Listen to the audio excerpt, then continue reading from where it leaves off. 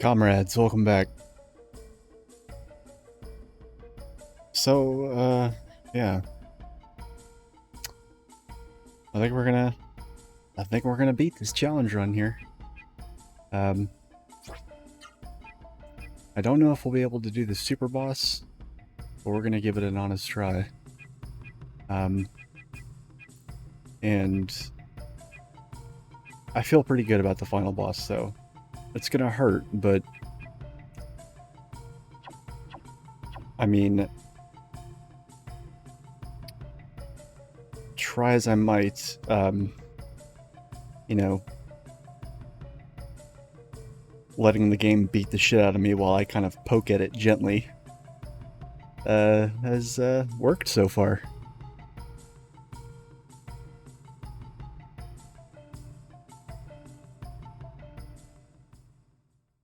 I mean, I just beat the third battle with Songi in the last stream with literally level 1 stats, reset them immediately prior to the boss battle.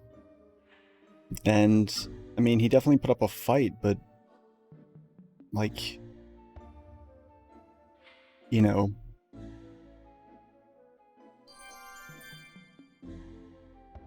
generally speaking, just... no.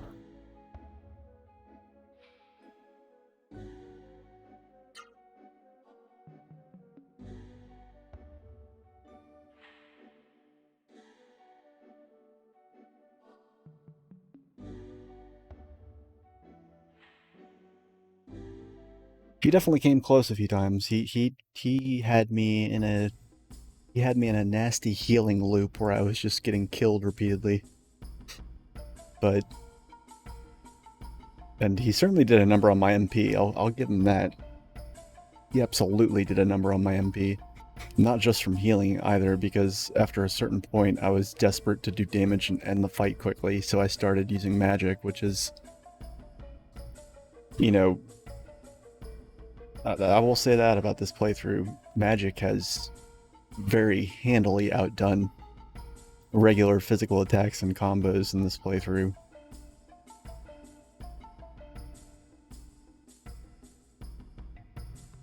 But, not to the point where I've had to, like, rely on it a ridiculous amount. So that's good, at least. So basically the reason why we're back in Seoul is because I wanted to go and hit up the Genesis tree here to get Meta her last level, and because we got Terra's at the end of the last stream, so we go to status here. Meta's at level 9, Terra's level 8, Ozma's still at level 6, so we're gonna go get his next. Hey, Suicide Scroll, what's up, man? Doing pretty good. Feeling good about finishing this off. Although I have so many different ideas for stuff to do after this that I really don't, you know, stuff that I know that I want to do. I'm really kind of feeling indecisive as far as what to stream after this, but I guess it's good that I'm ending this on a Saturday night, because I'll have my entire work week to think about it. Where am I going? It's one of these.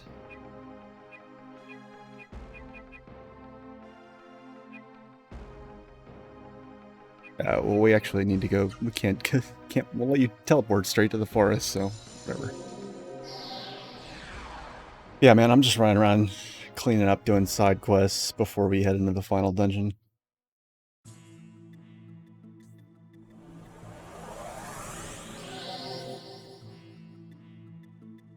Yeah, that is a problem I do not have. That's part of the reason why I am very cagey about people like suggesting new stuff for me to play, because I'm like, no, like, I understand. Like, I've already got like take a number, get at the back of the line, because like I've got so much stuff at any given time that I want to play, and a lot of it isn't even new stuff.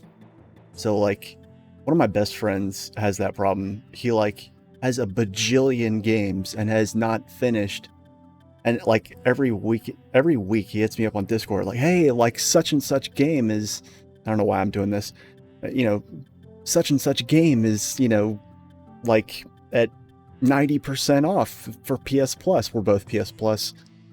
And I'm like, yeah, it's great. But I'm doing this. And he has not, I don't remember the last game that he's like beaten. You know, he's even like games that like my memory tells me that we've both played, I'm not actually 100% sure whether or not he finished them. Like,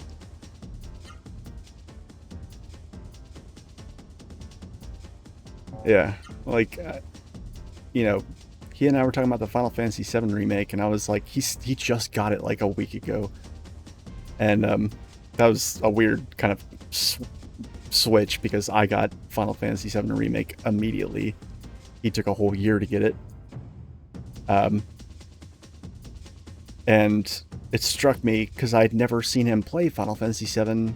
I just have always, and this is an important point because he and I have known each other since we were like 15, and so for more than half the time that we've been alive, he's like, I don't know, like 30 days younger than me or something like that. And I never saw him play Final Fantasy VII, so I've always just taken it at face, you know, for granted that he has played it and beaten it. What am I doing here? Oh. Ooh, yeah, that's a good idea.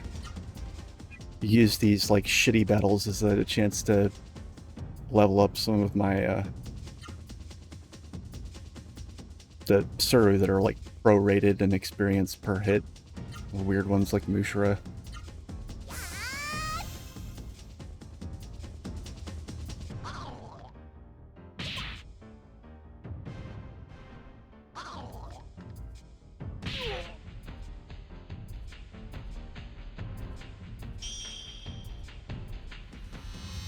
Love this music.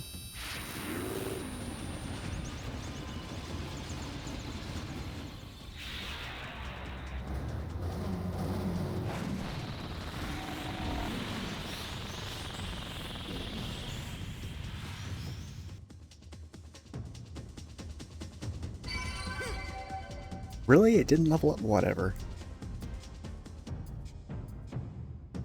Some Suru are really hard to level up. Like general AoE Suru just do like, they get like 4 experience per enemy they kill, and then less than that if the enemy doesn't die. But like Suru levels, the amount of experience any Suru needs to get to level 9 is like 255 or something like that. Meh.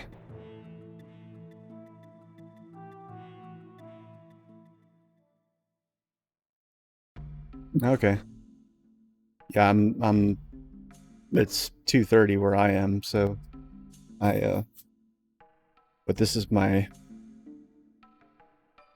Saturday nights. I stay up all night anyway because I'm switching my schedule around to my work schedule again. I work, I have a really nice work schedule. I work 12-hour shifts, but I have long weekends. So I work, over the course of 2 weeks, I work 7 nights. This is my short week. I only work 3 nights. Every other week I work 4 nights. It actually, it adds up to more than 80 hours, but they like, I mean, I'm salary now, so it doesn't even matter, but when I was hourly, it was, they were getting an extra 2 hours out of me over 80 hours, and then just passing that off as being my lunch or whatever. The lunch that I, you know, would eat at my desk every night.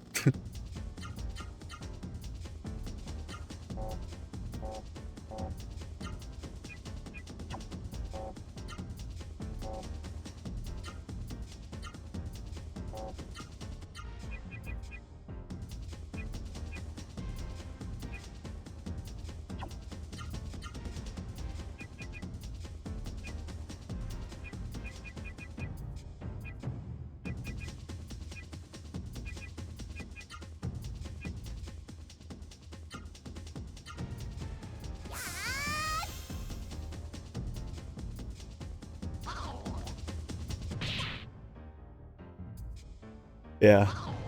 Yeah, I work 7 p.m. to 7 a.m. Sunday, Monday, Tuesday, and then the next week Sunday, Monday, Tuesday, Wednesday. And then that just alternates. Nice, yeah. I mean, I like some people a lot. I think part of the reason they keep throwing money at me to stay is because they have such high turnover with the uh, 3 and 4/12 work weeks. Everyone wants to be on 4/10s or 5/8s. 5/8s. I hate 5/8s. I don't know how anyone can stand working 5/8s.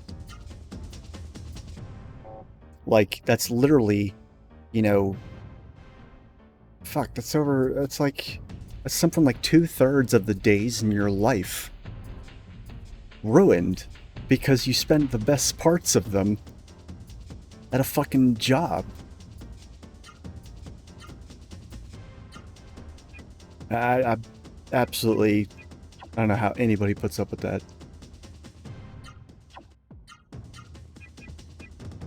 Shit. The only reason I'm bothering with these like shitty little battles is to level up some of my Suru, but I keep forgetting to use keep forgetting to recover my MP.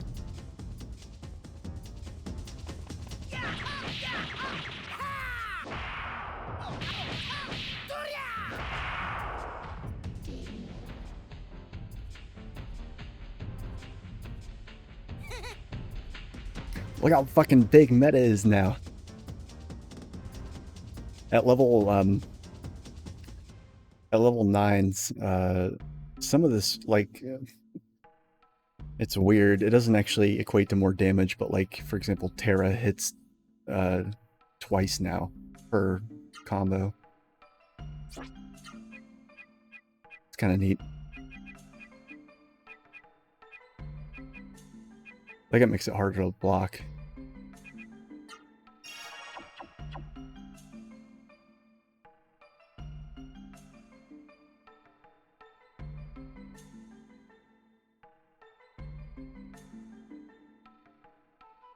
Shit. Done went the wrong fucking way.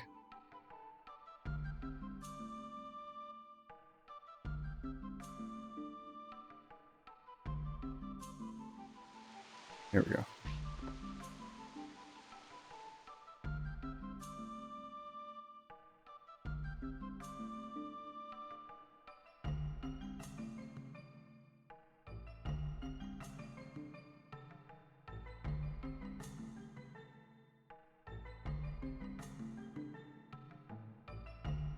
That's right, you're a cook, so you have sale days? What's up, Sarai? How's it going?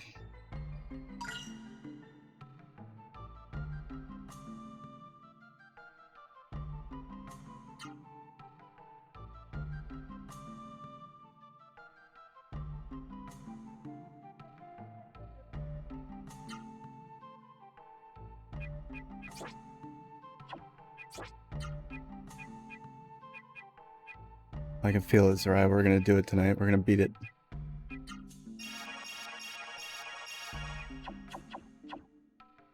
The real question is if I'm gonna beat the super boss. Which, by the way, I hope you don't pass out tonight, because I definitely want you to see the super boss. The super boss is nutso.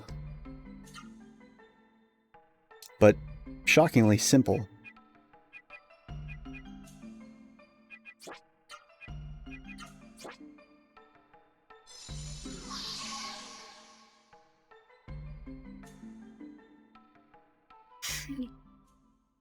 That's not all what I pictured. Wait, where do you live, if you don't mind me asking? I mean, not your street address, but like, are you in the States? Like,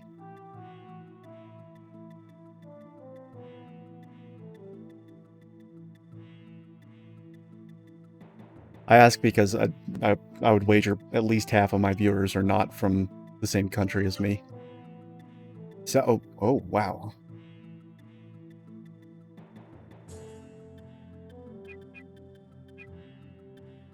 I don't envy you, but if you like it, more power to you.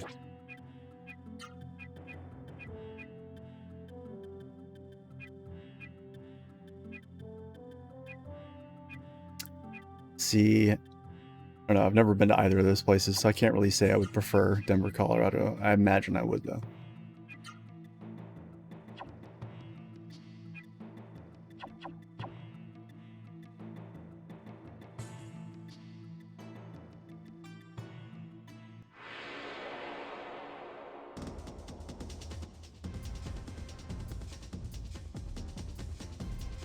Alright, so now I'm going to show off. Zora, I don't know if you've like watched a YouTube video of these or anything, but check these. If you, whether you have or you haven't, check these out.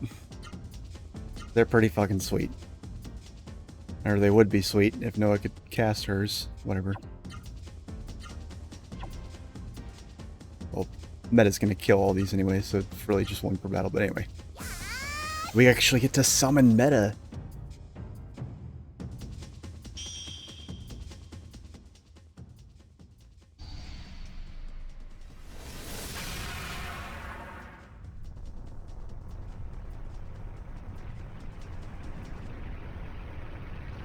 It's actually kind of like a meh animation.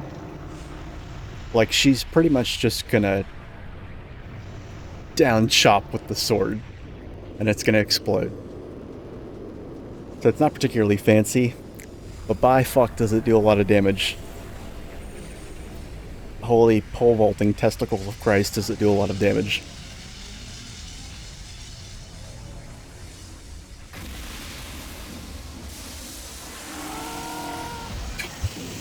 God.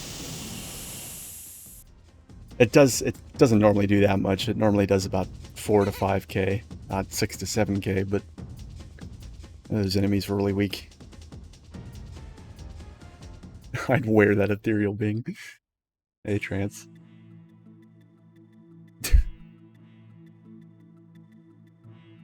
Right, we gotta... They're very expensive to cast. Like, bad shit crazy expensive to cast, but it's alright. There we go.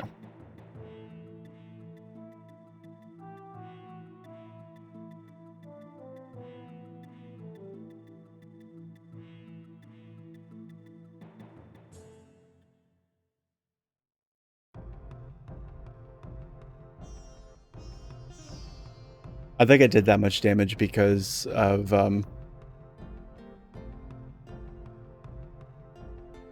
actually, you know, Meta is... Did I see that right? Hold on.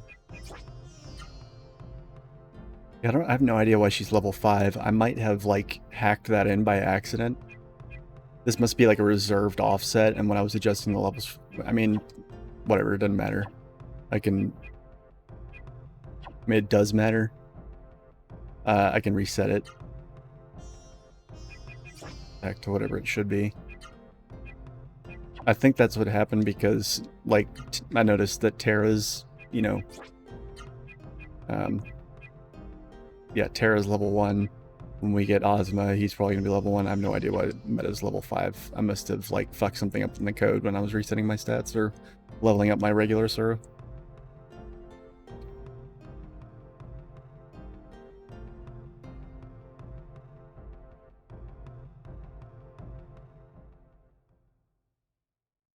Undocumented glitch, go on.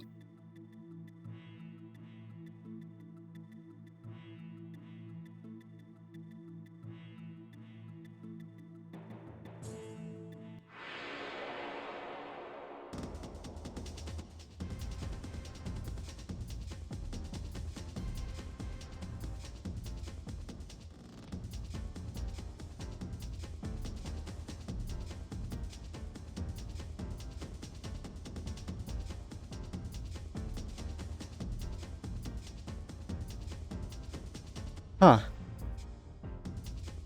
Interesting. I don't think I leveled up Palma or Mule.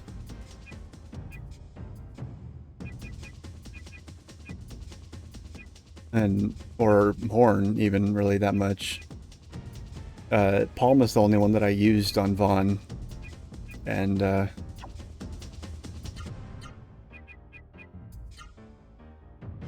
I'm almost certain it did not. I did not level it up to level 5, but I could be wrong. Anyway, let's see if I'm curious to see how much Terra does to these enemies.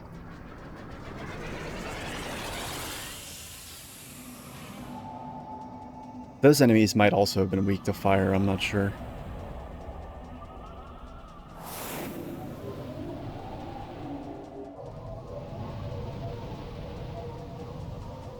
Yeah. Yeah, she is.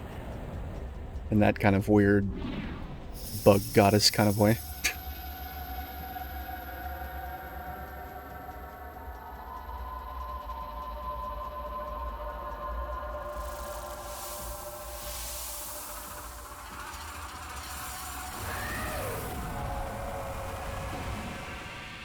Okay, yeah, wow. Meta being level 5 made a huge difference. I'm definitely going to reset that next time I reset my stats. I don't want to have that much of an advantage.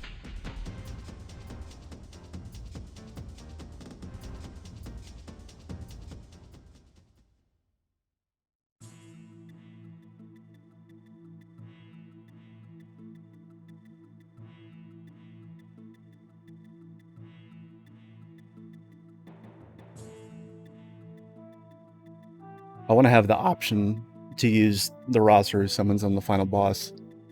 Obviously, it's not really going to be a huge, like, game changer because they use so much MP that you pretty much get 1, maybe 2 uses per battle without, you know, spamming MP recovery items. But that right there is like, I don't know, like 7k, that's like 15% of the final boss's max HP, so...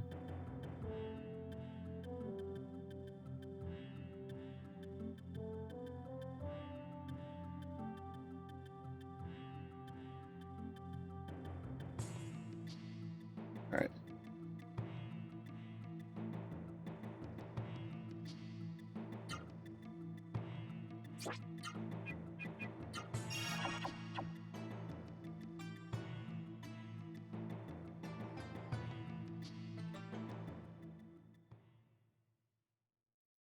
Yeah, Zerai, wait till you see Ozma. Ozma's a fucking, like, rave of death.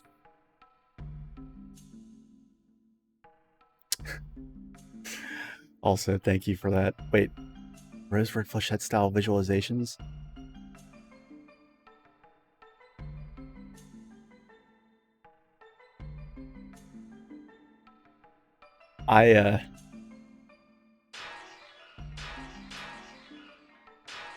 I have people that, like, back when I put out, like, traditional, like, albums or records, would do, like, album art for me, and even people that, like, not specifically for me, but, like, you know,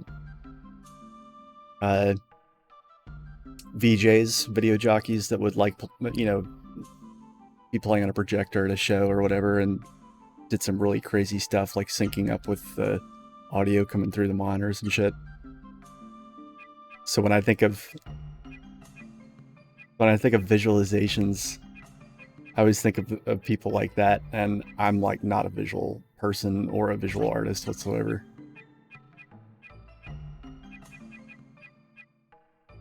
I had this one, there's a fan of mine that lives in,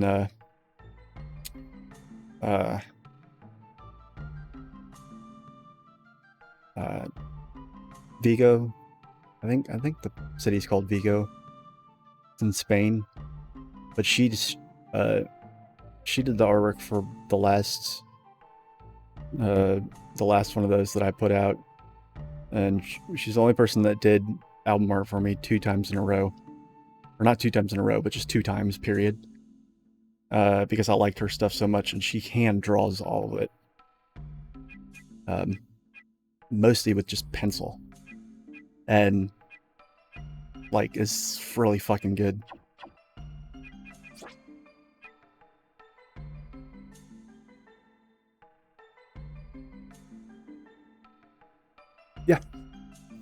Yeah, that's what the announcements thing on the intro screen, and as you'll see on the standby screens if I have to AFK and the end screen. It's like a new thing I just put up, but yeah, I do make music. I've been doing that for most of my adult life. It's like my other big passion aside from video games, and it's a lot of work, and it can be taxing if I don't have viewers, for reasons I don't really want to get into and can't really articulate very well right now, but what was I trying to say? I do music streams, like live set music streams on Twitch, and like a lot of work goes into it because they're usually, I won't do one unless I can do it for like at least 8 hours straight. So the amount of setup and prep that goes into that is pretty extensive. But the next one is on May Day, May 1st. I've named a date for it, so yeah, tune in if you're interested. It's very experimental, kind of. I don't want to say progressive because people think all manner of things about music when they hear the word progressive, but it is a very like slow burn that changes over time. But it's also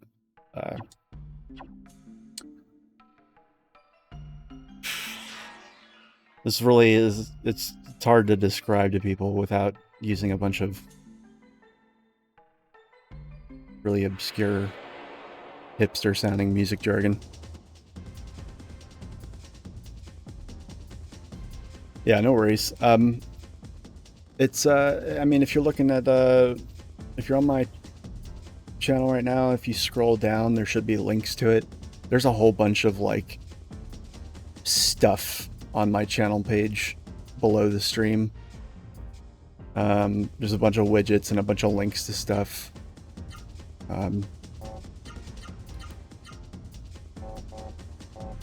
I forgot to use an incense, god damn it. That's why I'm in an encounter right now.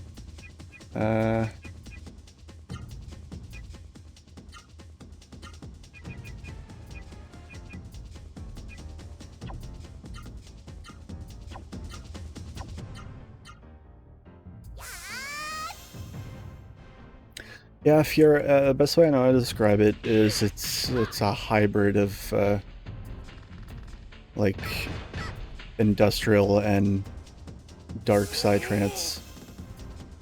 A lot of people haven't even heard of psytrance, which is fine. That's like the most digestible to the layman way that I can put it. But it's also like it's all electronic, but it's also very metal inspired. So a lot of the phrasing of the music, so to speak, it has that metal kind of groove to it.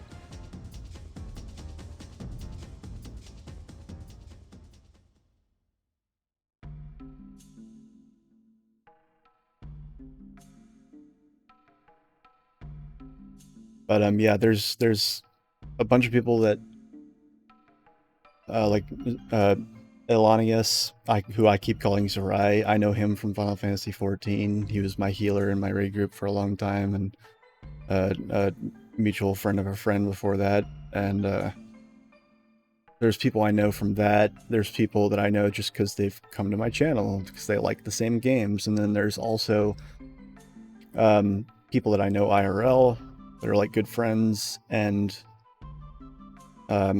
then there's people that like my music that show up to the stream and are, you know, disappointed when they realize I'm not streaming music, because it's very difficult to do with any.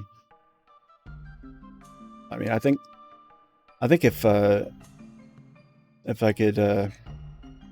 I could guarantee myself viewers, or at least people to interact with as I'm doing it, it would be a lot easier to motivate to do frequently. But it's like, it's one of those things that I won't do unless I know I can do it, like, unless I know it'll be good, because a lot of it is improvised the way I do it now. So if I don't have like a a back catalog of ideas in my brain to spit out. I just won't do it. And it's kind of like my... Why am I doing this? God. Are you serious? What the fuck?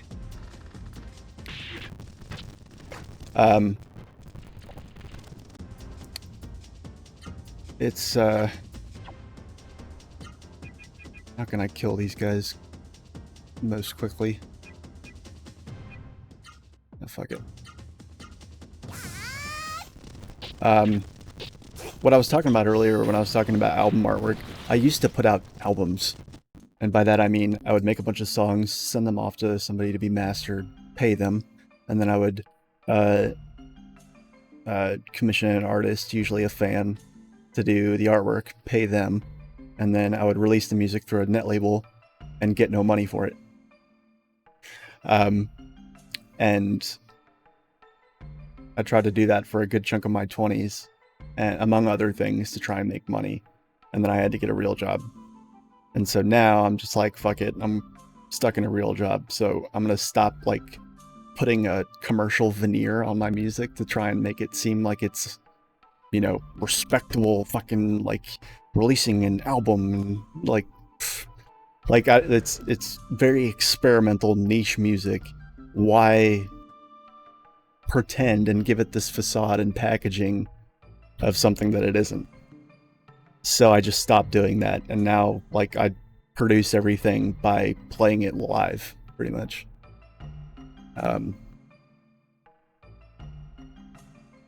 Did I already get Ozma? Did I come to the Genesis tree and do all that? Am I just... Yeah, okay. I fucking had a mini stroke there, I guess. Alright, get me out of here.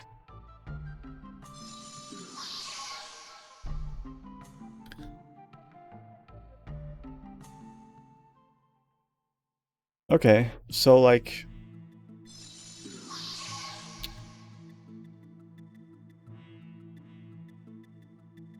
I don't know.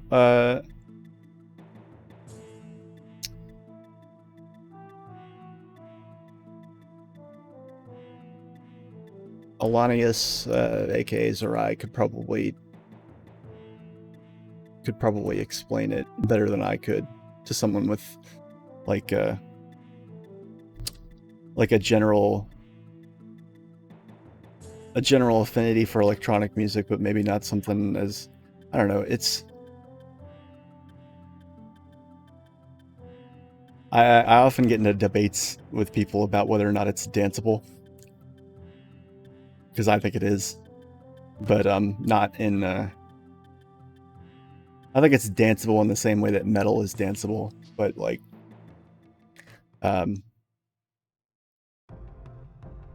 it's very chaotic, but it's also, like, there's a lot of...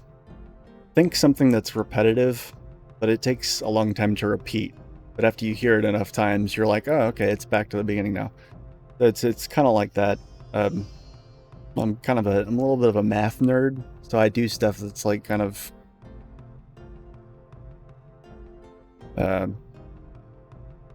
really based on, like, patterns and stuff like that. I hate describing my music because it makes me sound like such a fucking hipster, and I don't want to sound like that, but it's really hard to describe it without sounding like this niche, like, just fucking navel gazing, you know, you wouldn't understand, like, douchebag. I don't want to sound like that.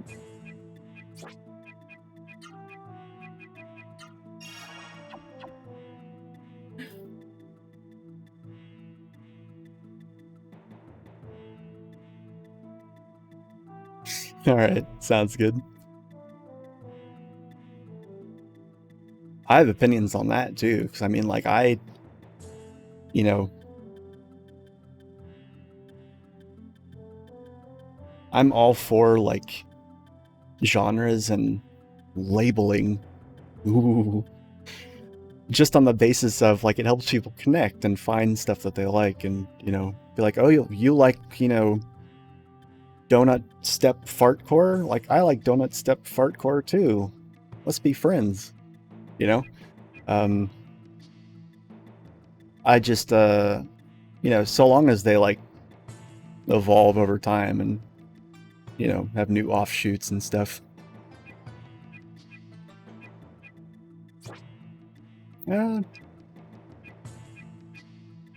I beg to differ.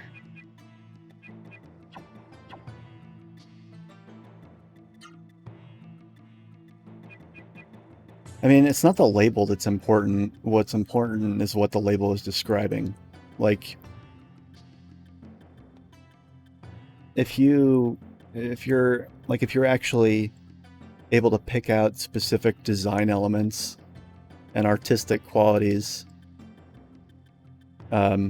that belong to whatever name you're assigning it, that shows that you are thinking, that you are like analyzing something. It doesn't mean you have to like force it on other people or anything, but like it's good to. It can be good for people to, you know. Some people like to nerd out about shit like that, and I'm one of those people. So.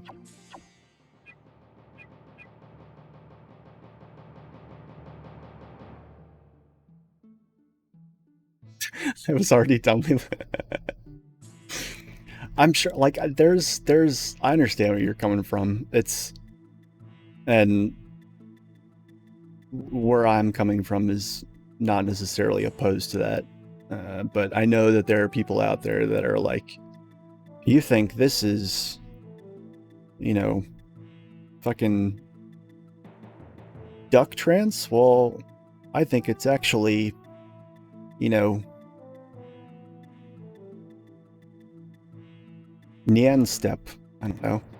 And you're wrong for these reasons. Like, obviously that's silly, but like, you know, when there's a bunch of agreed upon terminology and people like to nerd out about like different qualities and music, I mean, it's definitely a little bit navel gazing for people that aren't into that, but like it's, you know.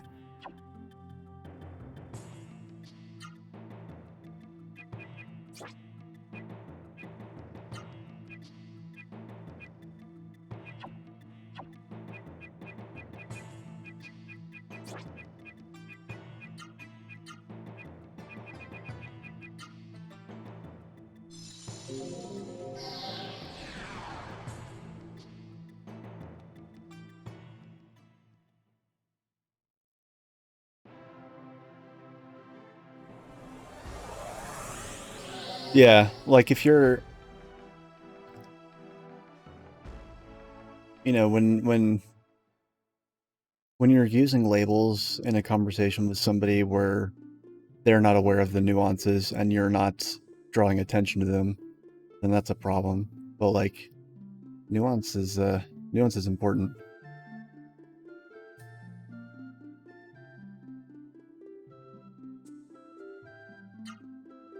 So we're about to get the coolest summon in the entire fucking game because it basically, without fail, ends any battle that is not a boss 100% of the time.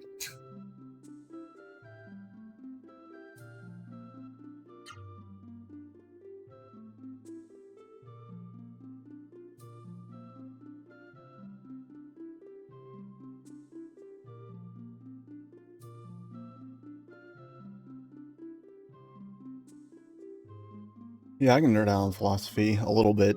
I used to nerd out a lot harder about philosophy when I was like kind of in my early 20s and not really in possession of a, you know, any kind of political or spiritual identity. Just, you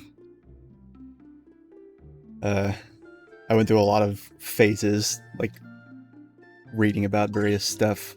I spent a lot of time like sitting on the toilet with a laptop reading Wikipedia articles about shit.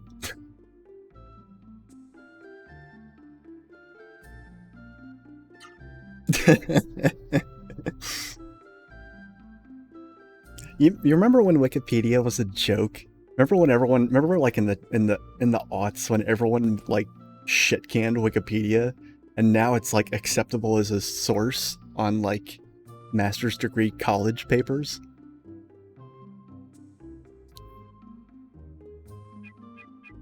You know why people shit-canned it, right? They're like, oh, anybody can edit it. Yeah, imagine that. Socialized information. I donate to Wikipedia every year without shame, as should everybody. Even if it's just $1.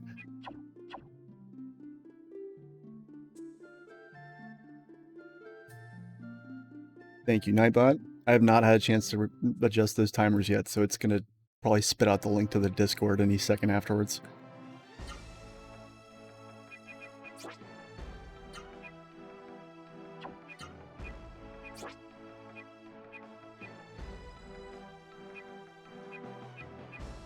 Alright, here we go.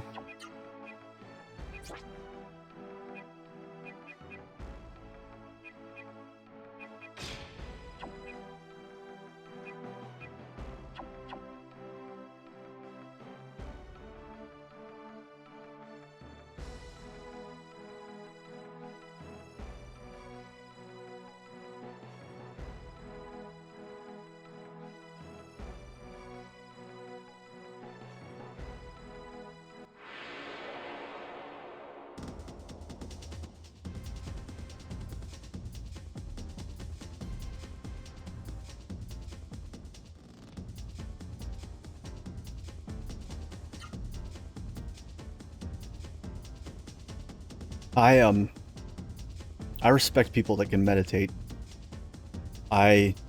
Meditating literally gives me anxiety. I think that has a big, that has a lot to do with my ADD. I remember I tried to, before I saw a real psychiatrist, I saw a psychiatrist that tried to get me to meditate and gave me, like, you know, St. John's wort for depression and shit.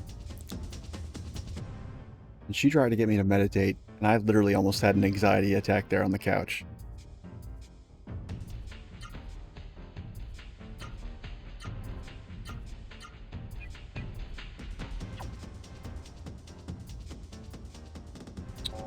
I'll show Ozma first. Alright, here's Zerai, if you're still there. Check out this light show.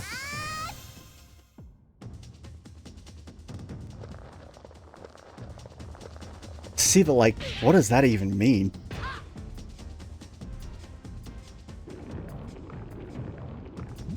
Because I've had some, I'm not a person that has no, I've been in some altered states, let me tell you. But, like, you know, none of them were states that I was able to induce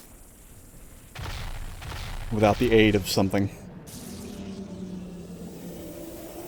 And I've had lots of good altered states of that variety.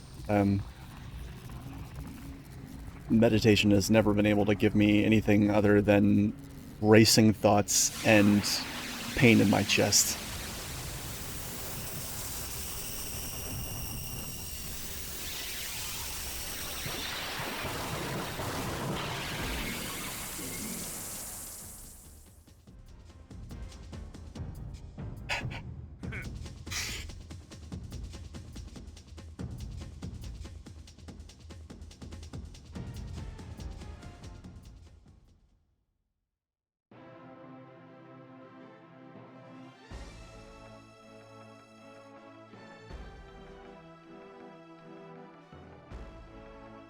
Kezvar, welcome to the stream. That needs an epilepsy warning. I guess it does. It goes good. We're at the tail end of the game, and I'm rocking some truly pathetic stats here. But you know, we're gonna see if I got the.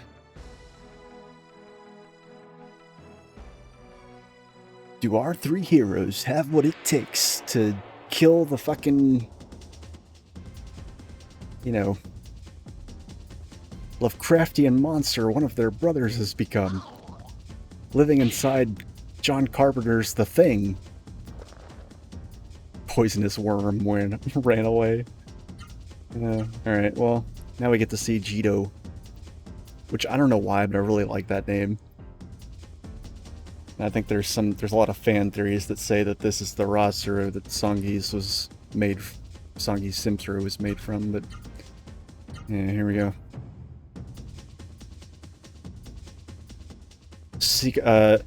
No, I've not fought that boss yet because I was gonna go into the final dungeon and get all my gear upgrades first, because by fuck am I gonna need them.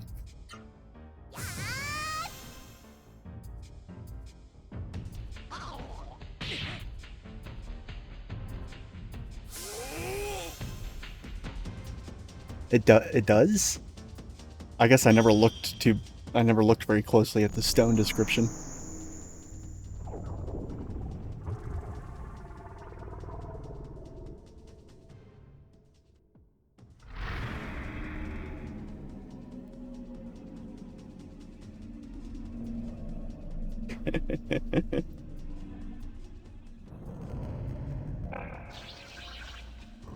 Can I ask a question of the Zoomers in chat? What is the origin of the word based being used to mean something's cool?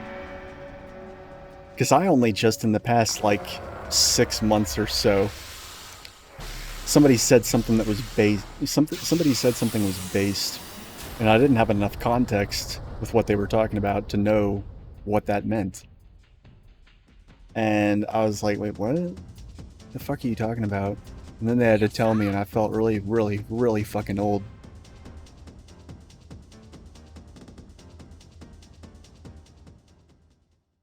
Lil B Based God coined it, I think.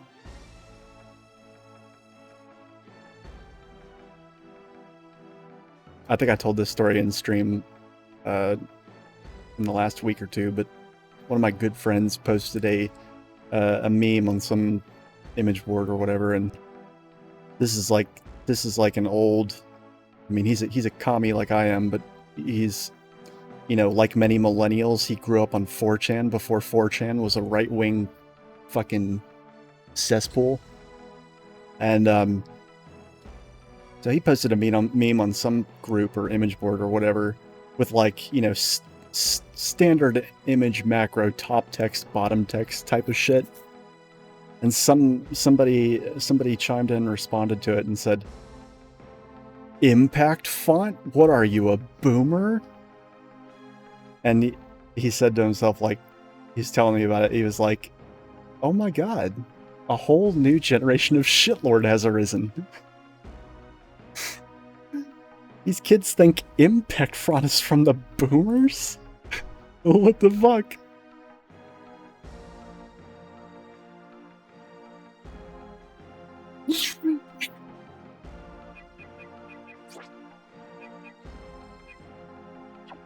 And then so like millennials have it so like when I hear stories like that, I'm like, wow, like millennials really are catching shit from both directions. We've got the Zoomers that think we're boomers, and then we've got the boomers that think that, you know, somebody like me who can identify a cassette tape, a flock of seagulls haircut, and, you know, a floppy disk somehow belongs in the same generation as somebody that, you know, couldn't point to a rotary phone if it just smacked him in the face. Or, you know, somebody that barely remembers 9/11. I do not understand how I'm in the same generation as people that, like, actually can't remember 9/11. And that's the other thing about millennials getting shit from boomers, right? Is that boomers still talk about millennials as if we're children, when, like, most of us are in our, like, early to mid 30s now. It's like, just fuck off to the moon with that shit. It's like we're forever going to be babies to you people, but then, like, Zoomers think we're boomers, so go figure.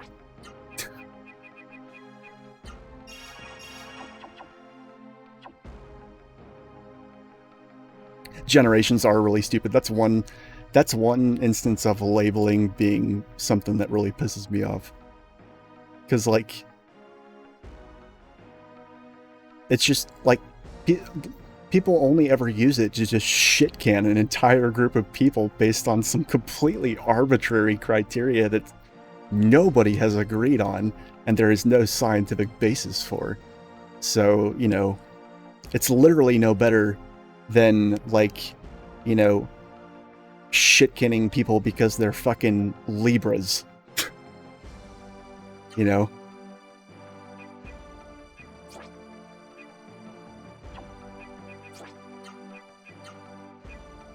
Alright, I have to wrangle my ADD now and move on with the fucking plot.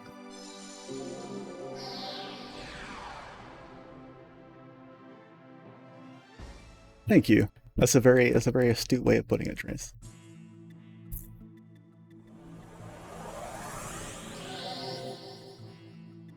And yeah, Suicide Squirrel 33 feels significantly older than 30. There's something about your 30s. Every year, like in your 20s, every year is like, yeah, whatever. They just all kind of blend together. But like once you hit 30, it's like, oh god, these are counting for something. Oh fuck.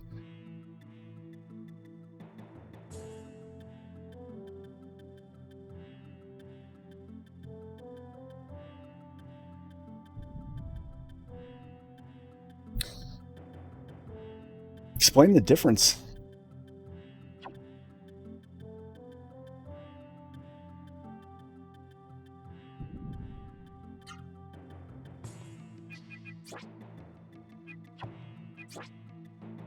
You want to get into another conversation about labels?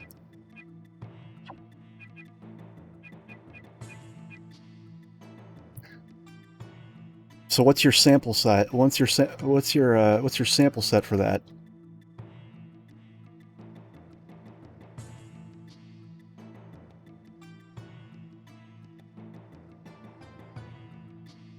What are the variables you've controlled for?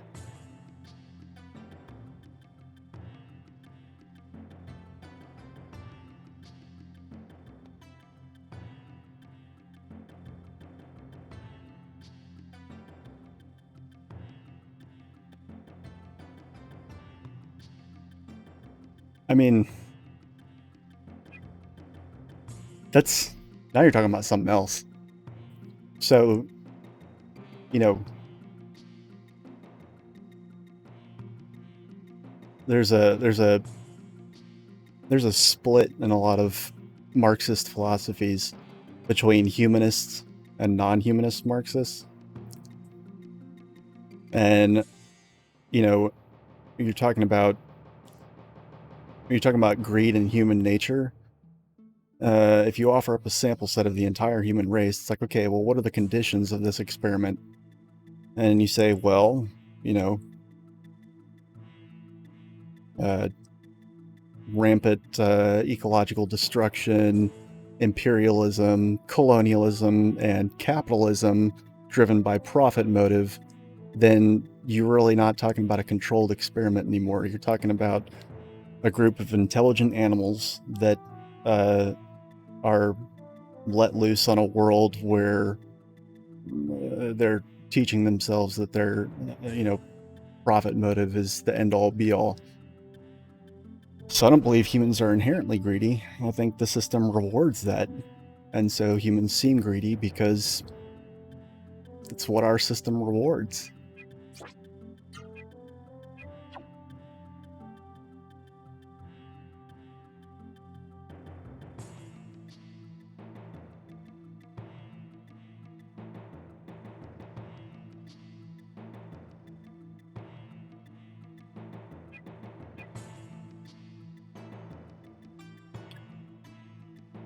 Those are wise words. And, which means undoubtedly there's somebody somewhere that's probably misconstrued them. But at face value, wise words.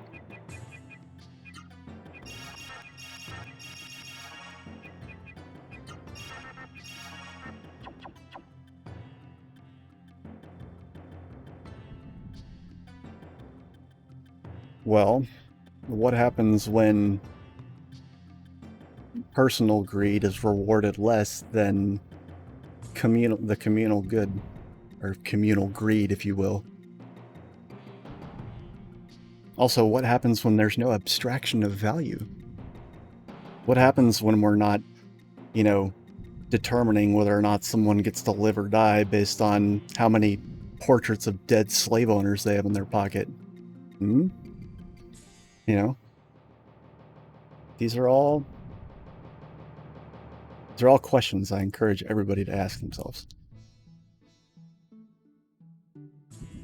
If we get into a down in the dirt conversation about this, I will not finish this game.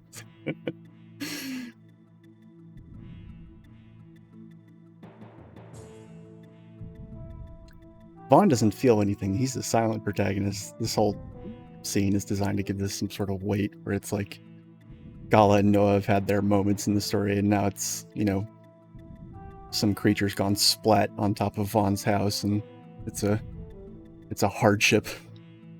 Yeah, I'm alright.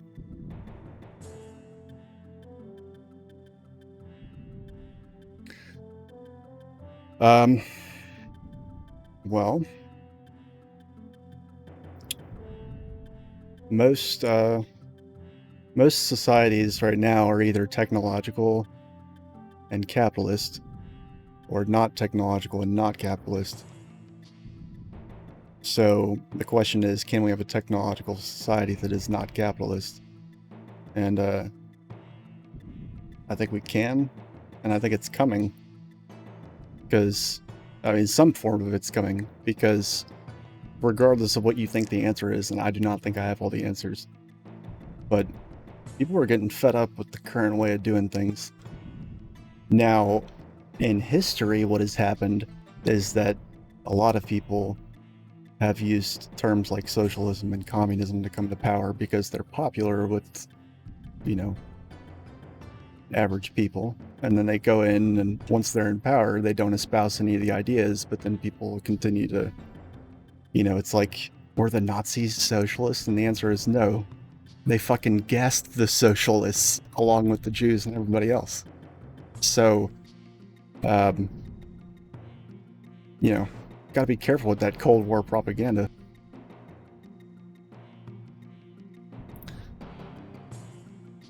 That is, I've not. There's a lot of good stories that have, I don't know, ever since I became a hardline leftist, I kind of look at certain works of fiction a little bit differently than I did beforehand, because it's like, you know,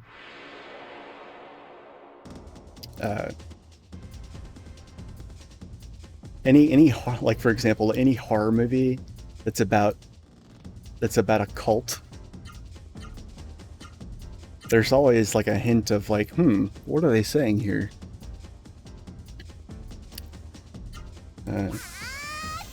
You know.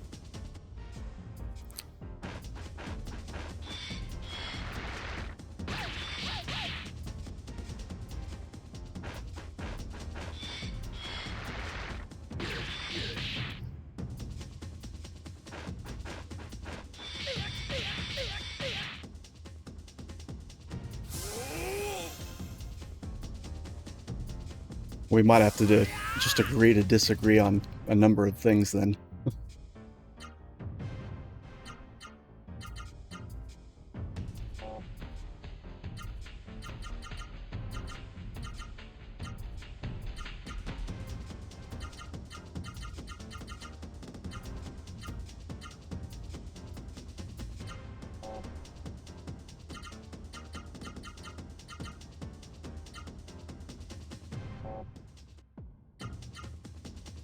Okay.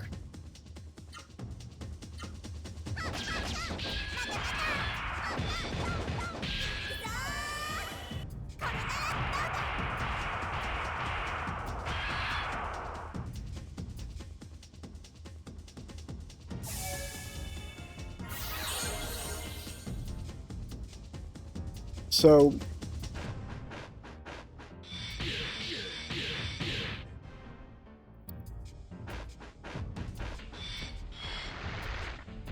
I mean, just from an empirical standpoint, I mean, we've been trying you know, the world currently operates on, in the strictest political science context, in the strictest political science context, the entire world is right wing, because what all that right means is left and right are an economic axis.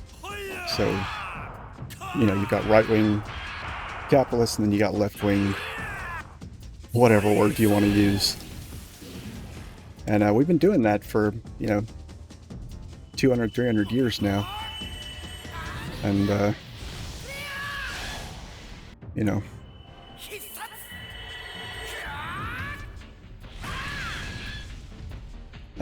Currently, the countries that are the best at being capitalist, it's really funny, currently the countries that are the best at being capitalist are the ones that have adopted a whole bunch of, like, decidedly socialist-ish policies as decorations on that capitalism tree, if you will. And then, you know, COVID-19 is a perfect example. You know, fucking, you know, the United States with its, you know, Jesus fucking cries every time you do a communism.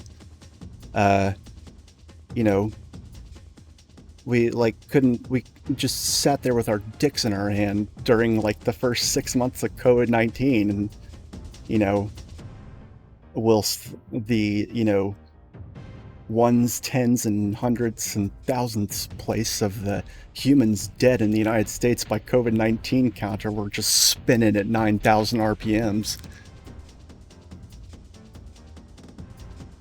Yeah, but, you know, so, because where the problem with that is that capitalism encourages accumulation.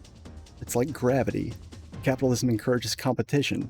Competition's great, but nobody ever talks about the end result of competition, which is somebody wins, somebody loses. The person that wins gets the money. And then, you know, and then they have another competition. And then, oh, look, the person with the money from the last one wins again because they have the money. And then up and up and up and up. It accretes just like asteroids forming planets. And then you got shit stains like Jeff Bezos with, you know, more money than Jesus would have if he'd made $1 million a day from the day he was born to today. So the system itself encourages the exact opposite of what you're suggesting are conditions for it being good. The people can't control the money because as soon as somebody starts winning, starts accumulating it, then they control it.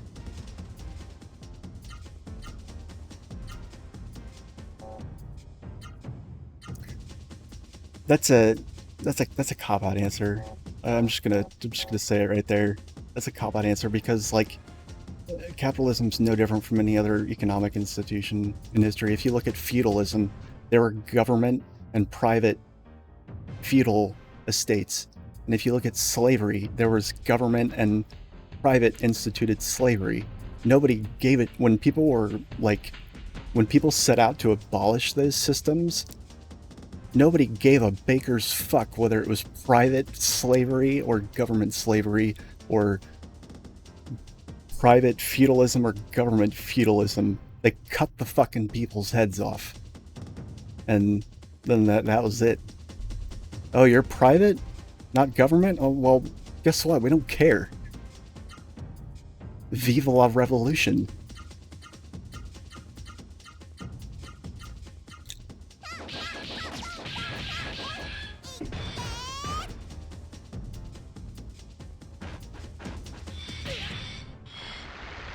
Yeah, but what is money? Money is, like I said, portraits of dead slave owners. What means something is what the money allows you. The only thing of actual value is the thing that the money allows you to have. So, you know, I refuse to believe that cutting out that middleman isn't possible. Do I have all the answers as to how? No, but I mean,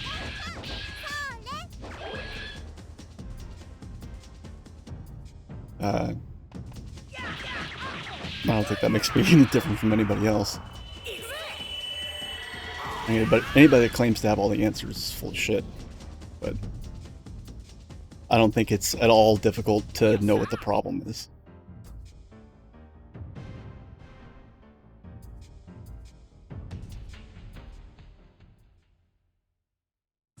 So here's a good question for you. So automation is happening, whether we like it or not, it's happening. So eventually everything's going to be automated, and there won't be any jobs except for people that are managing the automation. So what? We just let the people that don't manage automation starve because they can't get money? Well, kind of like, you know, it's like, did you know koalas? Koalas eat eucalyptus. But if they can't pick it off of a tree and stick it in their mouth, they won't eat it. If you hand a koala a plate with some eucalyptus leaves on it, it won't eat it. It'll starve. So it's kind of like that. What? So like now the means of money is gone, so the means of food and shelter is also gone? Money's unnecessary. It's an abstraction of value, and it's an artificially scarce resource, and we're in a post-scarcity society. We have the means to feed the world. You know, people screeching about GMOs notwithstanding. The reason we don't, and the reason we don't do things like go to the moon, is because, you know, somebody didn't want to pay for it.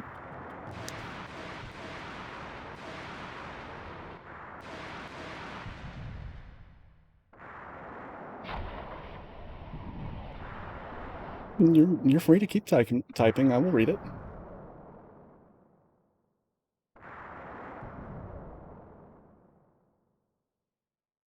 $5.99 plus shipping and handling.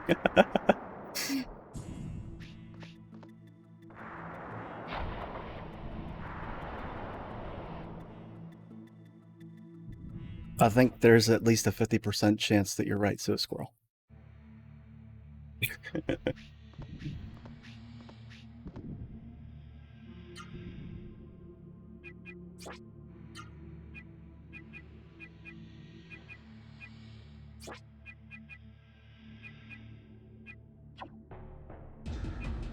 All right.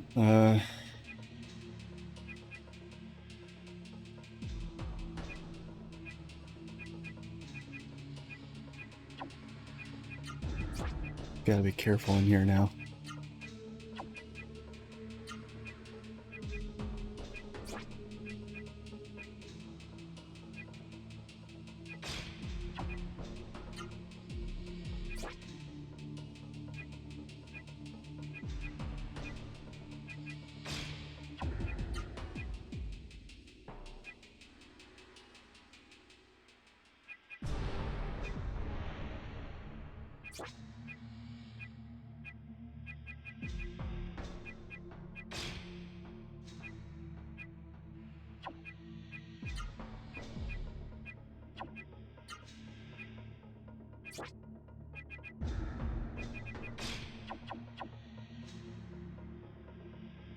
This dungeon's disgusting, by the way. Government, the last full exploration, would never kill, like, Logan's Run. I think it would be more like Starship Troopers.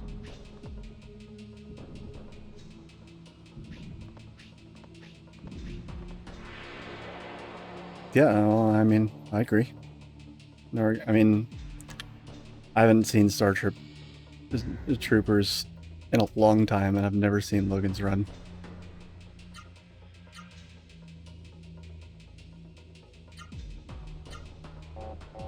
I'm also not naive enough to think that any kind of solution would be gotten to without some degree of conflict and or bloodshed, but I mean, there's already conflict and bloodshed happening all over the planet every day, so I mean, the you know, it's not like we're suddenly dirtying humanity's hands, but again.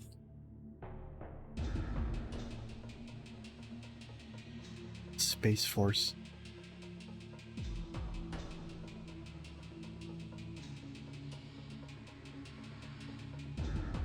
I did hear something about that, but I can't remember the details of it.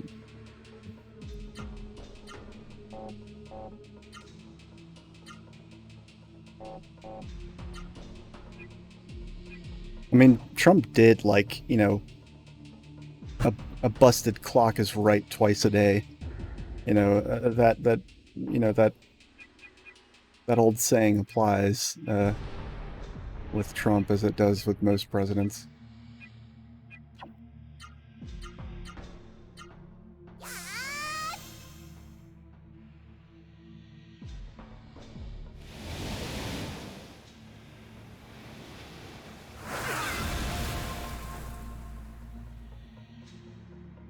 I can coexist with right-leaned people so long as you're not like a neo-crusaderist or a neo-Nazi or one of those Deus Vult people, or, you know, a threeper. Well,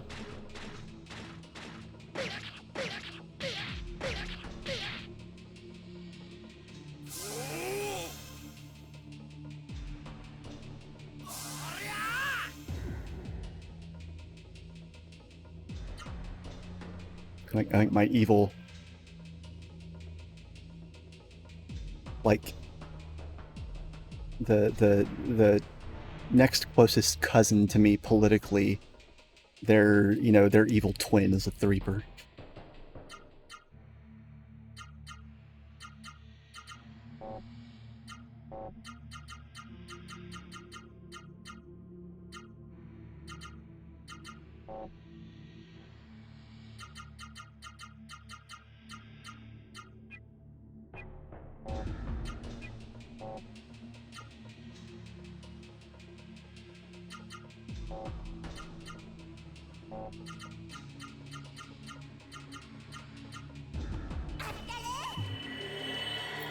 A threeper is one of those people in the United States that has a U.S. flag with no stars on it, and instead they have the Roman numeral 3, and what it stands for is saying that, you know, it only takes 3% of the population to overthrow the government, and they're basically a bunch of, like, you know, libertarian meets fascists that are basically, you know, basically want to overthrow the government and take over, and they stockpile guns for that purpose. And, you know, it's a bunch of people at the Trump rally probably had that flag waving around, or not the Trump rally. What am I saying? The Capitol riot.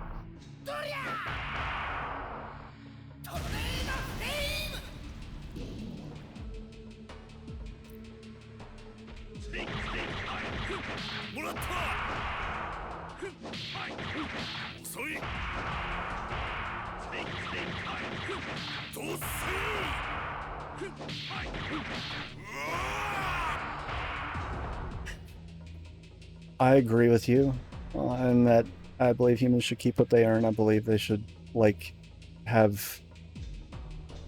But the thing is that with an increasing number of things, earning something is an unnecessary step, because technology is at a point where we can mass produce so much stuff at you know, very little or even no human labor cost. And so therefore people, you know, in a just society, people would have more and more free time now to pursue their own interests. And people, I mean, we're just going to disagree on this. I'm you know, I'm a humanist, and that I believe that people want that, and that the evidence shows that they want that. I mean, there's fucking fossilized remains of, like, Cro-Magnons and Neanderthals that prove that, you know, people were living with, like, crippling injuries to a ripe old age, which indicates that those people took care of others and didn't require them to work, you know, if they couldn't. Which the only point of that is to say that, like, humans are not inherently greedy. They take care of their own. There's communal value and things like that. But what was I trying to say? All humans keep what they earn. So, like, yeah, so we've got the resources to just have this stuff now. So there's really no reason to gate it behind money anymore for so many things, like healthcare, for instance. It's just there's. I mean, that's not even a hypothetical thing. Every civilized country on the planet has free healthcare. Like, and like, based on your words, I'm guessing you're one of those people that, like, really, really hates taxes, but your taxes go to things that help everybody. And, like, the problem in the United States is that most taxes go to fucking bombing brown people or overthrowing the democratically elected leaders of brown people. So, like, it doesn't seem like your taxes are paying for stuff, but in a lot of countries, your taxes pay for stuff that, like, you get stuff for your money. So, like, there's just certain things that should just be off the table. Like, even if we're not, even if on at the twilight of humanity, we're still going to be dicking around with capitalism. There's still some things that should just be off the table.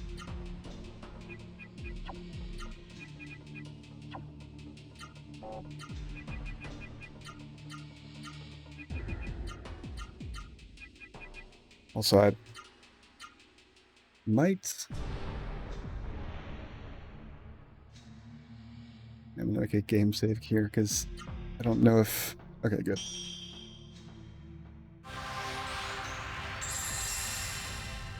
Well, then I apologize.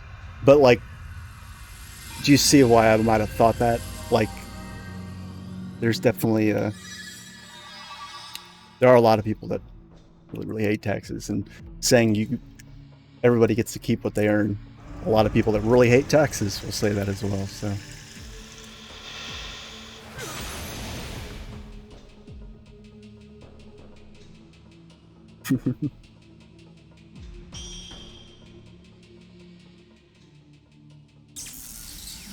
Psychedelics are not the answer. They make you ask the right questions. Yeah, psychedelics are great.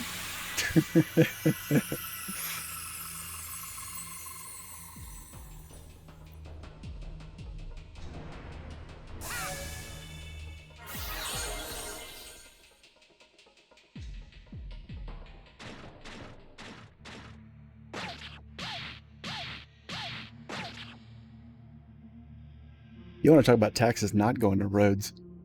Fucking the roads here in Pittsburgh, holy jumping tit balls! Like, they are, like, there's no roads with potholes in them. There's potholes that just happen to have a road going through them. Oh, and bridges. There's no potholes on the bridges, but I'm sure we'll find a way to do it.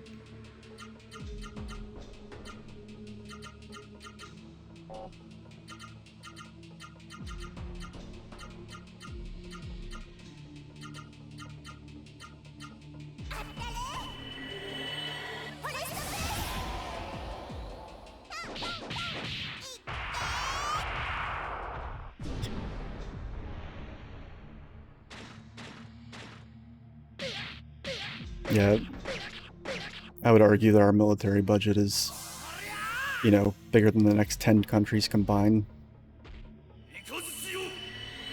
It's unnecessary.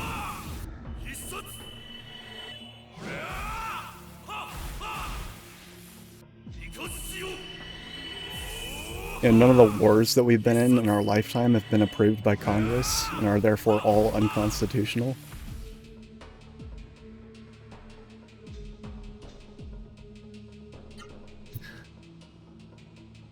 You might be interested in the podcast that I'm working on with a buddy of mine who has actually played a very large part in me having the ideology that I do.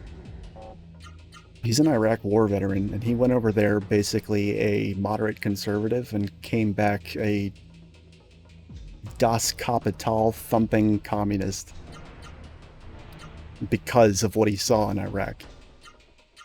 So, you know.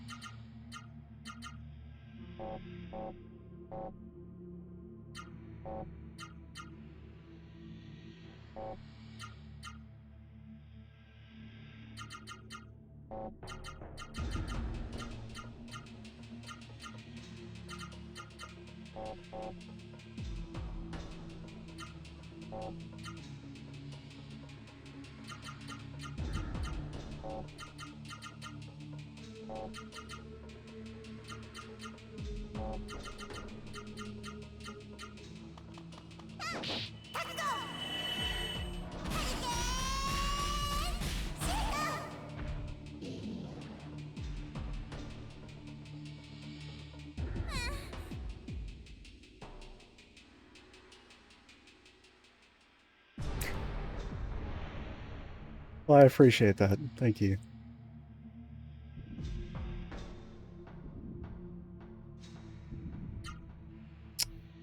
I do need to like devote more of my attention to it if we ever want to see the end of this game. I have very, very bad inattentive ADD. So if the chat engages me too hard on topics I'm too passionate about, my gameplay will noticeably suffer and or stall out completely. You know, if this was a game that if this was a blind playthrough of something,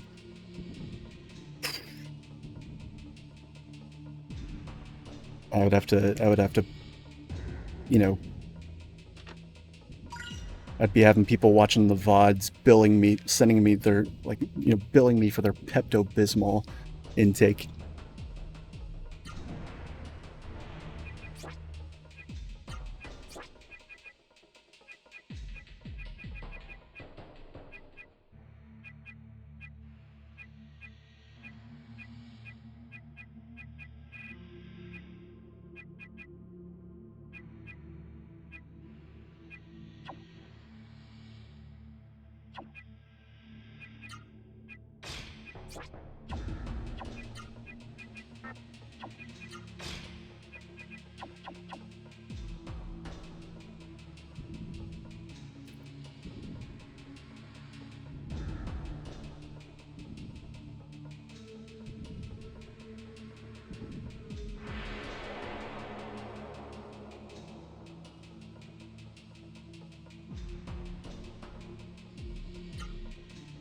Yeah, good night, Suicide Scroll. I'll talk to you on Discord.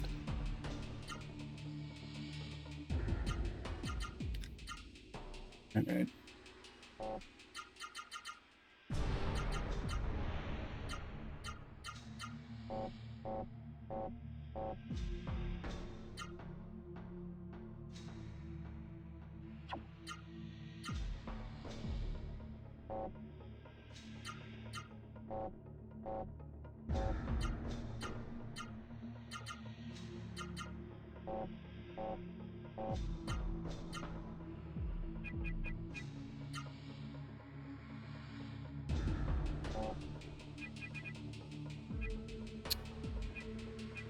Let's see here.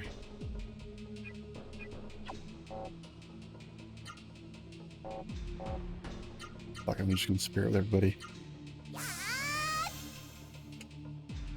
All the battles in here are gonna take ages.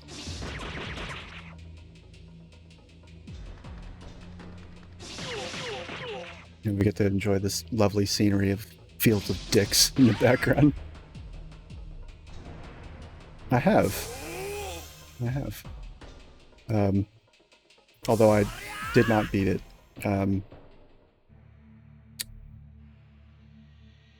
I got on the JRPG train in 1999, and I think I got, you know, I had too many games that I wanted to play, and, you know, by the time I got around to Xenogears, I think the PS2 had come out, and I was just like,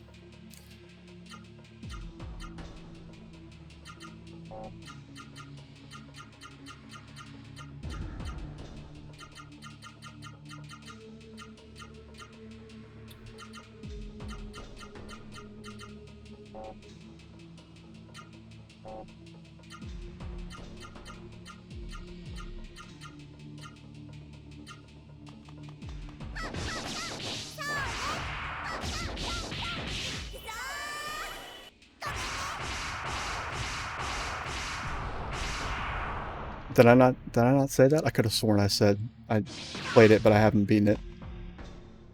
The answer is no, I have not beaten it.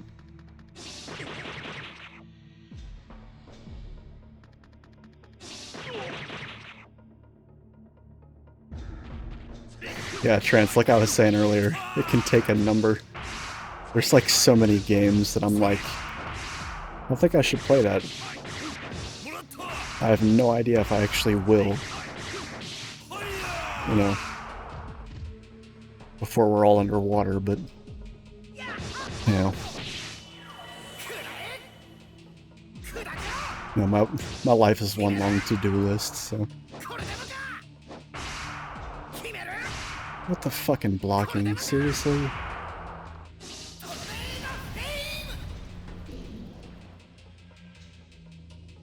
I will take your request under advisement, however, Legaia 2 is another one that I played and did not beat, and I distinctly remember why I loved this one and didn't like Legaia 2, so I might revisit it, you know, with an adult perspective on things, but I don't know.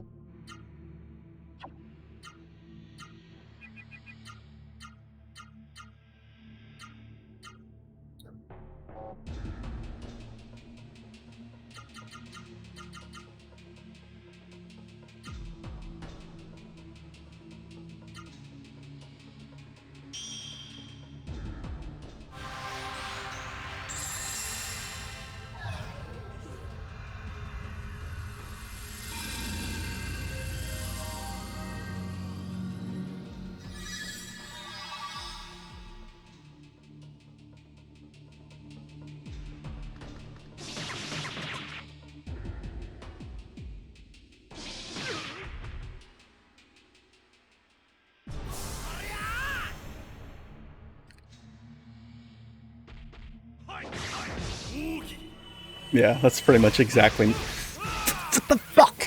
Are you fucking serious?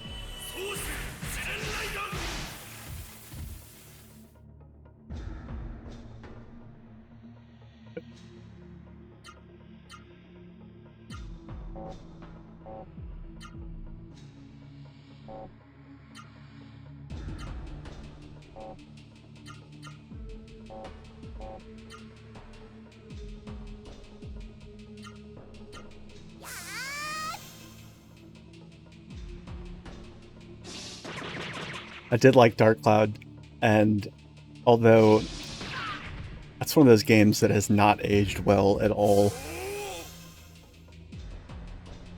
Dark Cloud is one of those games that the best thing I know how to compare it to is Final Fantasy VIII. And not like a direct comparison, but it's a conceptual comparison that basically the game has a lot of really neat ideas and a lot of really neat mechanics that are fun to fiddle with. And then you fiddle with them, and then you actually go and implement them, and it's like just a dumpster fire.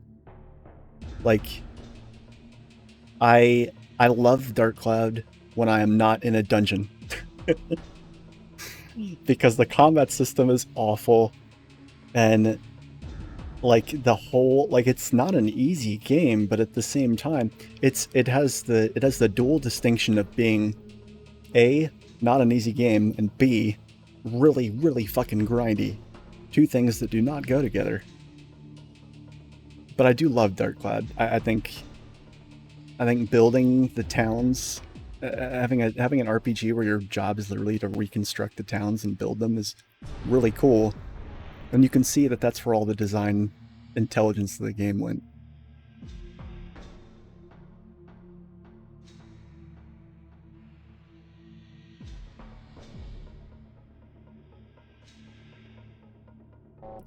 Yeah, and I'm sure there are many speedrun streams of that, Trance, because there's a glitch in the game that you can exploit to basically max out your weapons in the first village. DC2 I played the shit out of once, and then I never had the desire to go back. I have not played that one.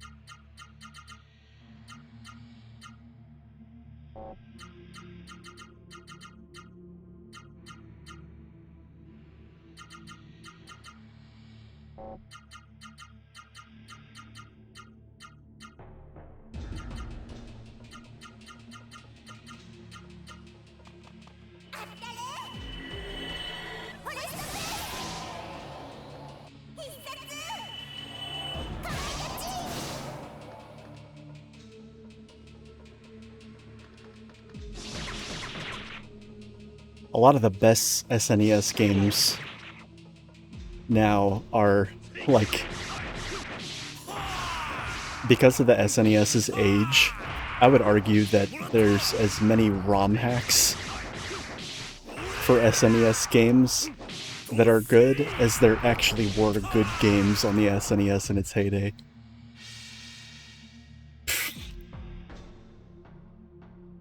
People have made some amazing ROM hacks for SNES games.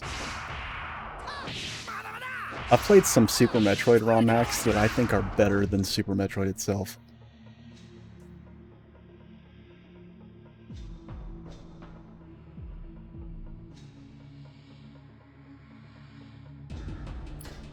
Yeah, I mean, well, due to the nature of ROM hacks, there's not likely to be many for more obscure games, but this game's actually getting a remake. I don't know what they're using, but I don't think they're using like RPG Maker or anything like that, but somebody's actively coding and working on a fan-made remake of this game, which I'm now following very closely and intend to play it when it comes out.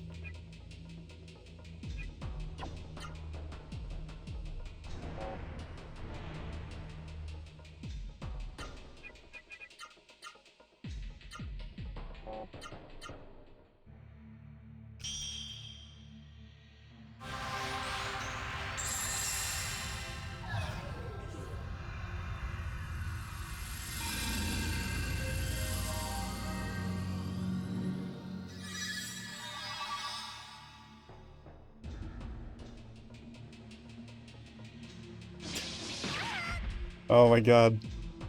I have played Grandia. I have not beaten it. I have played Grandia 2, and I have beaten Grandia 2. Here, I'll just list all the games I've played. Let's see. Sonic the Hedgehog 1, 2, and 3. Sonic and Knuckles. Sonic 3D Blast. Starting chronologically and then working off train of thought from there. Donkey Kong Country 1, 2, and 3. Legend of Zelda. Ocarina of Time. Why did I say Ocarina of Time? Wow. Link to the Past. Super Metroid. Metroid 2 for the Game Boy. A lot of the Donkey Kong knockoffs for Game Boy. Kirby for the Game Boy. I don't remember what that was. Illusion of Gaia.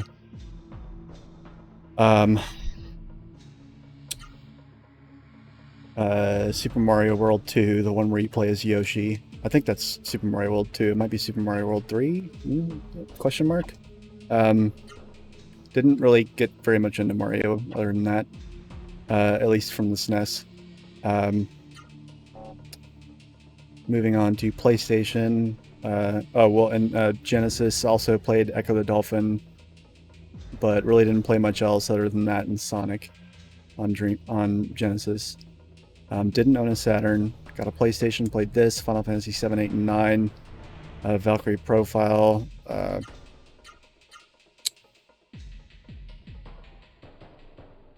Final Fantasy Mystic Quest? That's a good joke. Let's see, PlayStation.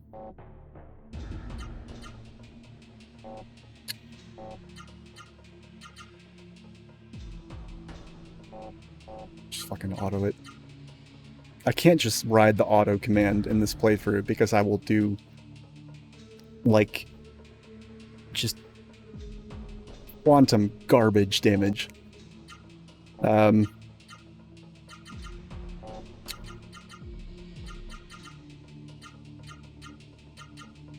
Okay.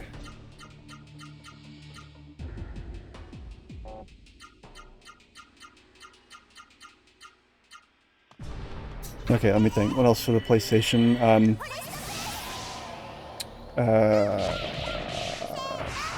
Chrono Cross, Chrono Trigger. I'm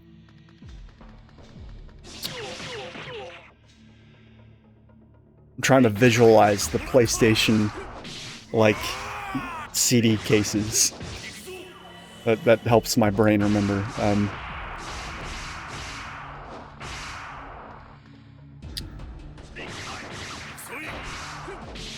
Crash Bandicoot, I think 1 and 2, but I barely remember them because I didn't actually really like them that much. Same with, I think, Spyro 1 and 2.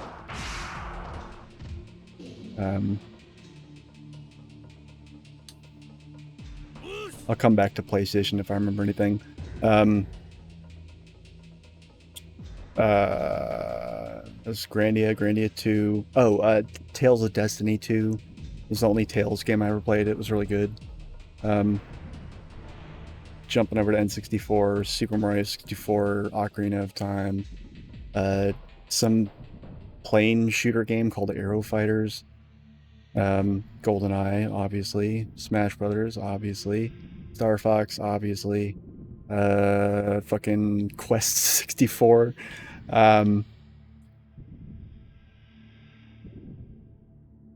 Jesus, a Mischief Makers. Played that one. It was actually a really interesting game. I played Majora's Mask, but did not beat it because fuck that game.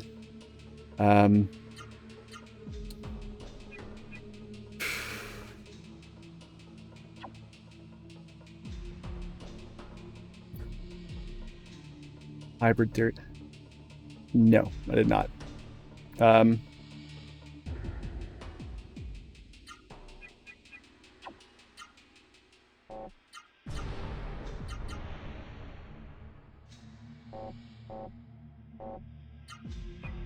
feel like I'm seeing an encounter like every... Oh my god. Let me just end these guys real quick. Hold on. Here.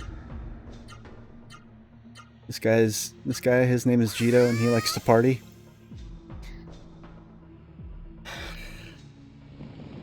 That's not a high bar. That's saying best RPG on the 64 is like, I don't know.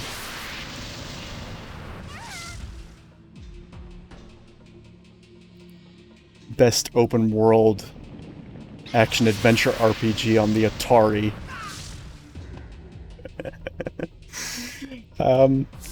Let's see, PlayStation 2, moving on, Dark Cloud 2, Final Fantasy X, Final Fantasy X-2. Actually, the face should go to Final Fantasy X. Final Fantasy X-2 is actually pretty neat, but not worth a second playthrough in my opinion. Let's see. Fucking Jito.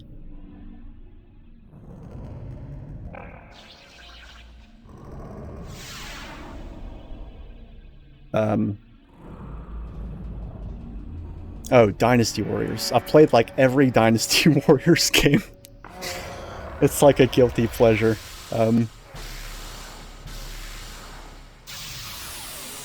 It was not trash. That's harsh. X2 had a really good combat system and battle system, and it was innovative. And it was the first time that they tried experimenting. It was the first time that Squeenix got experimental since Final Fantasy VIII. And I think they did a way better job at being experimental in Final Fantasy X-2 than they did in Final Fantasy VIII. Not enough to make it an amazing game, but also not enough of a dumpster fire to make it an awful game.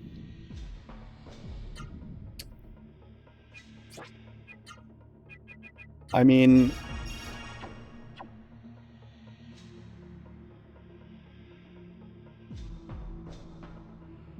how so?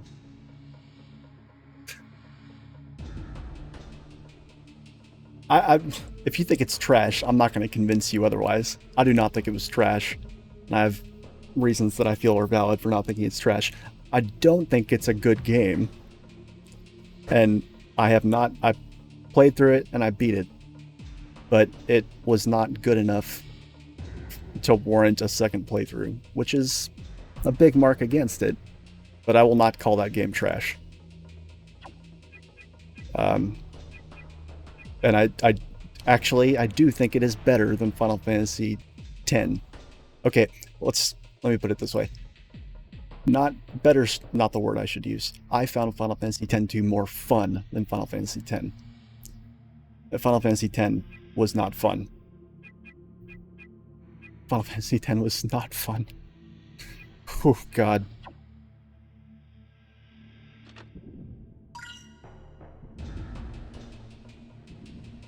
You're drunk.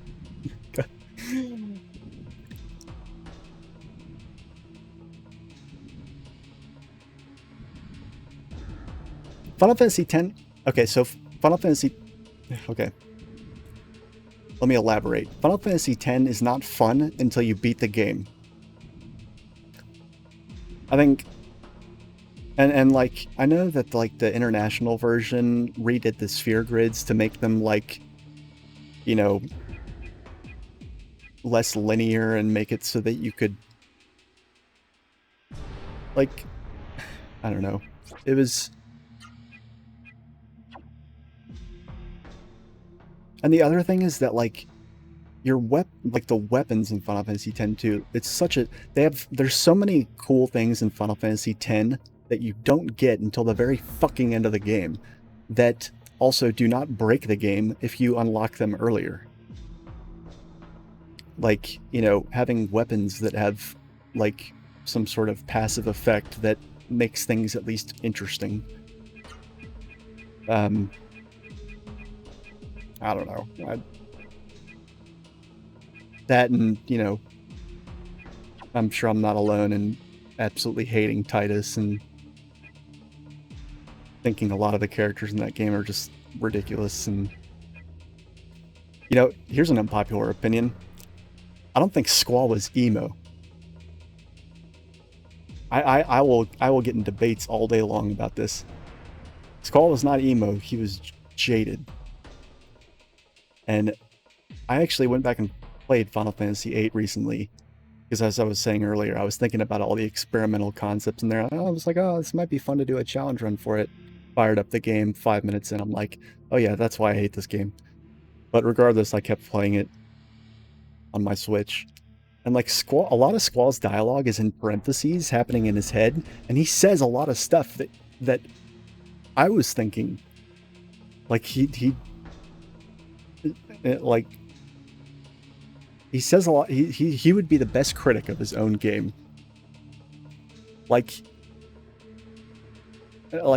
He's aloof because everybody around him is a fucking idiot. Every character in that game is a fucking idiot, and Squall knows it. He's like, what was it? You go to Fisherman's Horizon, and you know, the mayor's a pacifist, and whoever's in your party is like, why are you a pacifist? Meh, this, that, the other, tries to get into a philosophy debate about it with them. And Squall in parentheses is like, shut your fucking mouth! They must have their reasons, who cares? Like, he says so much, like he's jaded as fuck, he's an asshole, but it, like, I mean, have you read the dialogue spoken and or thought by every other character in that game, NPC or otherwise? Of course he's an asshole. He's surrounded by morons.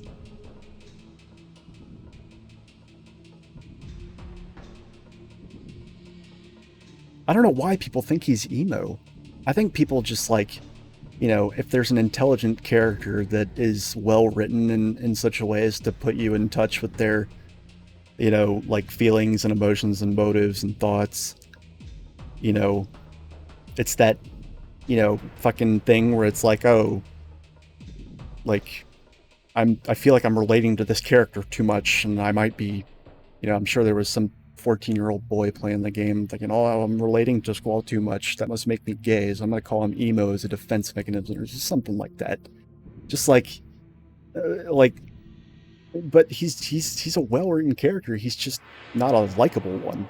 He's not emo. There hasn't been an emo character in all of Final Fantasy, except for maybe, I don't know, I suppose you could call Titus emo. He's just a very loud emo as opposed to the quiet one. And Cloud wasn't emo any more than fucking Tyler Durden was.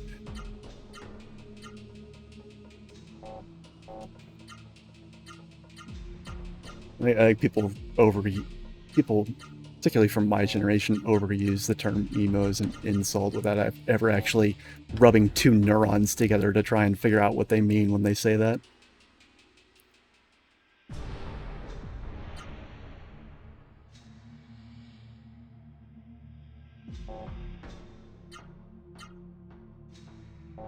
I'm devoting, speaking of rubbing two neurons together, I should really start and, you know, rub a couple together on behalf of this playthrough so that the people, you know, watching the VOD of this can keep their voice and not, you know, scream their vocal cords off into their screen, being like, pay a fucking attention! It's a good thing I've played through this game so many times that I can enter in a lot of the art combinations just from muscle memory. Otherwise, we really would be fucked. Fuck.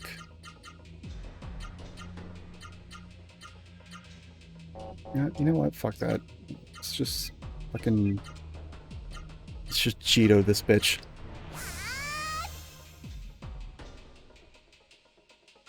It's funny because Suez Squirrel, I just met Suez Squirrel in the last stream, and I was like, you know, he invited me to his Discord, and he was like, you know, we were chatting about it, and he said something, he threw something out there in the chat. He was like, you know, just no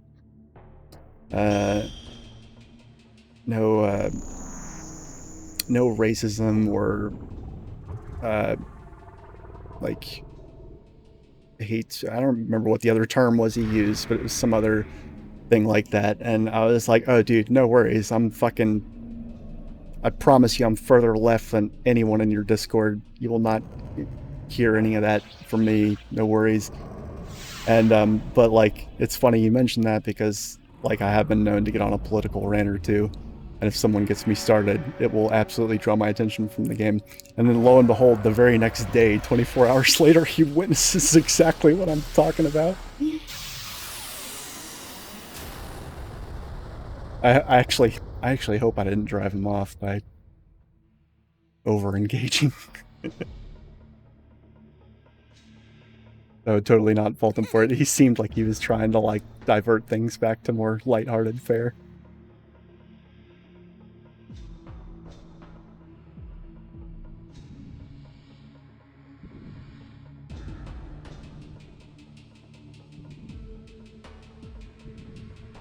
I get self-conscious after a while though, because I'll be waxing elegant about some topic and then realize that I've actually been running back and forth between the same two screens for like 40 minutes. And be like, okay, whoa now. Let me do a sanity check here right quick.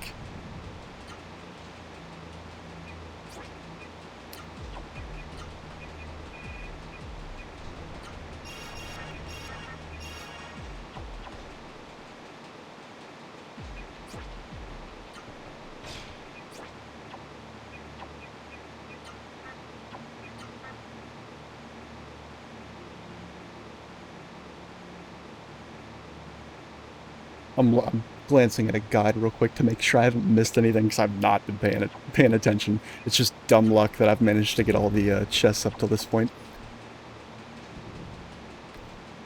You may also, you may always ask a question about white privilege. I can't guarantee that you'll like my answer, but absolutely, shoot.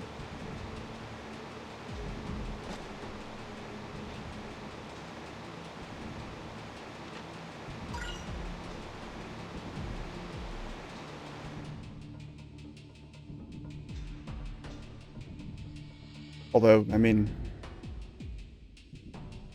mine is not the only opinion that matters on that topic.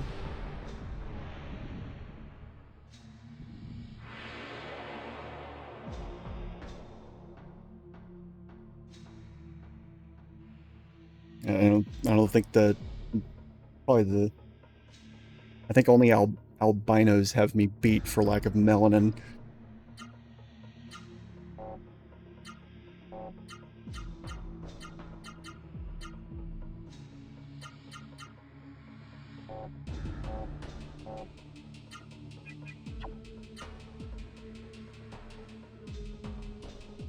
Oh god. This is taking you a while to type. You got me nervous. Depending on the nature of the question, I might not be able to answer it. I might, like, I can tell you that if it's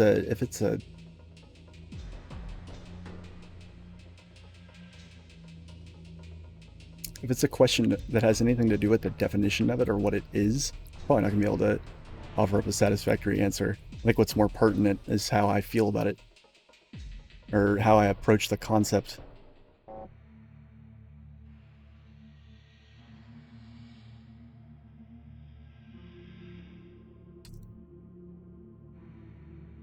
So not having been there, like, I don't feel like I can give a satisfactory answer to whatever you're about to ask, because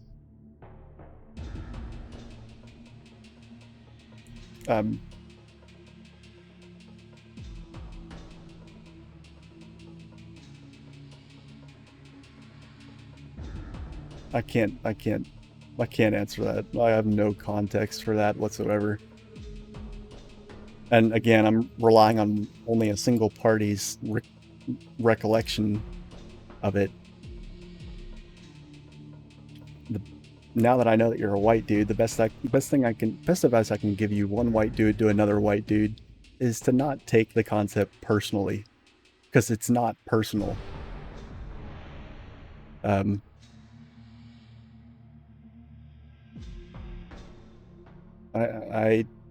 If someone tells me that I have white privilege, and that's all they say, if someone just walks up to me and says, you have white privilege, I'll be like, yeah, you're probably right.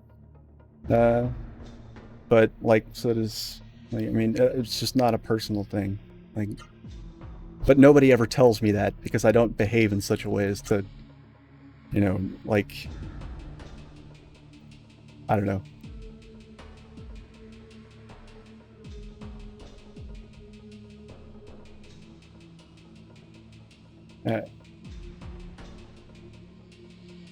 Only because I have personal...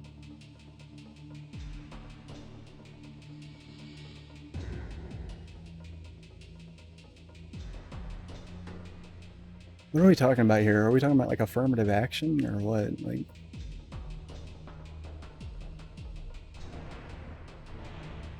Or, like, you...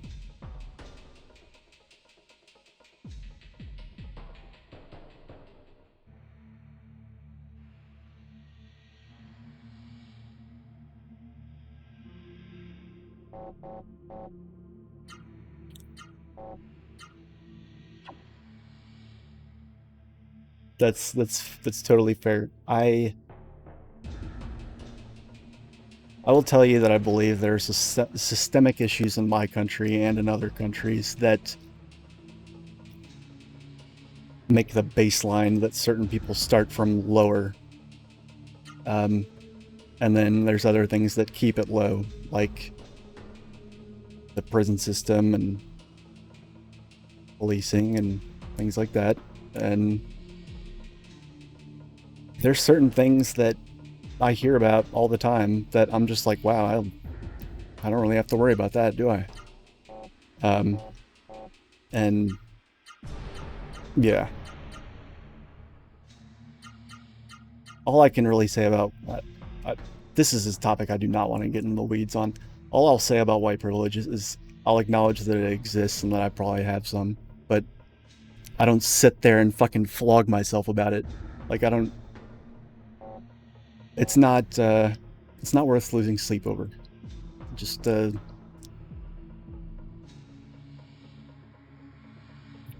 know, as a general rule, regardless of melanin content, I try and have humility when I'm interacting with someone that probably isn't as lucky as I am. And that's all I can really say on it. That's all I really want to say on it right now as I'm playing this game. I'll say that.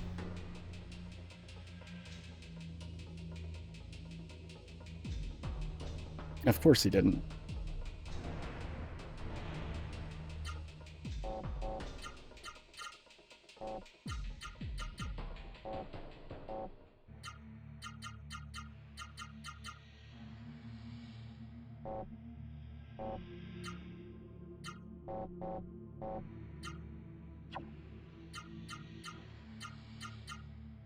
You know, and like,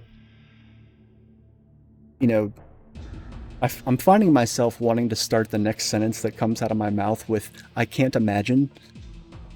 And I'm like, right there, that's like, yeah, I've got some degree of privilege because I'm literally starting every possible sentence I can think of to say next with, I can't imagine.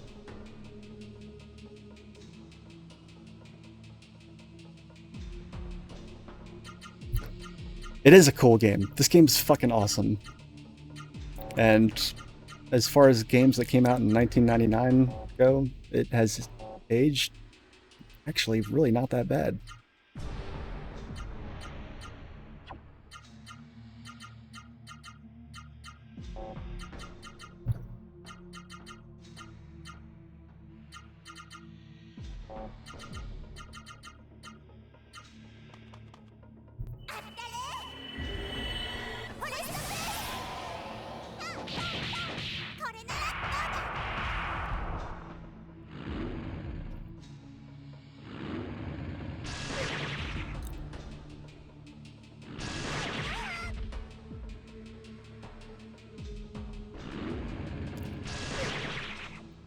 Something I've been saying in previous episodes, or whatever you want to call of this stream, is that if only the developers of this game had continued to build upon the same concepts in Legaia 1, like kept the Suru, kept the art system, this game could have been like Pokemon, man. It could have blown up.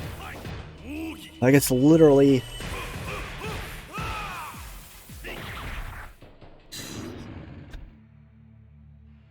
I want to give this thing an extra special explosive fisting for all that fucking blocking nonsense that just happened.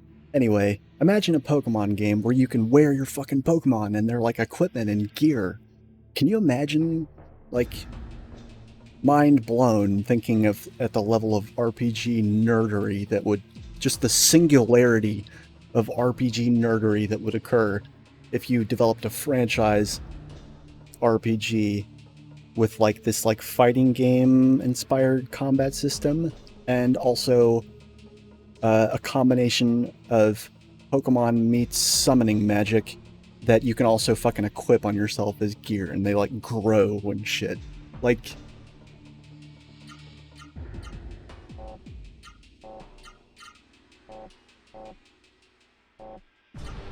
there'd be like that. They have to build a fucking large Halon collider, or Hadron. What is it? What is it called? Whatever. A large something on collider around the developer's studio to contain the like neutron star of RPG gamer nerdery that would coalesce around something like that. Like, I think it's a just one of the saddest wastes that this what do you call it? IP? I don't like using that term. Intellectual property. This game didn't get developed further. This concept didn't get developed further and expanded on more.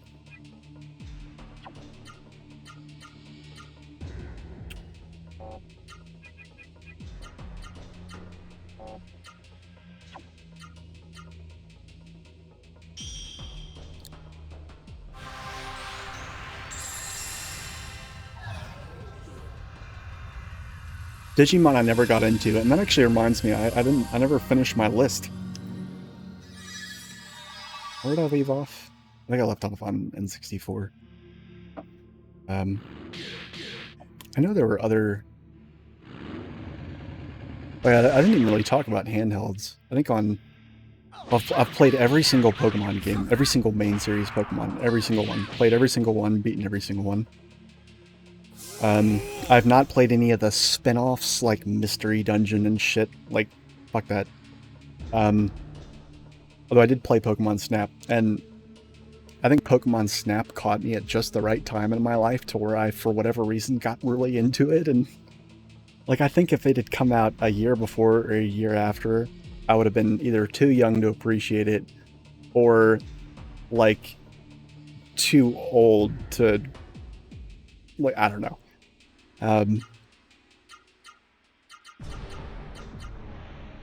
Let's see. Shit, what even happened after that? Let's see.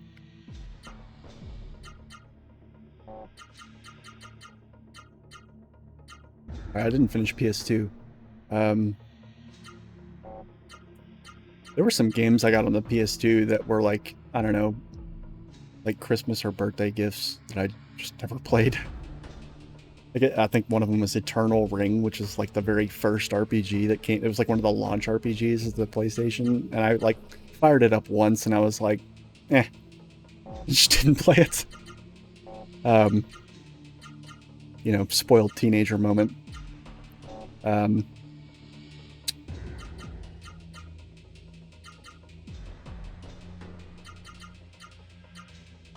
to think. I know there's way more than that on PS2 that I did play.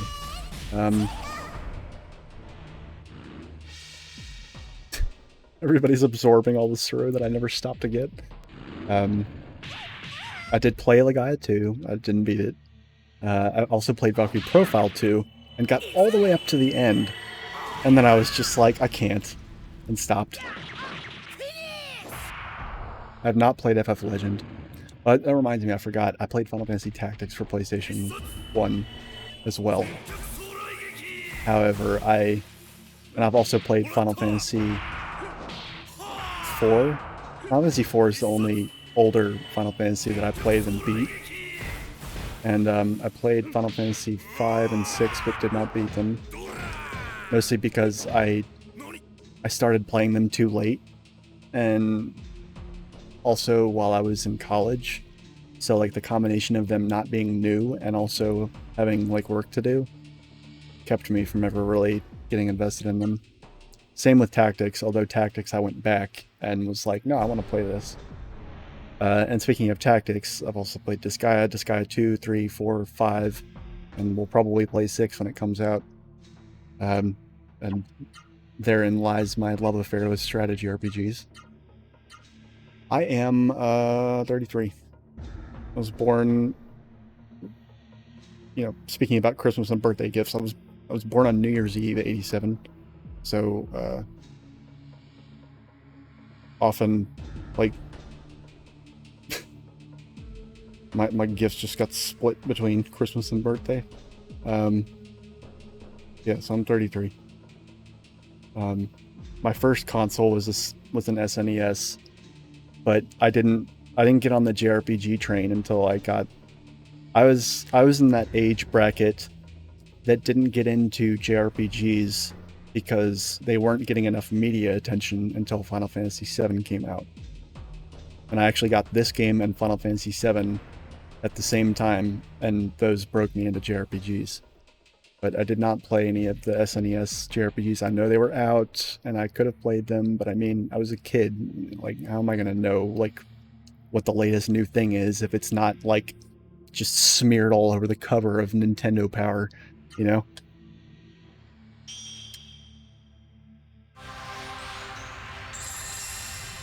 I mean, that's not a high bar to meet. The Disgaea series is way better than Final Fantasy Tactics. But I mean, Final Fantasy Tactics is still really good.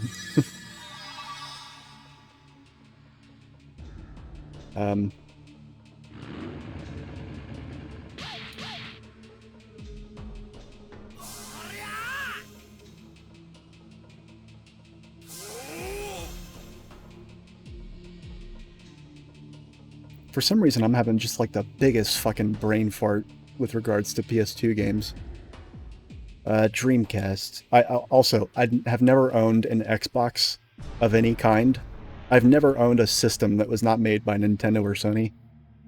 And like, I never owned an Xbox because there was never anything I wanted to play on it. So I've never owned an Xbox, and by extension have never played any Xbox game, and am not going to go out and buy an Xbox of any kind to play any Xbox game. So there's that.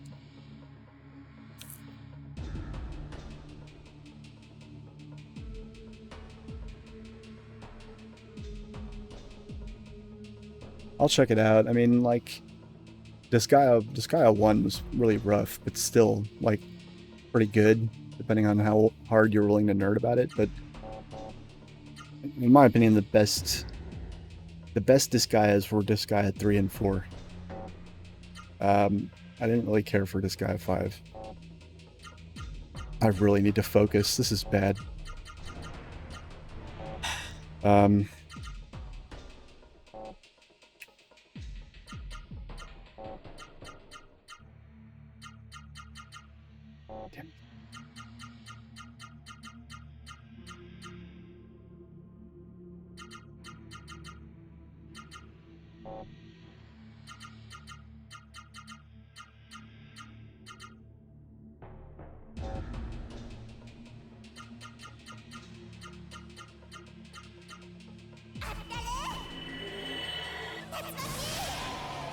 For Dreamcast, when Dreamcast came out, I was still like a teenager, so I didn't have the discerning eye that I have as an adult. So I went and played Sonic 3D, or not Sonic 3D, Sonic Adventure and Sonic Adventure 2, and somehow managed to like do it repeatedly.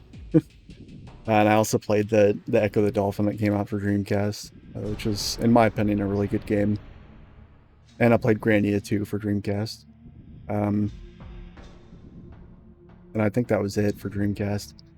GameCube, I got all this I played Super Mario Sunshine, Wind Waker, I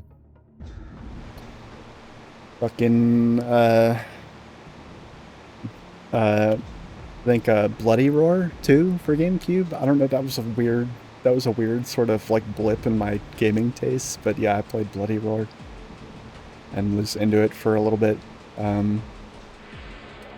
I played Animal Crossing on the GameCube. That was the first and last Animal Crossing I ever played. Yeah,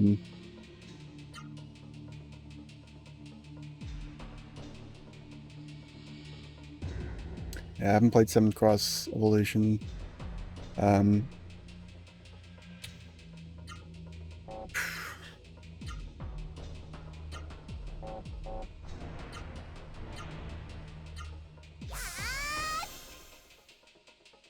think.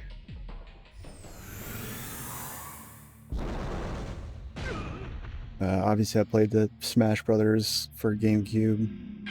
I never got a Wii U. Because I didn't really feel like it. On the Wii, I continued playing my fucking GameCube games. I think the only 2 games that I owned for the Wii that were for the Wii were the Super Smash Brothers game that came out for it, whichever one it was, and Metroid Prime 3, which I also played Metroid Prime 1 and 2 for the GameCube, that's right. Let's see. Alright, moving on to PS3. This is where my memory gets better. Okay, so PS3. So, although actually it's not going to get better because a lot of the stuff that I played on PS3 was ports Let's see, PS3. I continued playing all the Dynasty Warriors games. I did not play Final Fantasy 13 because fuck that. Oh, going back to PS2, I played Final Fantasy 12 as well. And I think Final Fantasy 12 is really good, and you won't change my mind. What else? PS3, Dead Space 1 and 2, and 3. I think 3 was, yeah, 3 was PS3, I think. Nier, the first Nier,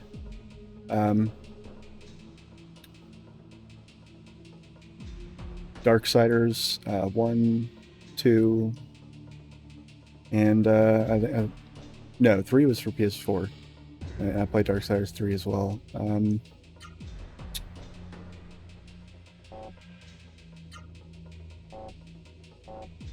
Yeah, I lied. My memory's not getting better. At this point, I would point you towards my YouTube channel, which there's a link for on my channel page here on Twitch, and also to just go look at my VODs. It's just scrolling through them will tell you what games I've played that are memorable enough for me to go back and play them again. Much faster than my brain will ever be able to communicate with my mouth to spit it out at you verbally.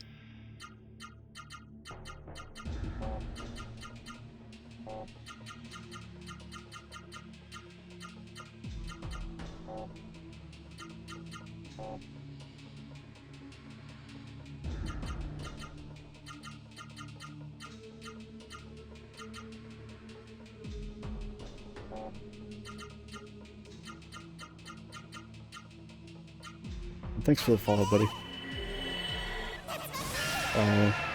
Nier was awesome. Nier was...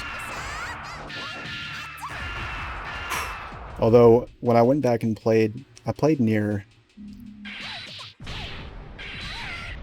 I don't remember how... It was a... I played Nier for the first time at least a year after it came out. It was an old game by that point, but it wasn't so old that you couldn't still find it at, like, GameStop. Oh, shit. Yeah, see, I really do need to start paying attention. And I didn't play it again after that until I did a Let's Play of it on my YouTube channel. And when I did that Let's Play... it really fucking... It made me really sad. It made me really sad. Like, when I got to the New Game Plus and started going into all of the fucking shit where you experience the story from, like, the perspective of everybody and everything that you're slaughtering. It was rough.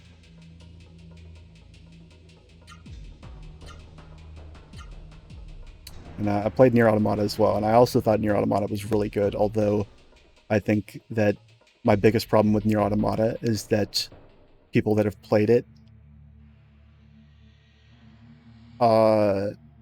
don't listen to me when I tell them to go back and play Nier.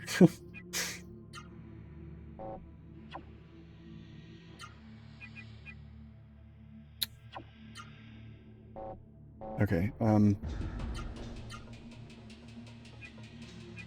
thought I equipped the light talisman on Gala. God damn it. Alright. Wait, nope. God, I really need to start paying attention. I almost just used a phoenix on somebody that was alive.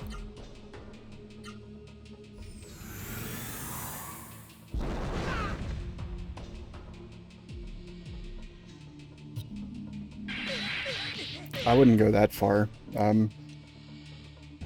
I think Nier Automata was good on its own merits, but it's just...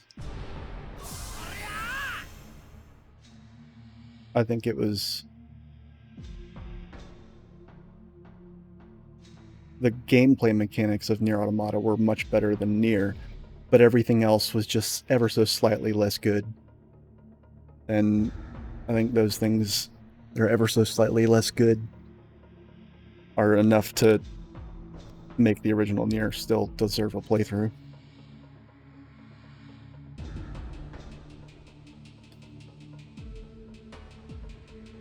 The fuck? Are you serious? Hold on.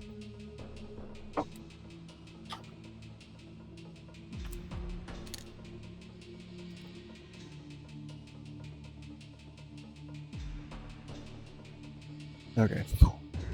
I thought I brought up a couple of dead batteries for my nicotine cannon here. And I was like, shit, am I gonna have to AFK and go downstairs and get charged ones?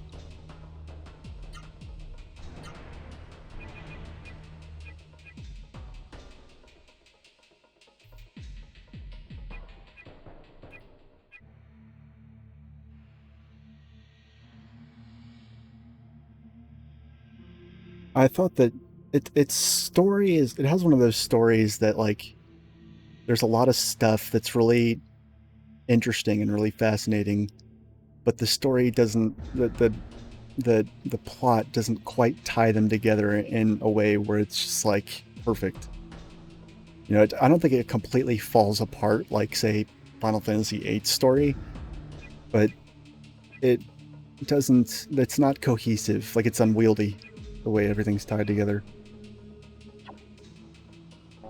Oh, shit.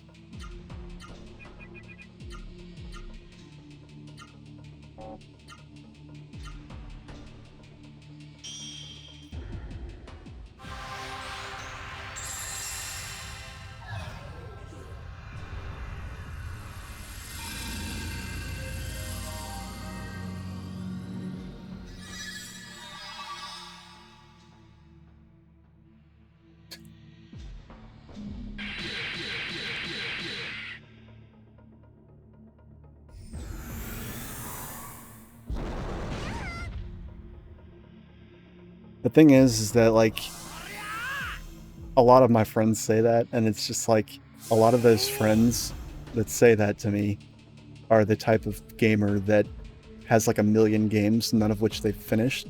And I don't like leaving things unfinished. Most of the games that I just rattled off to you are all games that I finished and played the shit out of and got either 100% or very near to it.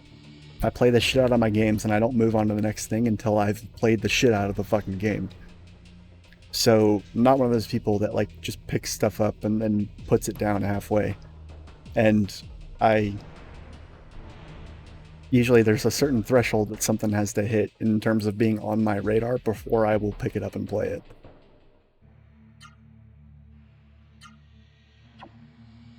And it's nothing against those games. It's just they're not, I mean, it's more of a personal problem than anything. It's just not, like, it's not pulling my focus enough.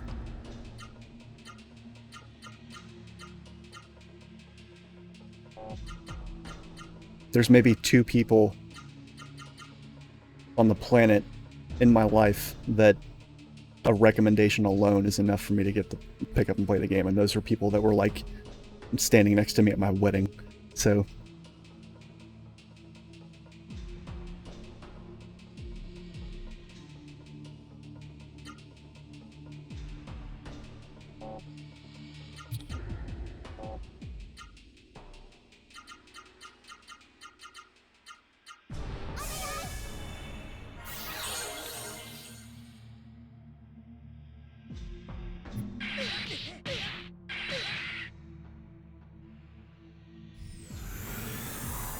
that's the other thing, is that, like, because I'm a filthy millennial, I actually probably, like, video games probably had as much to do with me learning to read as books did. And so I think I can count on my 2 hands how many novels I've read. And also because I have an intensive ADD, I just don't like reading novels. I do read a lot, but it's usually like nonfiction. But like when people make book recommendations to me, like there's no way for me to, like, put a nice face on it. Like, don't waste your time. And it's nothing against them. It's nothing against books. It's nothing against the book being recommended. It's just,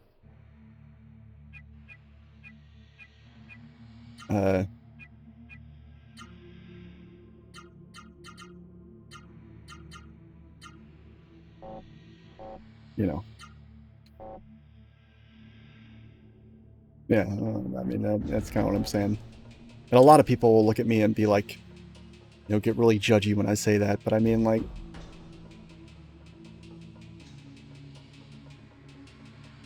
I speak English, I know words, like, I'm actually like I would say a pretty well-read person, but I don't, I just don't particularly care for novels. Like, my brain won't, like, this is me when reading a novel. Okay, okay, okay, okay, okay, wait, hold on. What happened? And then that for hundreds of pages. So it's just, you know, that's,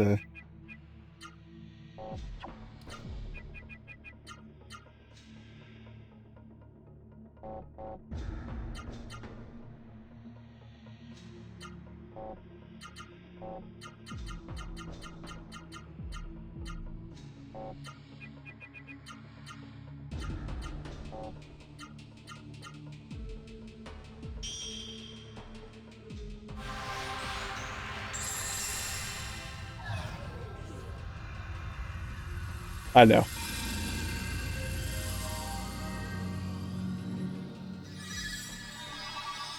I'm not, I have a few other people that show up to my streams regularly that are almost, I'm not saying, like, I have a couple other regulars that are basically always drunk on stream. And plus, like, I'm reading text. Like, I never take what I read in chat at face value. Unless I, like, know the person. Did I see Ender's Game? No, I did not. I will accept movie recommendations, because movies I can watch and digest, and I will accept any number of movie recommendations. Because movies I can watch, digest, and spit out the other side, you know, with very, very little time investment. And I don't have a lot of time. Like, the time I have to stream is the time that I stream. I stream literally whenever it is possible for me to do so. Without, you know, the rest of my life falling apart. I also work full-time, which is frustrating. I spent most of my 20s living under the poverty line, trying to make a lot of things work, and then gave up and had to get a real job, and then lost that real job, and then lost the next 6 real jobs because I wasn't medicated, and then I got medicated, and then I got a job and have kept it for 5 years and gotten promoted several times, so such is life.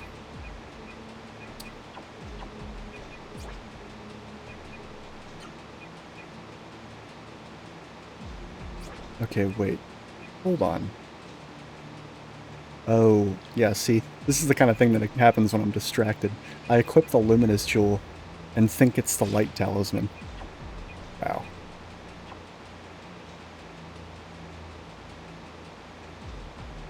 Oh, wow. I mean,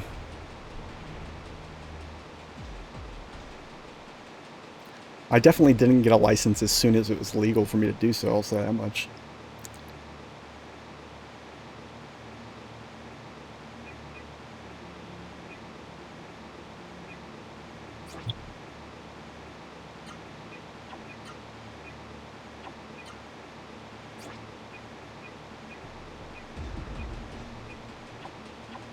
Okay, hold on. I need you to put a pin in whatever you're about to say, because I need to actually, like, I need to refocus briefly just to, like, I need to have a meeting in my brain and be like, okay, what should we have accomplished so far, and what do we still need to do? Okay, so...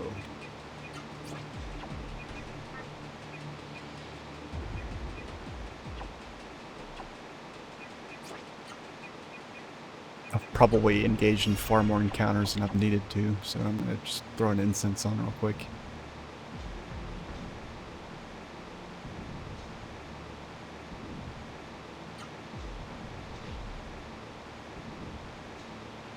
Yes, yes, I would like to jump off the dick and into the river of blood. Yes, yes.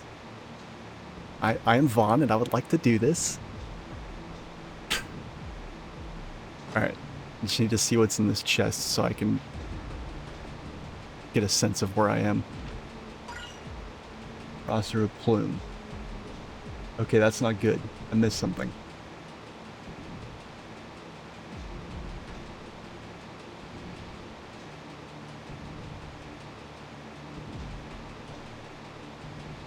Okay, no, I didn't miss something. I just went a different way. Okay.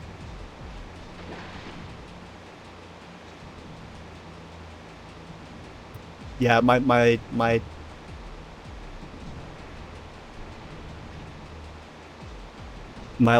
hardcore commie buddy that was in Iraq, he would actually, one of the things he was told me is, he was like, yeah, I you know, I got back from Iraq, turned in my weapons, and then couldn't buy a gun for another, like, month. Or 2 or something like that.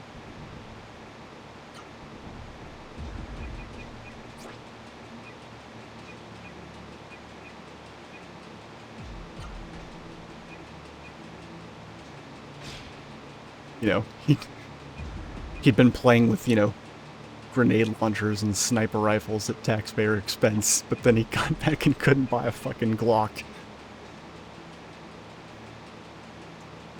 From earlier, the one that I was telling you about, my veteran friend that went to, he was in the military, he spent, from ages 18 to 19, he was in Iraq, went over there vaguely right-leaning, came back a commie. I mentioned him earlier in the stream. It's, if your drunk brain doesn't remember, whatever. I forgive you. But no, I was talking about, like, you didn't have a license till you were 27. And I was relating arbitrary age limits that you do certain coming-of-age things. And that's one he was definitely frustrated by.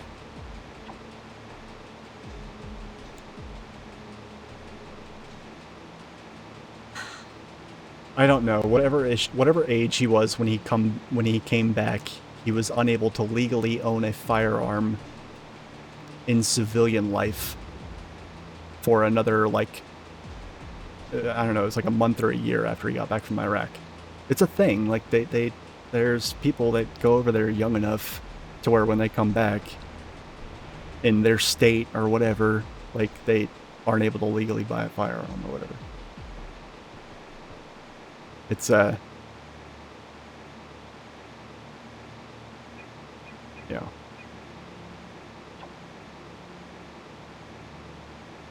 No, it's just that he was, I don't know. He wasn't old enough, is what I'm saying.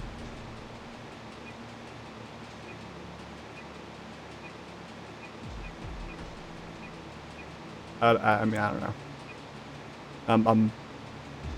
Like I said, I can't remember the details. I just know that he could not immediately buy his own firearm because he was not old enough when he got back from Iraq.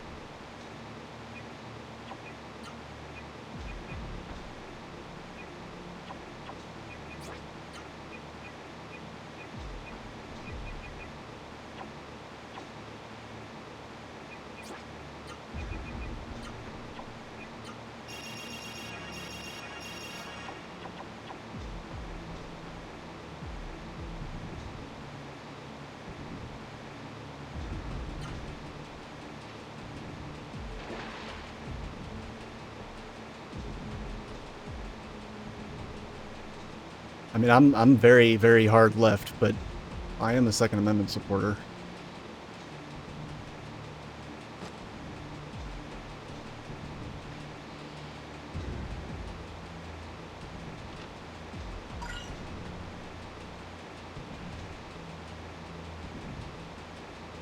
You know,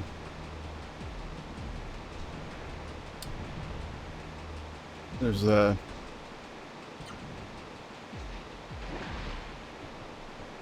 I think that, where I differ with, like, the typical NRA nutjob is, you know, like, let's say there's some, like, government program to put surplus firearms on the market for civilian use and train them. I'll be like, yeah, it sounds cool. And someone from some NRA shithead will be like, yeah, that's cool. And then I'll add, oh yeah, and start with low-income families. And the NRA person will be like, oh, wait a minute now. We're in the United States. Wouldn't that mean that you might actually be arming fucking people with maybe some melanin in their skin? Maybe? Let's think about this. People out themselves really quickly. I mean, you think about the Second Amendment, low-income families should be the first people that, like, if you talk about the right to own firearms, low-income families should be the first people you give them to. The people most in need of protection against what the Second Amendment is designed to protect them from.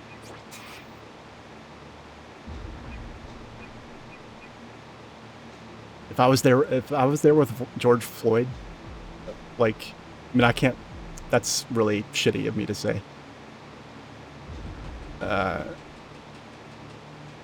If, I have no idea if I would have actually been brave enough to do that in that situation, but if I was brave enough, I'm not saying I am, I would have, like, walked up to George Floyd and put a gun in his hand. That's kind of where I come from on the issue.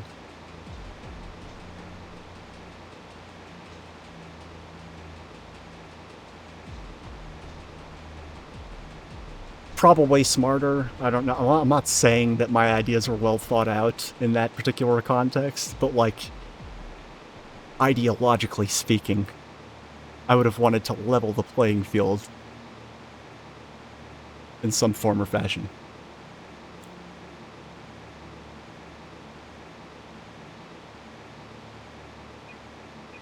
But again, as I said, it's very presumptuous of me to assume that I would have been able to muster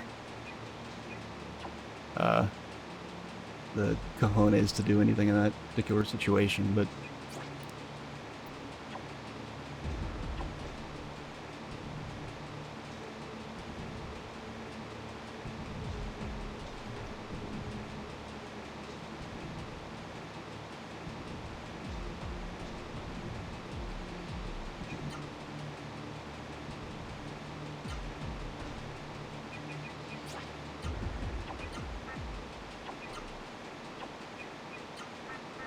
Fuck.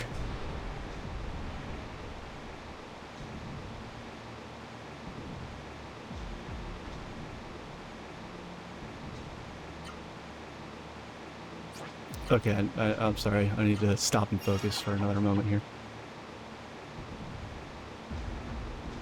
What did I miss? What did I miss? How did I miss it?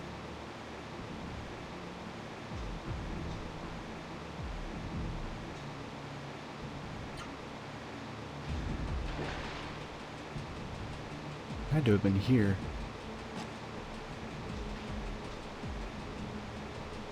Yep, there it is.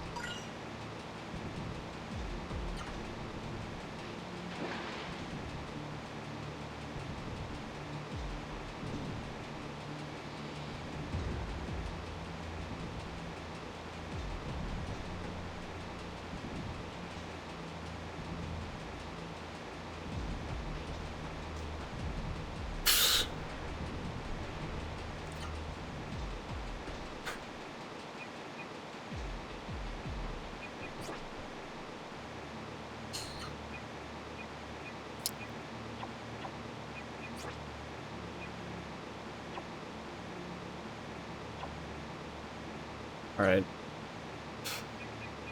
Jesus, I'm so scatterbrained right now. Hold on a second.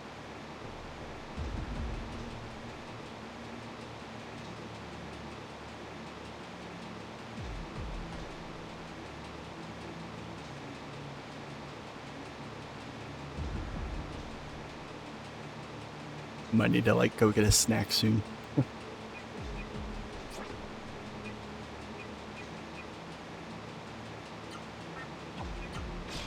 There we go. Amazing.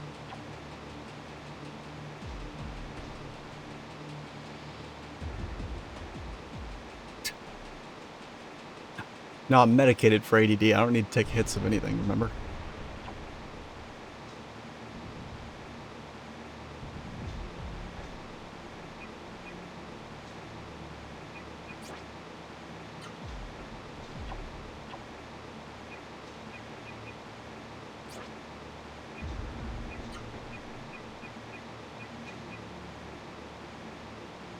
Talking about earning stuff, I feel like I earned my Adderall. I was not, like I was born around the same time. Like everyone in my, when I was in middle school, I think I was the only kid in the 90s that was not on fucking Adderall. Nobody.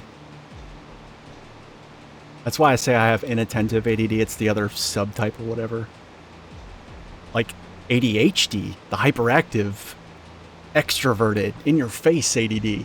That got all the attention. And I spent the first 28 years of my life believing that I did not have ADD because I'm introverted, and might not seem like it on stream. Really, if it doesn't seem like I'm introverted, it's because I'm medicated. But I was like, I didn't think I could have, I was like, I'm not hyperactive, I'm not extroverted, so I can't have ADD. It's hyperactive people, you know? People that talk a lot and talk fast. And I was so not that, so I like suffered for a lot of my 20s. And then finally, my wife suggested to me, like, maybe you should go see a psychiatrist for ADD, because you definitely do have a lot of attention problems, even if you're not hyperactive. And then my life fucking changed. But, yeah. Ritalin, maybe? But, I mean, it was Adderall, too, for some people. Yeah, so I'm not one of those people that's, like, cracked out on Adderall and has been for their entire life, and had like growth issues because of it. Like, you know,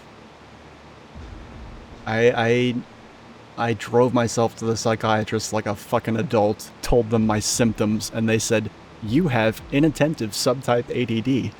Here is your Adderall. And then I was able to keep a job.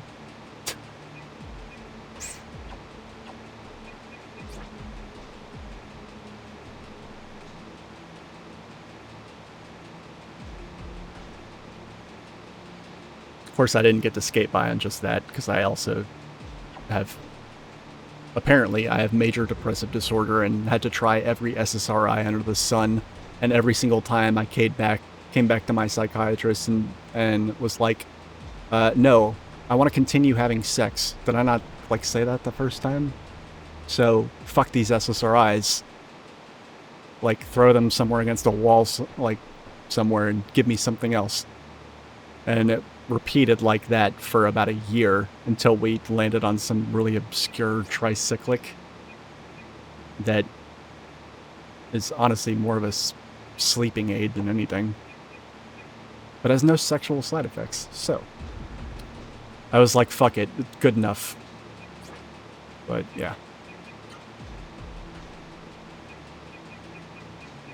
Yeah, but there was a lot of yeah, thanks, Nightbot. I'm sorry about that. I've been saying it forever. I need to adjust the timers on those. A lot of people, like, I think there's a stigma attached to ADD, particularly because of how many kids just got fucking tubed down the throat with this shit in the 90s and in the aughts that didn't need it. And so I feel like it's not taken seriously to some degree because of that, and there's also like the kind of ADD I have it's not sexy, you know? It doesn't get all the fucking glamour and press because it's much more subdued. And, you know, you have to do a fair bit of Googling to find out that there's an inattentive subtype for ADD.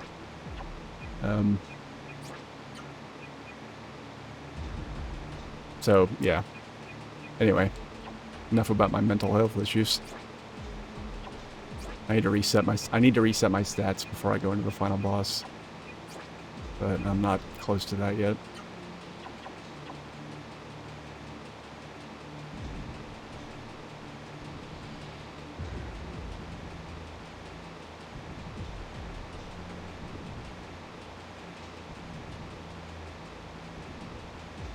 Wait a second. I think this is the way I came in. Use another incense just to be sure. I don't want to get into any more random encounters, at least in this room.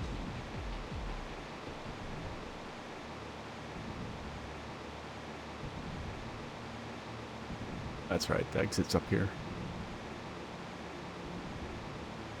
Yeah, see, that's the thing, is that, like, my mom saw all the other parents just stuffing medication down their kids' throats, and it's like, it's not that my mom is some, like, you know, anti-vax, anti-medication, like, crypto Scientologist nut job or whatever. She just saw that, like what other parents are doing, and took a much more cautious approach. So I was never medicated for anything.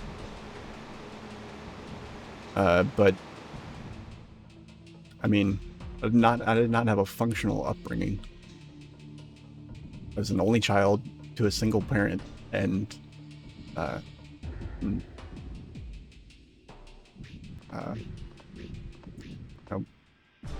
my mom has a lot of emotional issues, and my dad was an alcoholic before he died because of it. And so I didn't.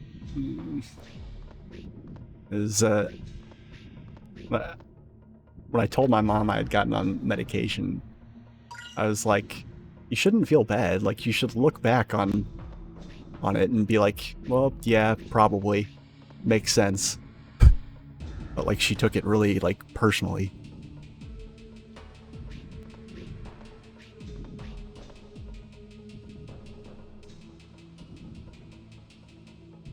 Yeah.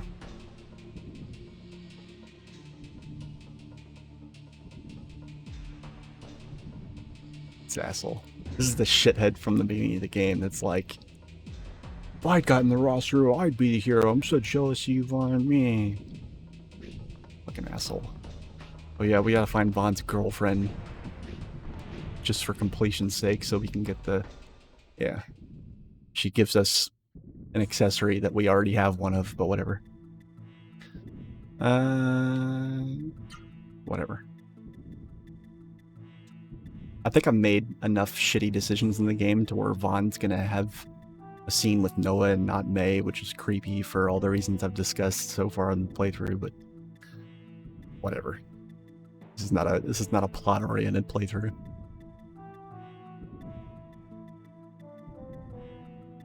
Shit. Yeah. Yeah, I don't think I had a rough childhood or like a difficult, truly troubled childhood. It was definitely dysfunctional. I'm back on it. But like, there are plenty of people that I'm like, oh shit, I didn't know it that bad. Right. I mean, there's going to be things I say that are directed to people watching the VOD.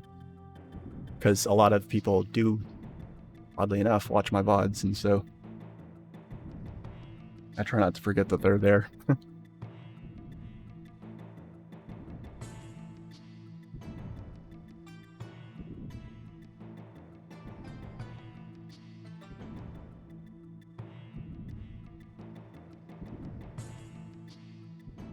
Yeah, a lot of my best friends, a lot of my good friends had.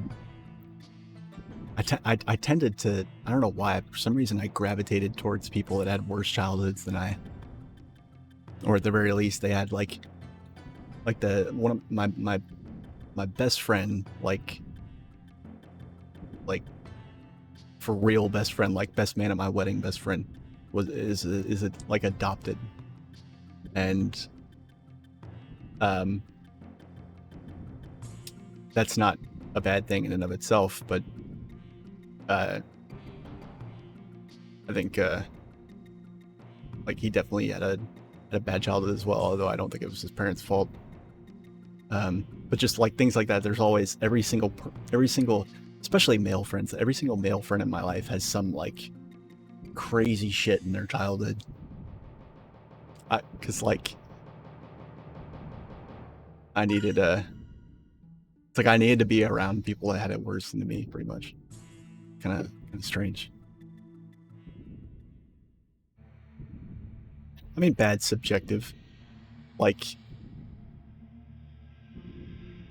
also, you literally said like a minute ago, I had a bad childhood. My childhood wasn't bad.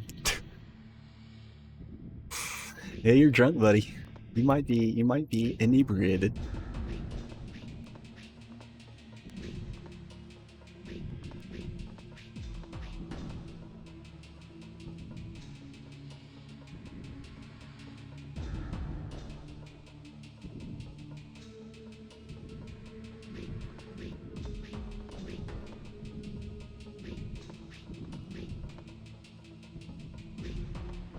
Speaking of parents, there's Vaughn's dad. Fuck him. We're not gonna go talk to him.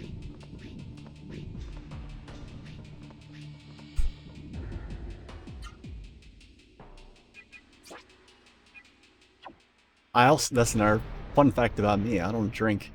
I've put just about every other substance under the sun in my body, or had it put in my body for medical reasons, with the sole exception of like, I don't know, meth and PCP. Probably the only ones. But yeah, don't drink because of my dad. That's like a personal choice thing, but every single friend I have drinks, which is amazing because I'm actually really bad at interacting with people when they're drunk. Well, it depends. It's just, I don't know. But all my friends love me because I DD them everywhere. I do not read manga. That's never been a thing for me. I'm not a big anime person either, although I do watch some animes. They're just not... I don't like anime... I don't like to watch anime more than I like to watch anything else. It's just another thing that I also like. Okay,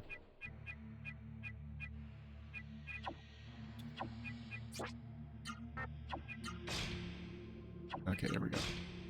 Awesome. So we just need the Rasaru boots from Gala, or whatever they are.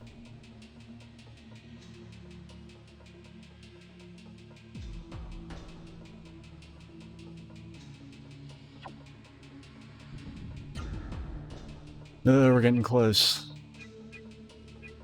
We're getting close. What time we got? Oh, it's only 5 a.m. Okay, we got plenty of time. I was worried I wasn't gonna have enough time to work in the final, the super boss.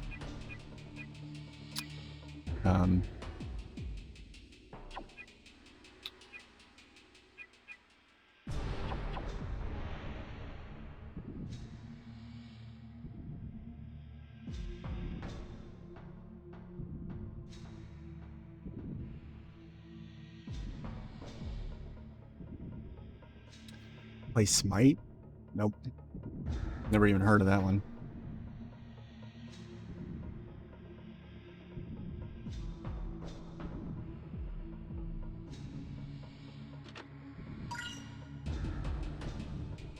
A lot of the games that I like are like long-standing franchises that have been around forever and are really popular.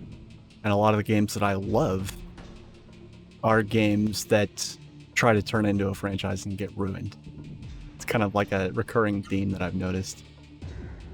Every game that I like stands the test of time and does good generally, and every game that I'm like really love gets ruined as soon as a sequel or 2 gets made. Another, like, one non-RPG series that I really, really loved was Dead Space. I fucking love Dead Space. But Dead Space 3, it was just... And it was so bad that EA, because EA are a bunch of fucking morons, they ruined it by being EA. They ruined it. And because they ruined it, instead of punishing themselves for that, they're punishing the fans of the game by not selling the IP and getting a sequel. Right. And so let me ask you this. In a game where like half of the genius of it was the fact that you're playing as an engineer, he's not a military dude, he's had no combat training, he's just thrown into this survival horror context with nothing but a bunch of space-age power tools at his disposal. And he's got to dismember a bunch of space zombies to get where he's going and stay alive and all that. And then 3 games in, not only has he ceased to be a silent protagonist, which is a blow, but forgivable. 3 games in, suddenly the game has fucking rocket launchers and, like, you know, military-grade rifles, like a bunch of them. Like that, and it has a multiplayer element where everybody and their fucking mother and their mother's dog is using a standard shotgun and automatic rifle and or grenade launcher.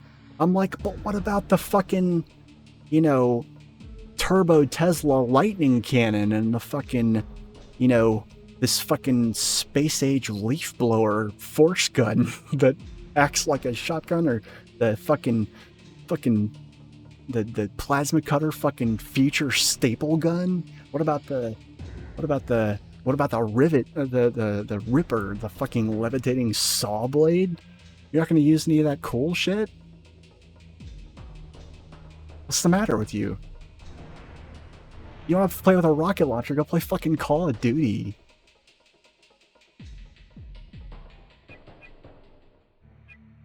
Oh god, I hated Dead Space 3. I hated it so much.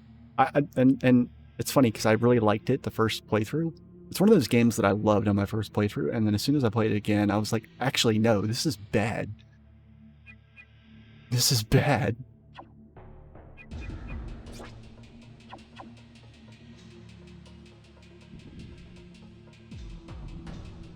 It's bad. It's bad. The physics engine is all kinds of fucked up. The story is stupid. Ellie is stupid. Isaac is stupid. The only good, the best parts of that game were the co-op missions, but then they're only enjoyable if you're playing them with a co-op partner who's not a moron and is using, like, proper Dead Space weapons as opposed to, you know, standard military grade stuff, or the fucking, oh god, multiplayer for that game became unplayable a few months in because everybody had the fucking hand. Like, why are you even playing the game at that point? Like, yeah, the hand's funny for like 5 minutes and then it's like, okay, the novelty wears off. What, like, you're actually going to continue playing the game and devoting time to just going through and one-shotting everything? I don't know.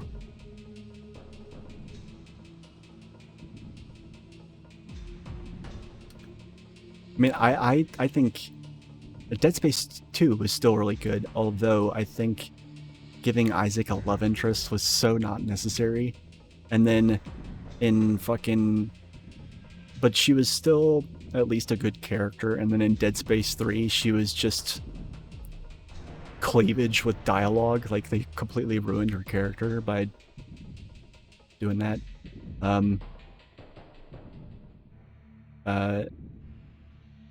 Like, not that cleavage is a bad thing, it's just that, you know,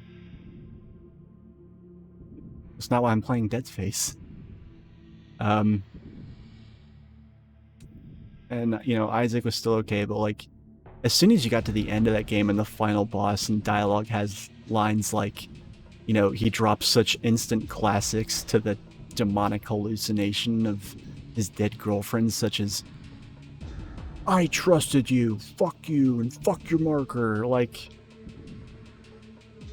as soon as you start hearing dialogue like that, you know that it was a mistake to make their protagonist not silent.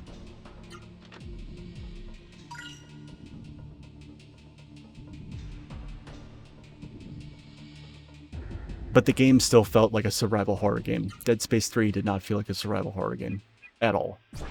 Like, you get overpowered in that game so quickly, and even the survival mode where you don't get any items or weapons at all, you just get the parts to make them, all that did was just rearrange shit. It didn't actually make the game harder. Literally the only thing that made it harder, like in order to make the game hard, you actually have to play on the fucking like impossible mode or whatever the thing is, where like if you die, your save file gets deleted, and like the moment you have to do a no death run to add any challenge to the game is the moment that it's a bad game, certainly a bad survival horror game. And now they're not going to make a Dead Space 4. And Dead Space 3 ended on a fucking just a unholy amount of fucking cliffhanger.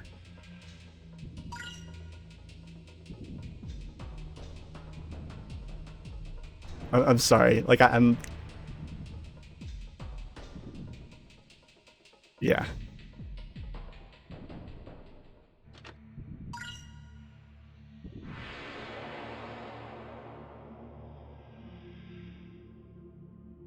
Oh, fuck. Okay, now I really need to pay attention. Everybody's almost all decked out with their final gear, though. That's good. I just have to make sure these things kill themselves and not me. Okay. Yeah, let's play your death game, buddy.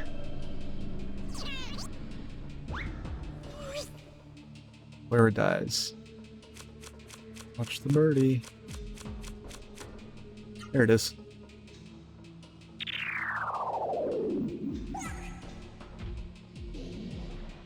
The last three things you've said have been don't ignore my input and lols.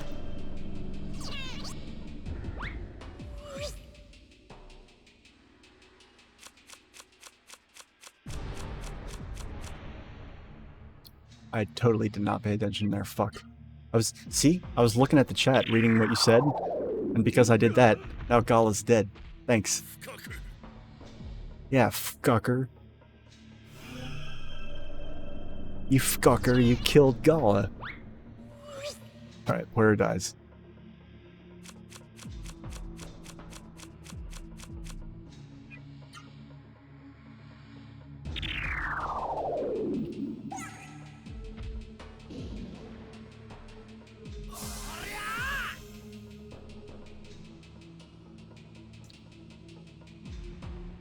Gala, stop tanking the fucking floor.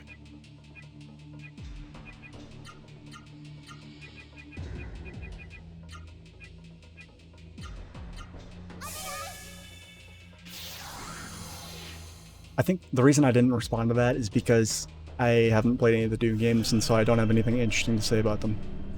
I had interesting things to say about Dead Space, and so that's why I went on that tangent.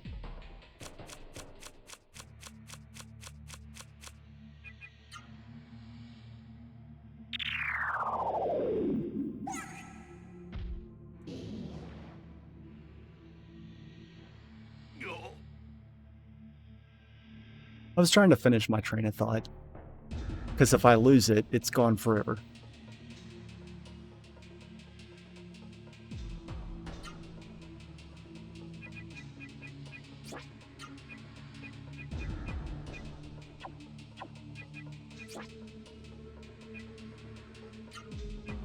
Yeah, like, this game's like 10 years, like 10 or 15 years older than Dead Space 3. I think. Yeah, somewhere around there. And it's aged better.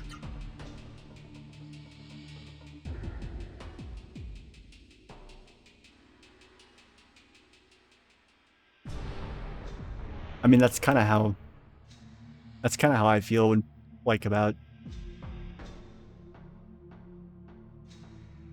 when people tell me to play like a lot, like, oh, you gotta play this game, like, I respect it, and I almost absolutely disregard it. It does get filed away somewhere in my brain as something I should probably look into at some point. It's just like a coin toss as to whether that actually happens.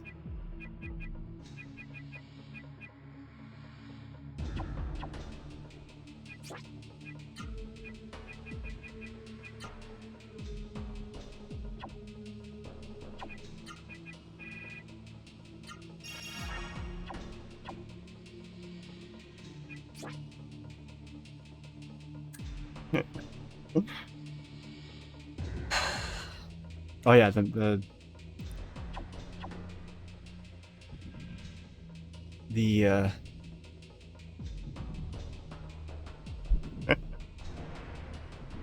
oh no, not ADHD. You know, ADID, or no, ADID isn't a thing. Inattentive ADD is so like unimportant to people that they didn't even give it its own fucking acronym. Like, think about that. There is no such thing as ADID. It doesn't exist. It's just you either have ADHD or you have the boring ADD, the boring vanilla ADD.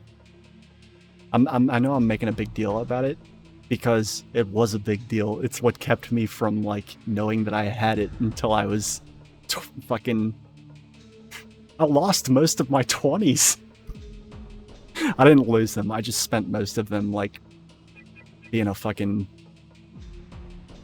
failing very hard at some sort of like punk meets bohemian lifestyle.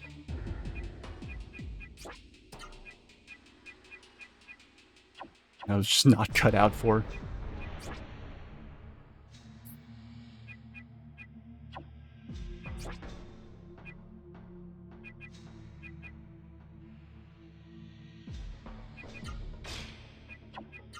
Bonds efficiently. Damn it, we still need the mace. The mace is the best one. Also, did I get the metal goblet? That's really important. I didn't. Fuck. All right. About face. Here we go. Don't touch me. Don't talk to me. Don't touch me. Don't talk to me. Leave me alone. Leave me alone. Yes.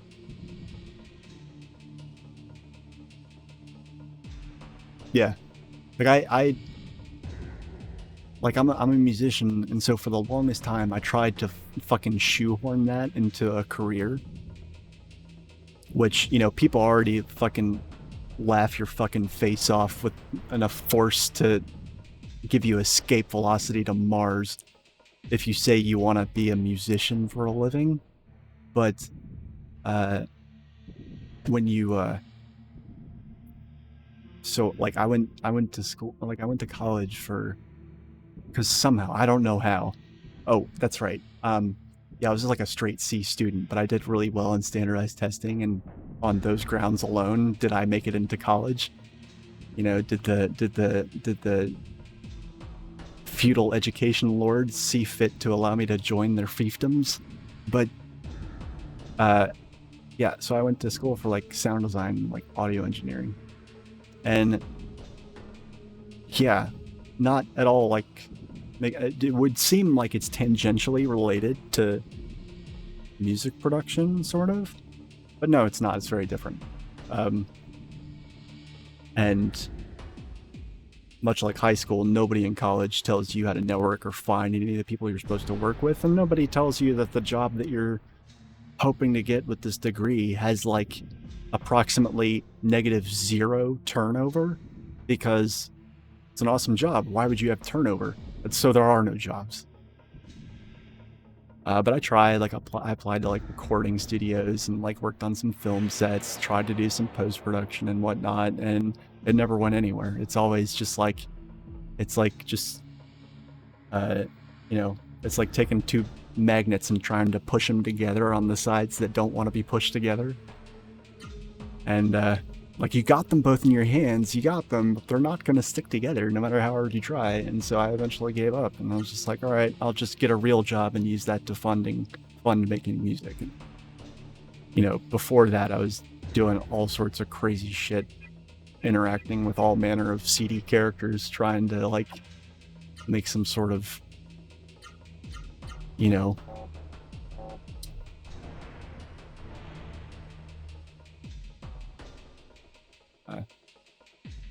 I even tried like throwing parties for a while. Like I did like event promotion. Like I dealt with like club promoters and venue owners and shit like that, and like booked a lot of the music I wanted to hear, and then, you know, shoehorned myself in for a closing set for like half an hour. That took about a year to flop, and it was just complete money sink.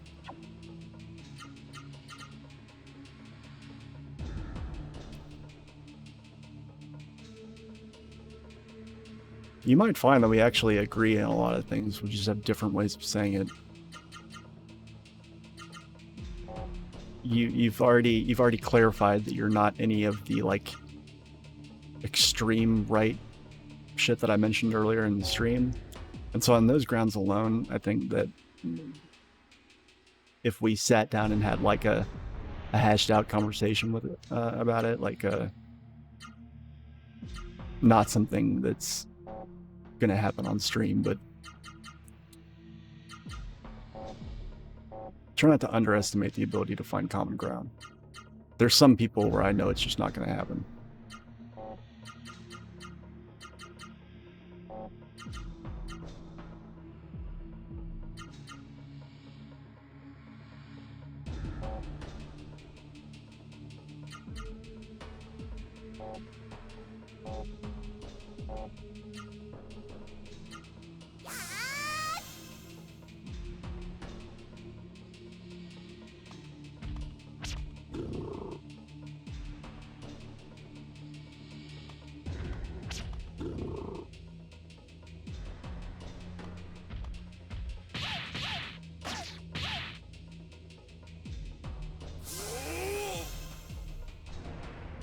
Trance, if there's anything we disagree on, it's not coming to mind yet.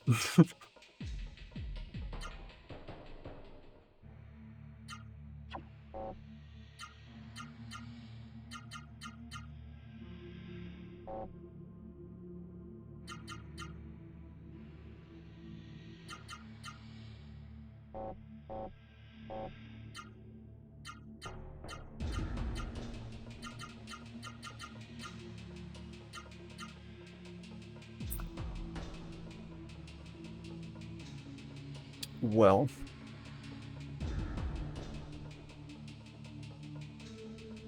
I hate it when people go, here, watch this video or read this book or do this so that you can better understand my ideology, because most people don't learn that way. And it's also really presumptuous on other people's time. But, on the other hand, if another person does have anything to learn from your views, it doesn't follow that you're the person to teach them that. Sometimes it's somebody else. Sometimes people have to hear things in a certain way or from a certain person in order to get it. And I'm well aware of the fact that maybe 1% of the time am I going to be that person for anybody. But I can show you some stuff.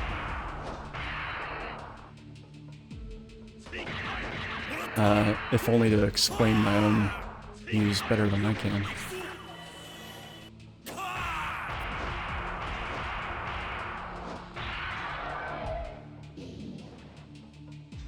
So I'll tell you that, like, when I say I'm a commie, that doesn't mean I'm for big government.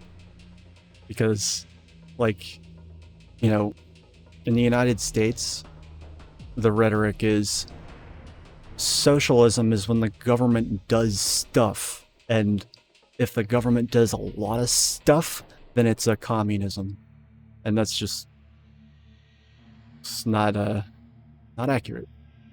And it's not what I believe. I absolutely believe in democracy as a general concept, but like, it's one of those terms that's worn itself out. Like, you got people that believe very, very different things, both saying, I love democracy. So it's like, yeah, start looking at other words, you know?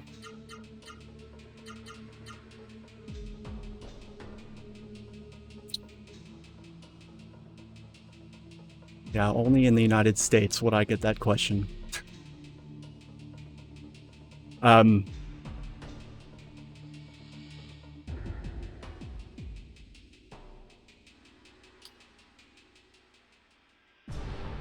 By this country's own definition, federal. But I mean, it's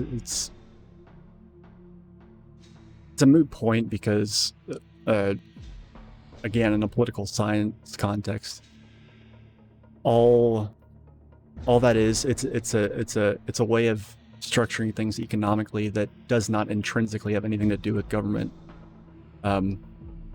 If you, like, for example, if you go read Das Kapital, like the you know, so-called, you know, the Bible of communism written by Karl Marx, if you actually read that book, nowhere in it does he mention the government or the state or any other. He didn't talk about that. He's not even interested in it. You know.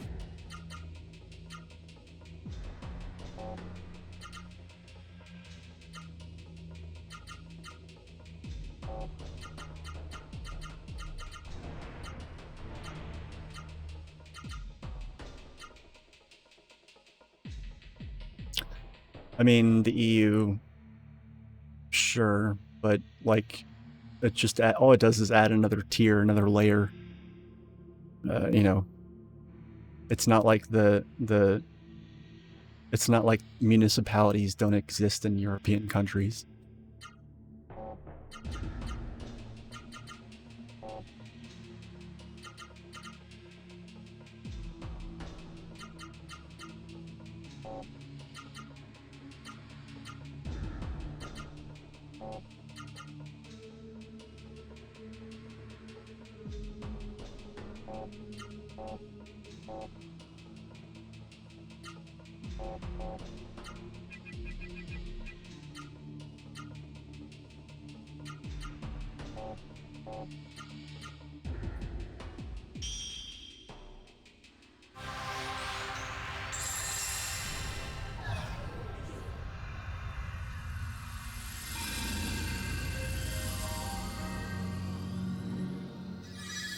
Sure, I can get down with that as a general statement.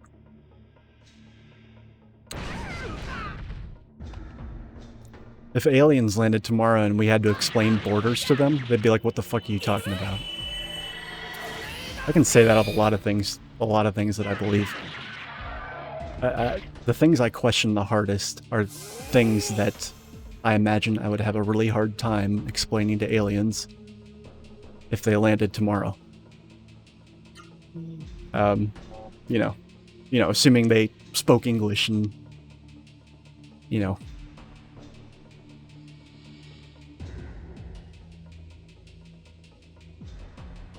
No.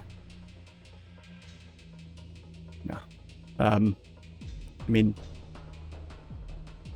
stateless, classless, moneyless society. There's no... Yeah, no, Marx, there's nothing in there. Borders is not a... I don't have my copy of the Little Red Book to, like, flip through the dog ears right now, but, like, you know, borders is not a part of the game plan. Like most people, and that's not to say that I like 100% agree with Karl Marx, like, unquestioningly. There's a lot of shit that he couldn't account for. Like, he couldn't account for the internet. He couldn't account for automation. He couldn't account for space travel. There's a lot of things that he just couldn't have seen coming. But generally speaking, borders implies a country, which implies ownership, which, like, at a mass scale, which requires a state to enforce, and therefore It's not. Therefore, no. Pretty much.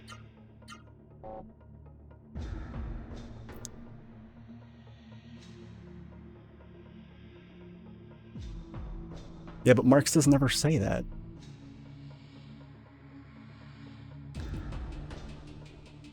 X needs to make Y? Like, no, it's to each according to their need, from each according to their ability. It's not, there's nothing fundamentally, there's nothing in Marx's philosophy that disagrees with that. Because at this point I have to stop you and say, have you read Das Kapital? You know, it would be like me trying to argue with you about the plot of Dune. You know?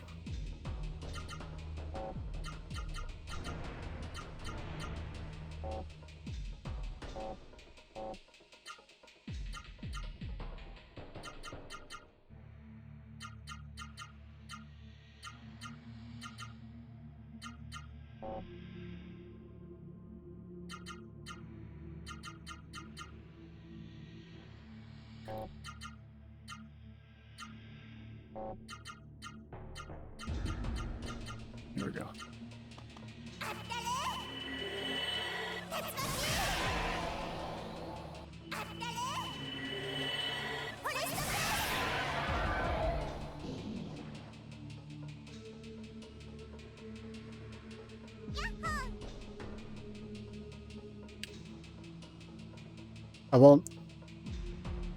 I'm not going to be dishonest with you and say that I believe that, because I know leftists that have a really hard time getting through Capital. Capital is not an easy read. Capital is also not to be confused with the Communist Manifesto, which is cake to read. You gotta care about what you're reading to slog through Das Kapital. It's a lot. Not saying you haven't, just saying might have to like have a DM conversation and, you know, which I'm happy to do. If you want to have like a more in-depth discussion without me trying to divide my focus between a game and talk politics or philosophy, I'm happy to do that in a civilized manner.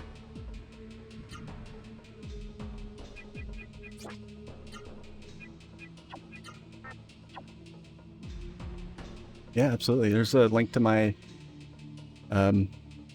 Discord on my channel, which you don't have to stay on my Discord if you don't want, and it's really dead, so I absolutely don't blame you if you leave.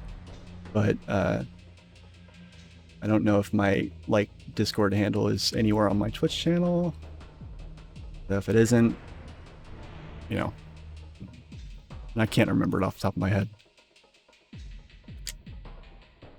That's a good idea. I should add that. I should absolutely add a command that sticks that there. Hold on. Let me just get it for you. Where are you?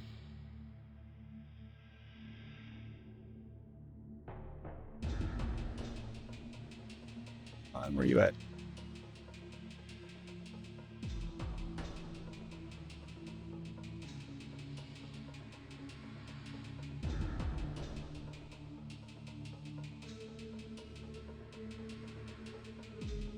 There we go. Alright, Discord took forever to load.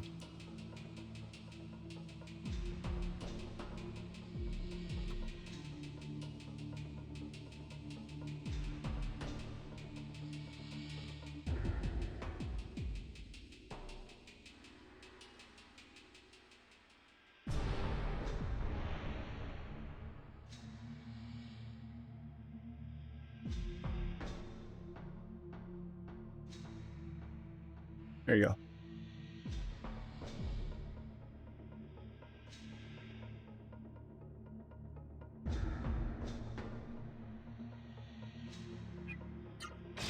Finally, they got the club. This club's fucking awesome. Let's go clubbing, guys. Let's go clubbing.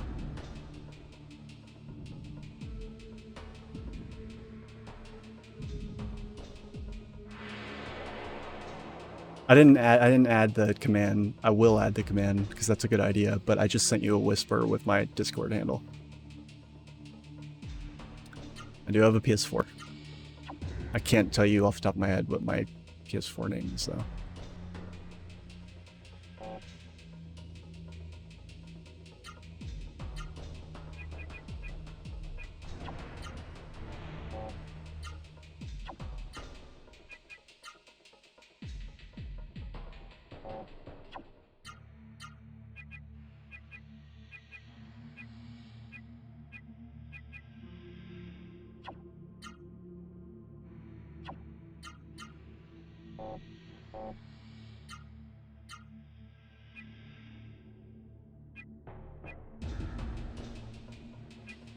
Okay, these guys I have to pay attention.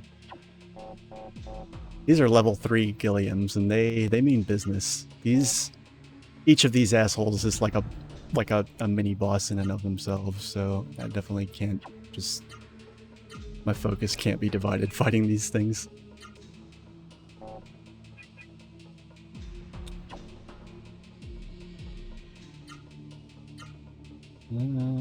Fuck it, I'm just gonna throw out a horn in case somebody dies. Also, we're all sad. There's a lot to be sad about.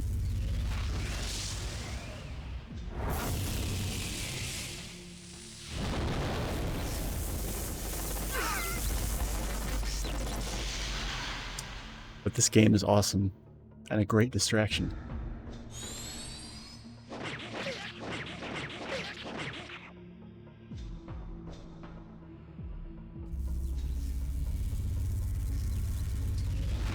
Oh yeah, I might be boned.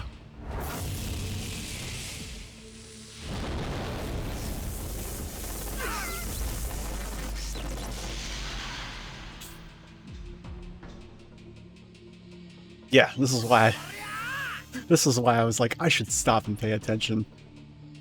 That could have been a game over right there.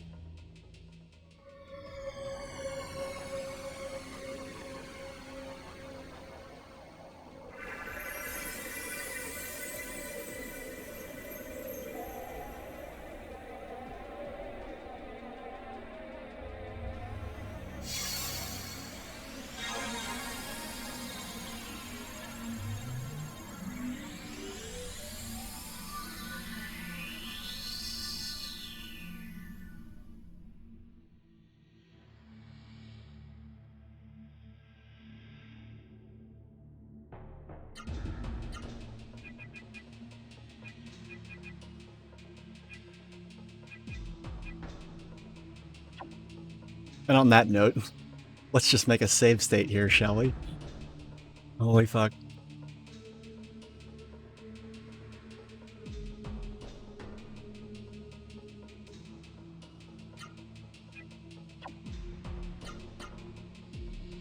All right.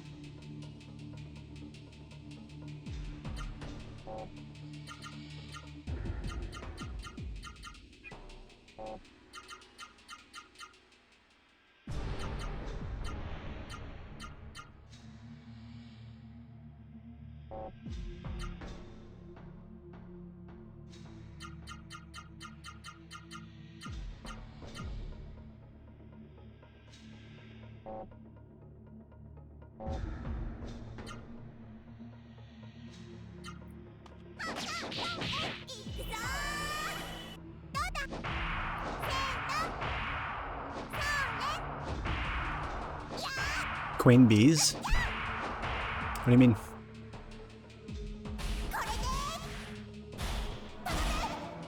You're not talking about like the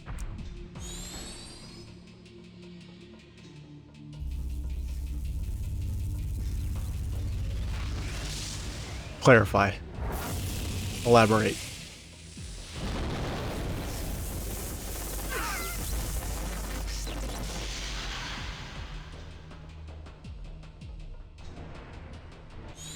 You mean the honey? The ones in the starting village in the game? Yeah, I've this is a 100% ish playthrough. There's like things I've missed, but they are like, you know, stuff that's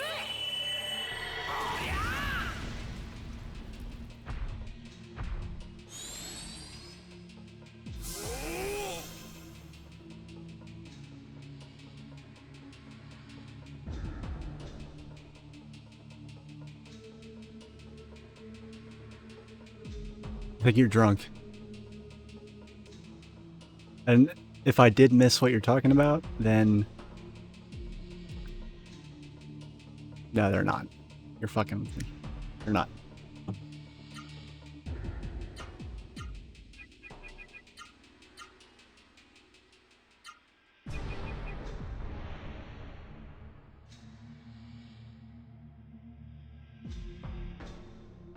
Shit.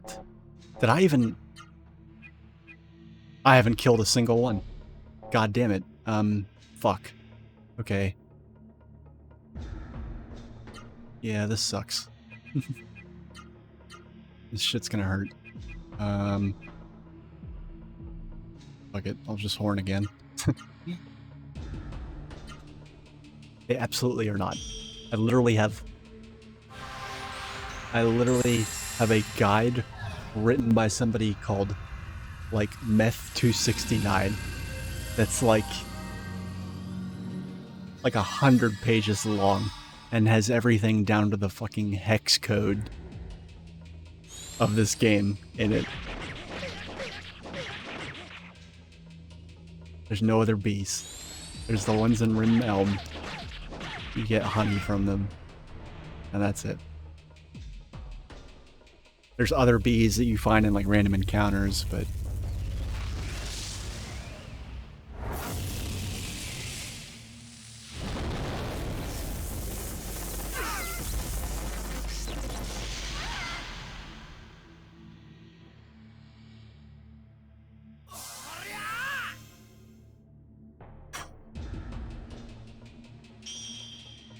yeah, I'm gonna have to live and die by horn. I'm fast forwarding through this.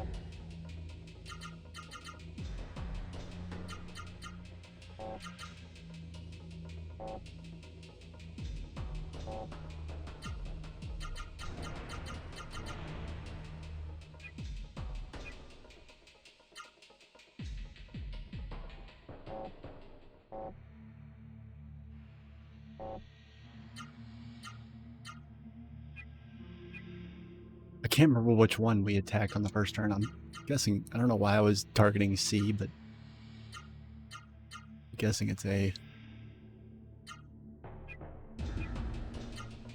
I just need to kill one of these to make like the other two manageable.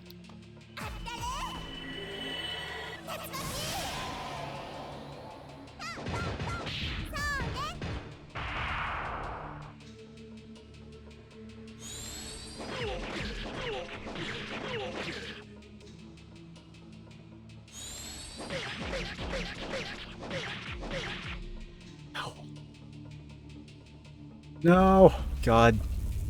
Yeah, this is gonna be ouchy. I love the bass drop when that animation starts, like whoosh. I love this game's sound design. It's so good. Really good for the time. Really good.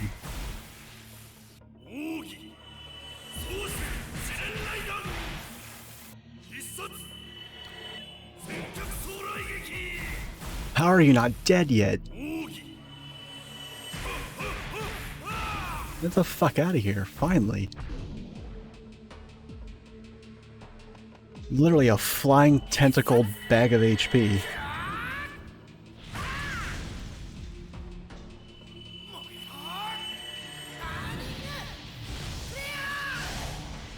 I take that back slightly. I thought Vaughn had already attacked.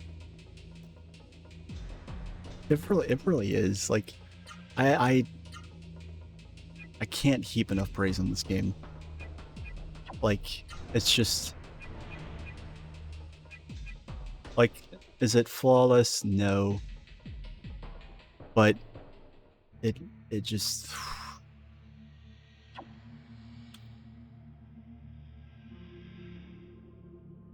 Like...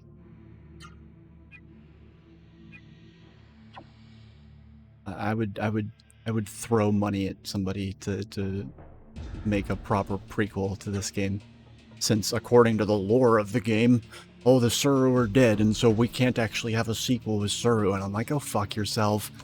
Tell it to somebody who gives 3/8 of a dusty fuck, because I'm not among them, and I want to see a proper prequel.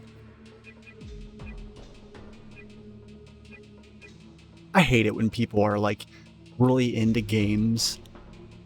Like, they claim to be, and otherwise are, really big fans of a game or a series, but then use that fandom or knowledge as almost like credentials to basically, you know, rattle off a list of reasons why something awesome can't be done because of the lore.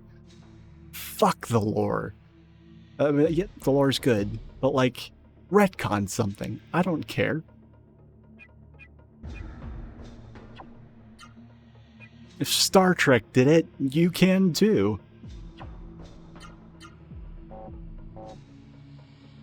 And it's true, and it's something that I actually, to be perfectly honest, full disclosure, I didn't think about it until, like, this playthrough.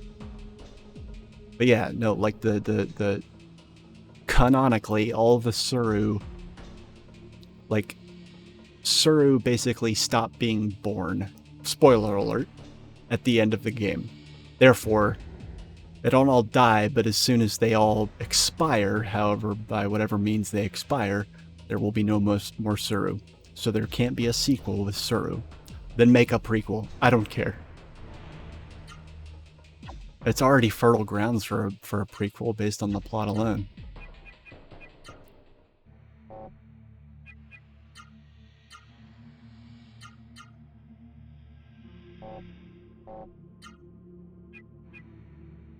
Yeah, I am watching very closely this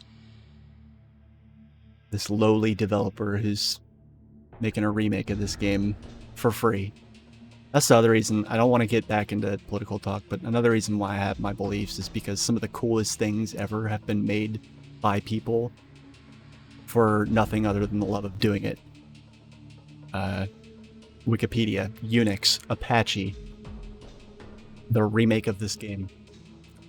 But I digress.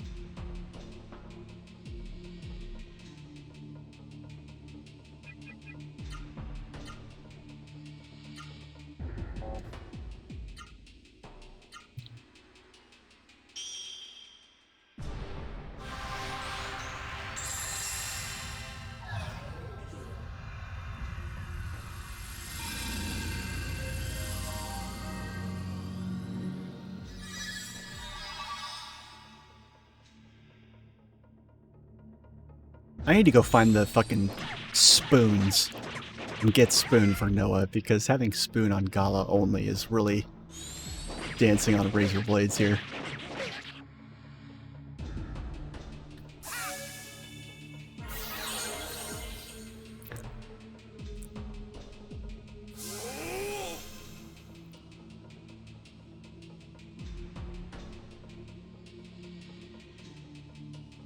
There's more nuance to my response to that, but in a nutshell, what I would say to that is everything is political. But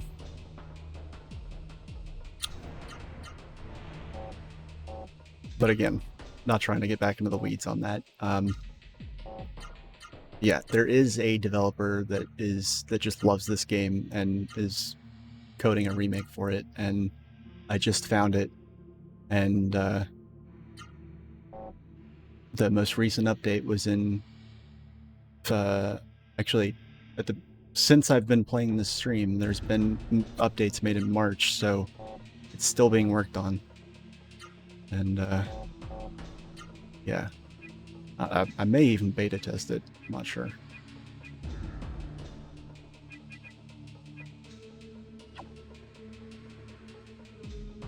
God, you know what? Fuck it. Wait, hold on. Am I still in the same fight? I am. I was like, is this the same 3 Gilliams? Yep, no, I've killed one. I'm still in the same encounter. Okay.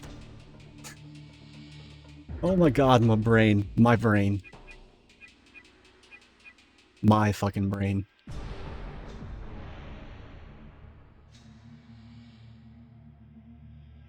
Yeah,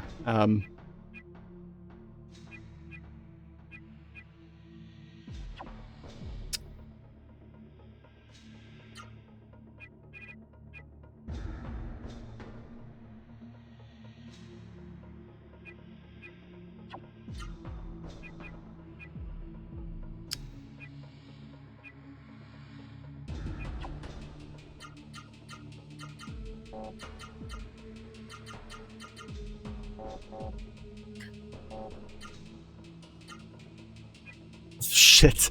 I've used all Gala's MP. Okay, I'm just gonna use Orb and hope that's enough to make up for whatever hell these two are about to unleash.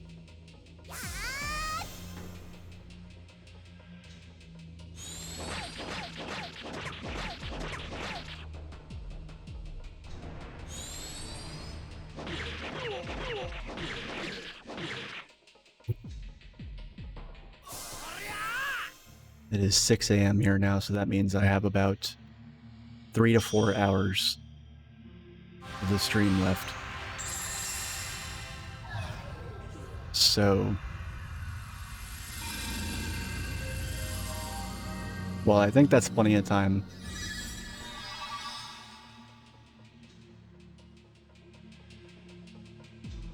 Distractions. Whatever. I just looked at the time and I was like, okay, I'm still good. But that 5 is in a couple minutes going to be a 6, so I have a terrible time management habit of like seeing something like 5:58 and still associating it in my brain with the amount of time I would have left if it was 5 a.m. and not 5:58. My brain doesn't round up like that when it comes to time.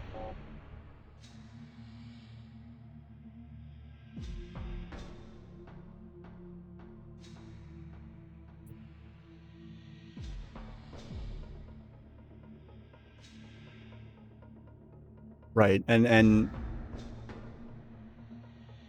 creative rights and like how artistry would function under alternative economic systems matters to me a lot because I am an artist. But at the same time, like creativity suffers without a rich public domain. There's people well to the right of me that will not argue with that. But it's one of those things where, you know, again, like nobody has all the answers yet. It would be something that you'd have to come to grips with in any kind of alternative. But and I know because I've had people. I had someone steal one of my tracks fairly recently. So and I'm somebody that like basically uses the least strict. I put out all my stuff with like the least strict copyright on it. Basically, it's just like, you know, credit me and require other people to credit me if they use your shit. You know, whatever that is. I can't remember what it's called.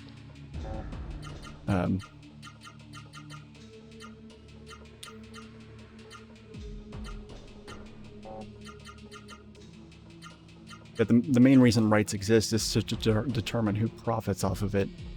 But if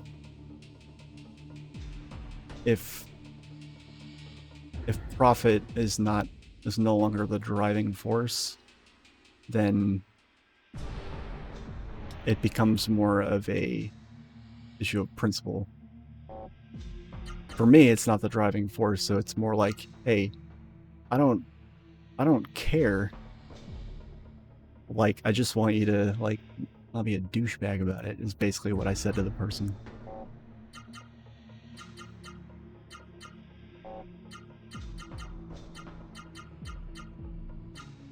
But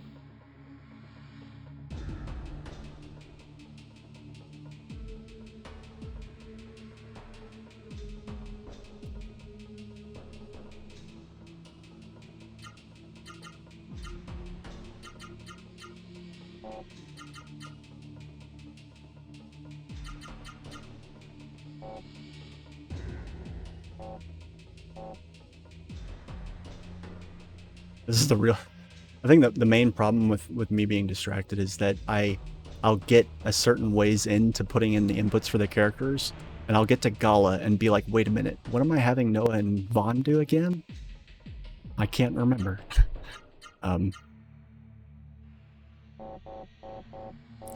Jesus, I really don't. Okay. Just rapid fire, get him out there. No, that gets blocked all the time when I use it. I should stop doing that. Fuck it, Miracle Arts. And for Gala, we'll do... Cool.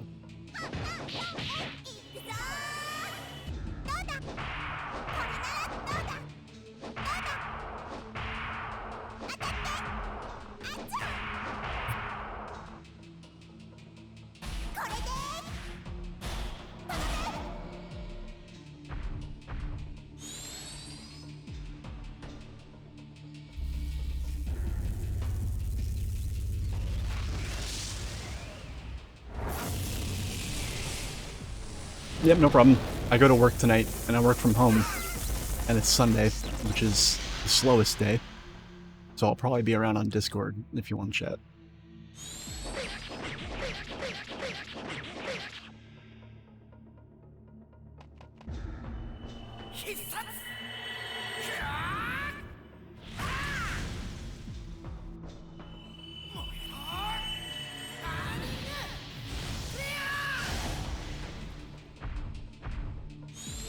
Holy fucking shit.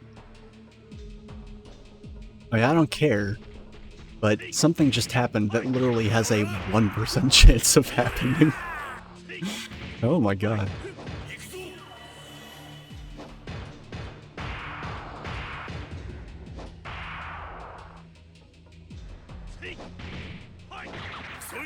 Oh my god. That's so bad.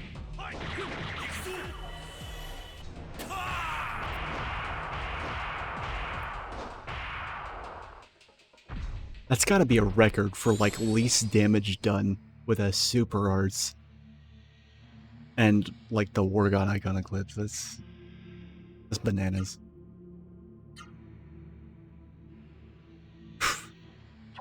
Holy shit.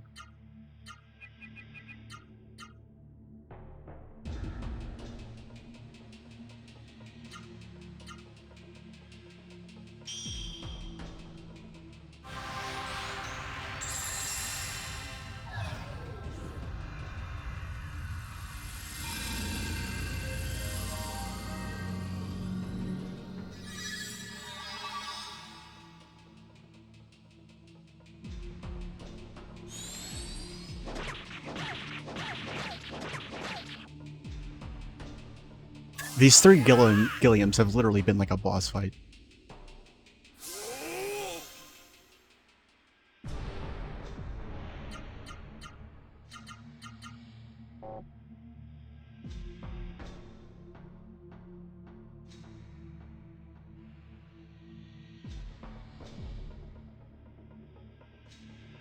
Actually, I think I have enough to do that.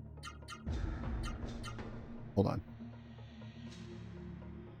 I must do math. Yep, I can absolutely do that. Okay, cool.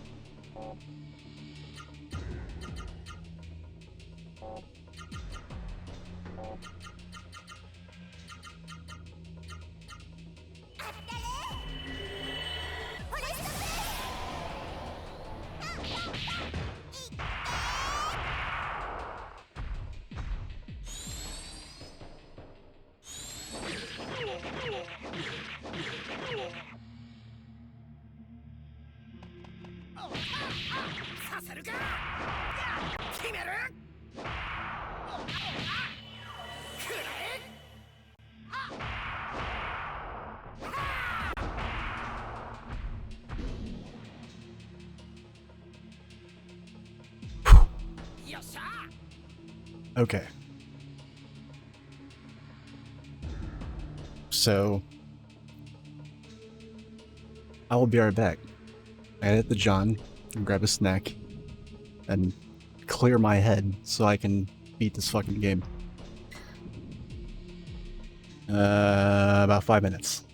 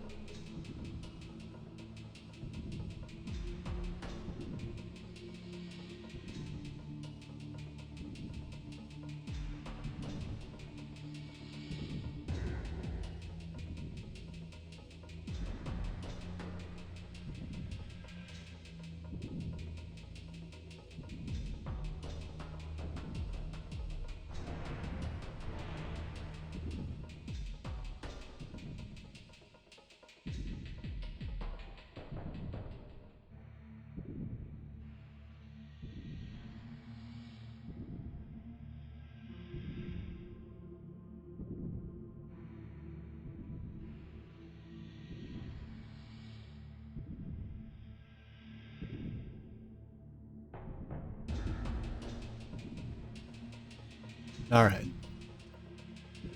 Welcome back. So, first thing on the agenda, use a fucking incense.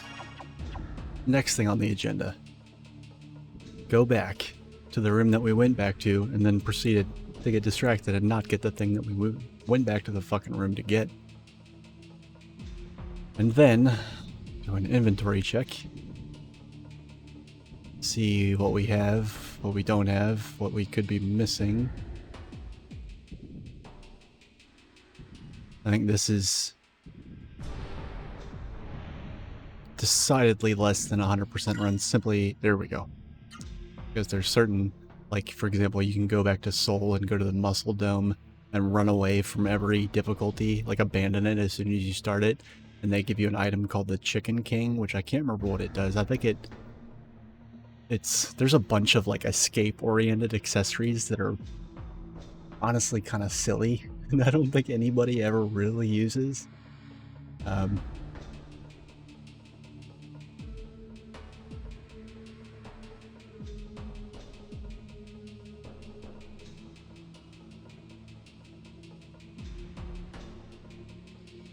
So there's literally 4 of these items.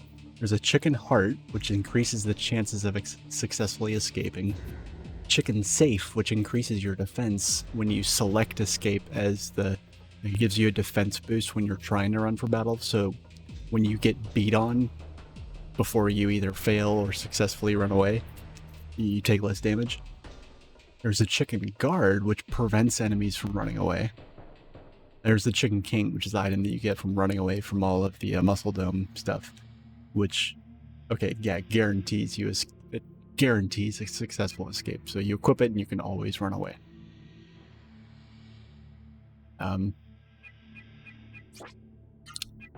Yeah, so like, I've done runs of other games where I'm like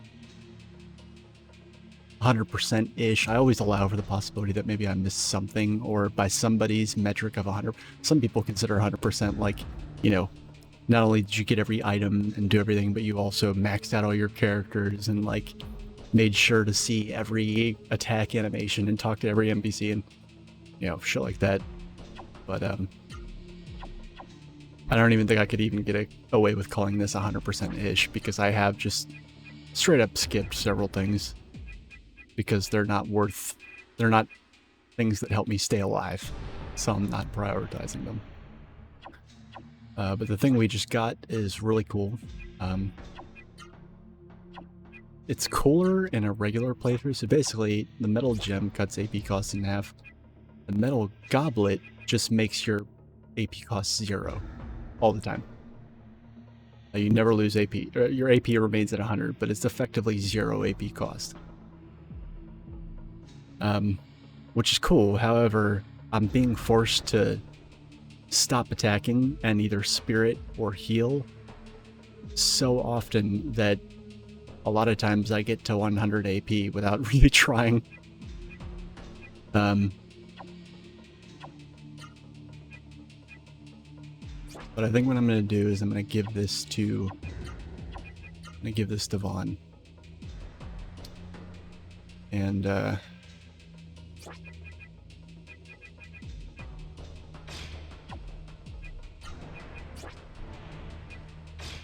like, I was keeping the talismans equipped to try and, I don't know why, it was just like an arbitrary thing where I want to keep the talismans equipped so that they have, so, like,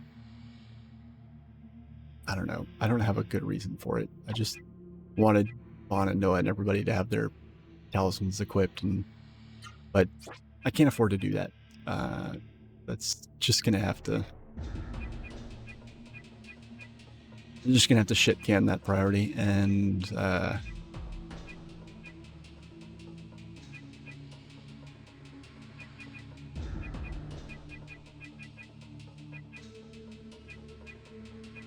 let's see here.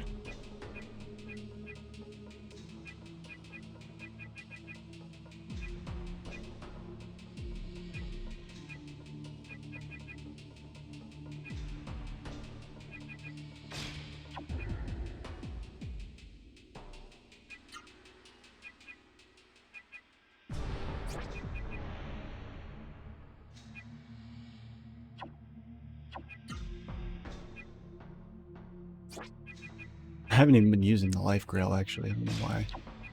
Alright, so let's do that, and...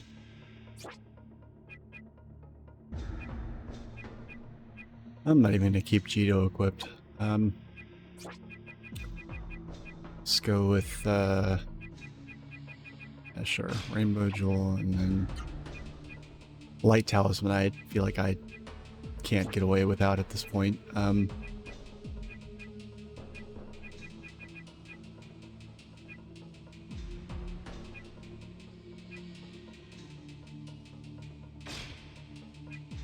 Yeah, let's go with that.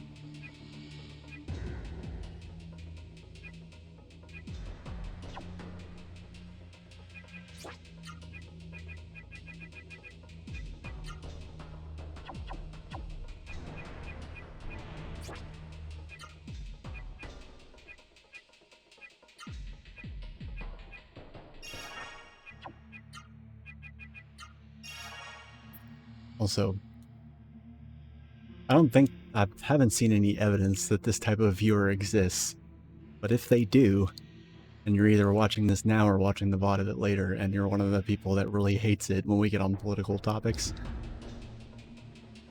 I apologize. But let it never be said that I echo chamber myself, because...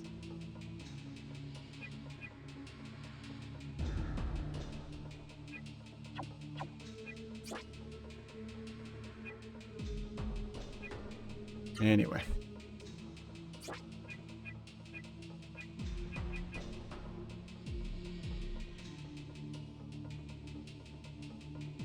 There's some good stuff that we can farm by stealing, and or using the bronze book, but I actually don't know how useful it's going to be here in this playthrough.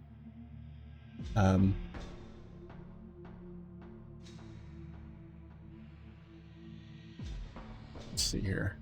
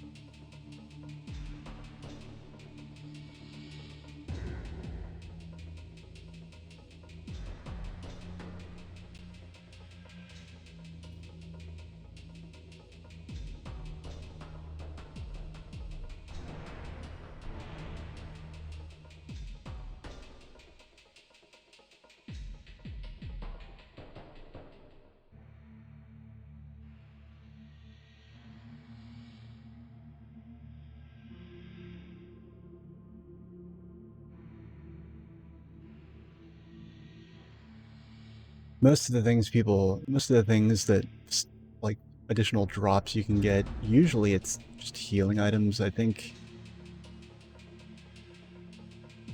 Slipperies, yes. You can steal magic grails from slipperies, and they can drop lost grails to level 3.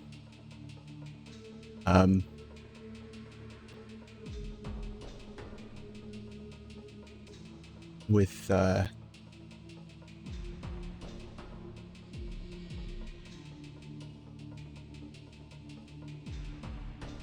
I not have Gilliam on this list? I'm curious what Gilliam drops.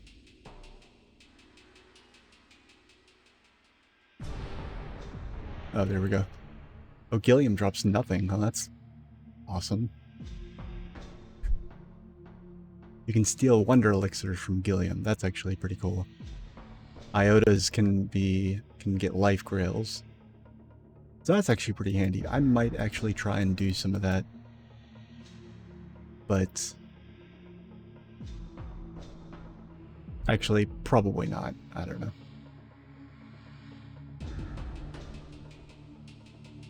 Yeah, I actually don't think I'm going to do that. Just because I'm thinking about it now, thinking of the work that required and how long every battle takes.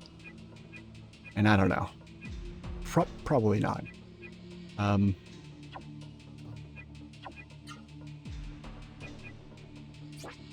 Mostly because, so in order to steal, the person with the evil god icon equipped has to deliver the killing blow, I think. Maybe, I don't know, I'm not sure.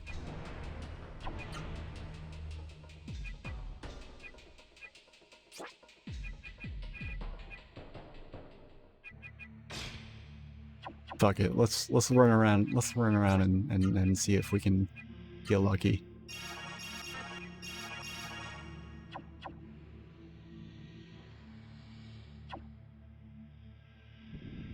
So this spot is actually the best place to grind in the game. You can grind in the deeper rooms with Gilliams and Pueras, but then you're grinding with Pueras and you can't just mindlessly grind with those things. You actually have to pay attention. So this is the best place to grind if you want to do it mindlessly, because nothing in here has something that's has potential to kill you if you're not paying attention.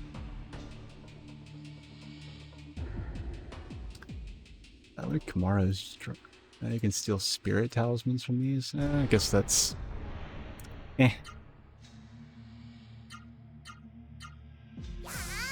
good, but not great either. Or not bad, but not great.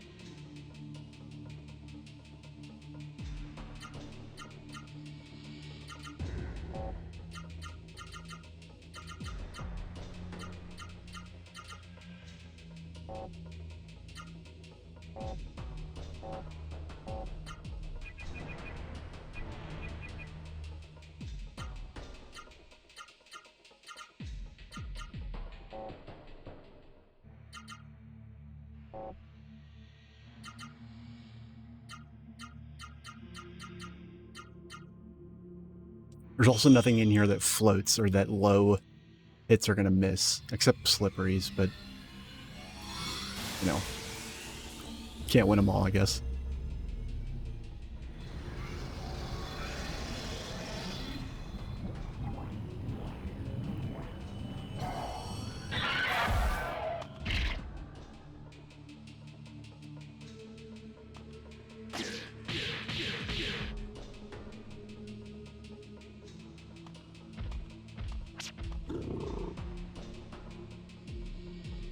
I forgot these things can steal. Oh, what a bunch of little shits. I'll be careful with that.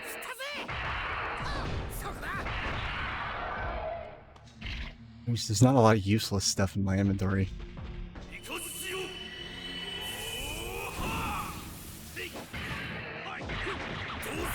Yeah, the roster club, like, it's like it extends. If I remember correctly, the mechanics of the evil god icon, it works just like Mug, except you don't actually get to see the results of whether you stole anything until the battle's over, I think. I'm not sure.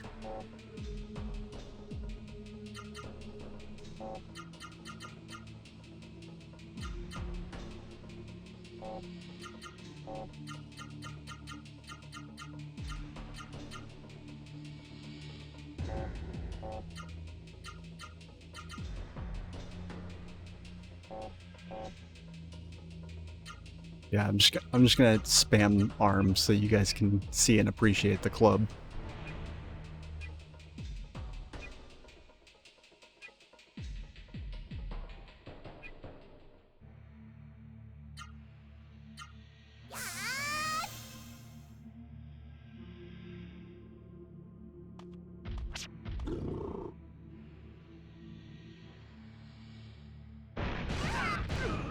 I do not remember these things being so steel happy. I knew they had steel, I'd just forgotten, but I've forgotten because I don't usually see it that much.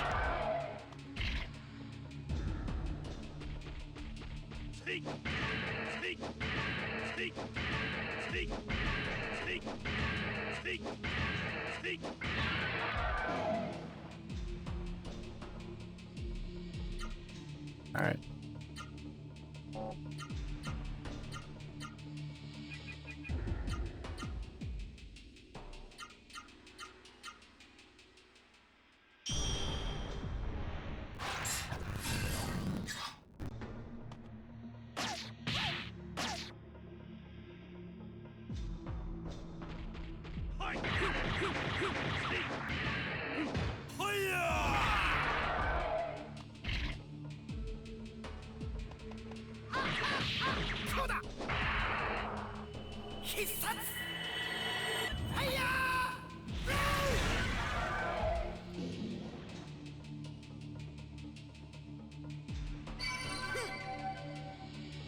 Oh, wow, okay. No, we didn't steal anything. Fuck. I'll bet you that's linked to stats too, and your chances are like dirt low with dirt stats.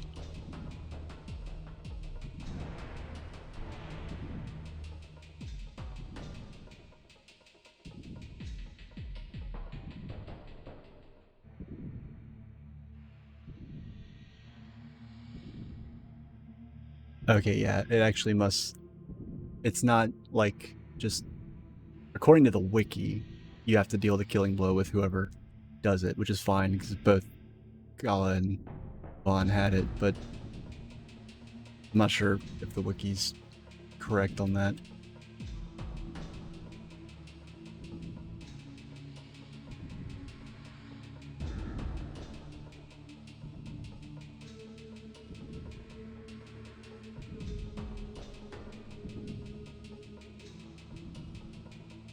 It only checks for a steal on the enemy's death, okay.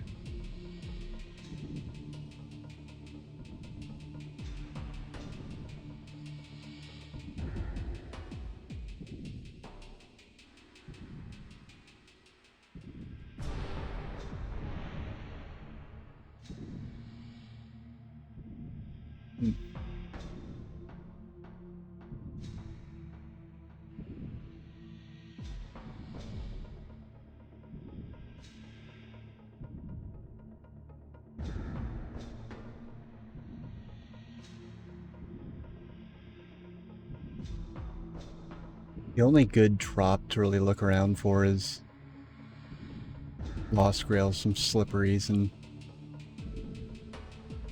definitely not feeling farming for those, but I'm gonna try a few more encounters and just see how lucky I get. Or don't get. And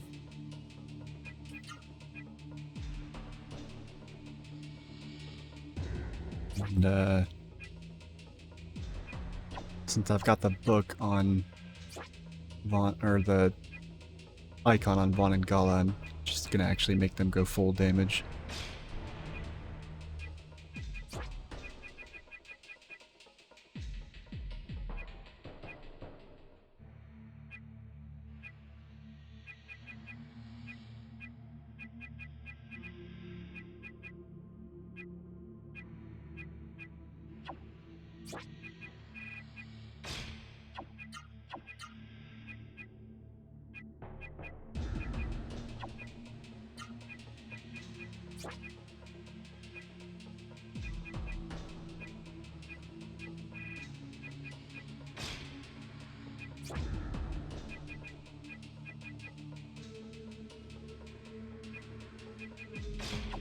There we go.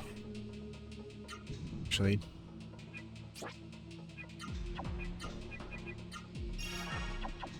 Alright.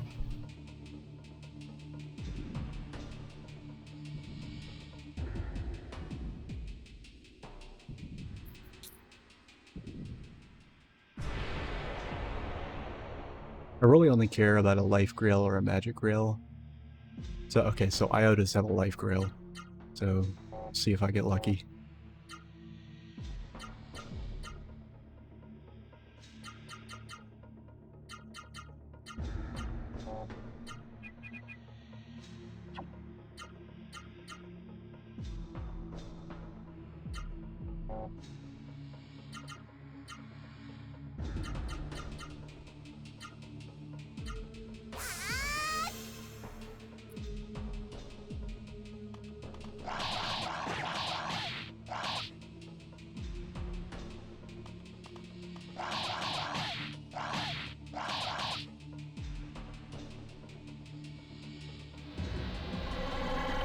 I forgot the level 3 ones can do that.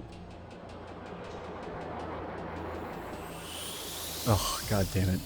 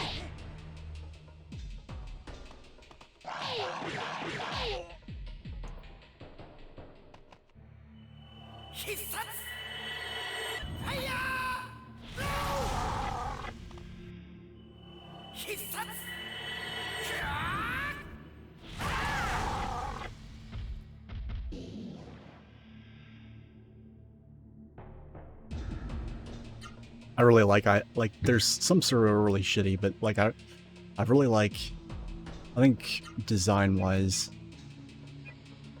probably my favorites, like my favorite sort of, let's say my favorite sort of from each element, just strictly in terms of design, probably Gilliam,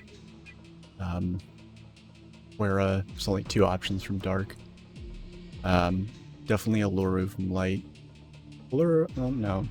Yeah, Alluru. Iota from Earth, hands down.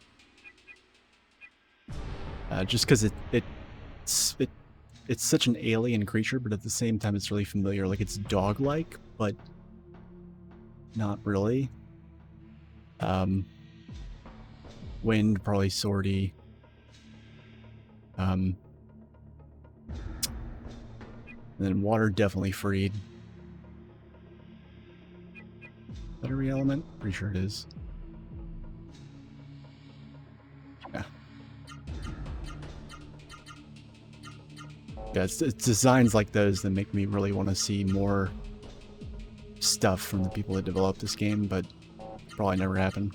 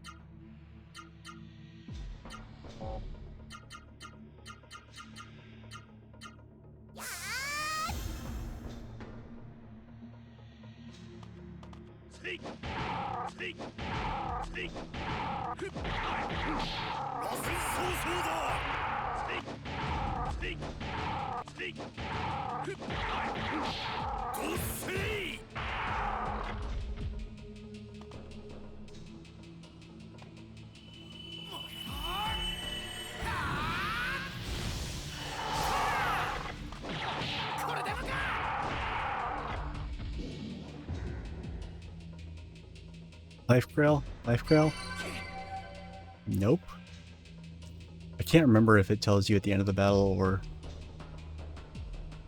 not.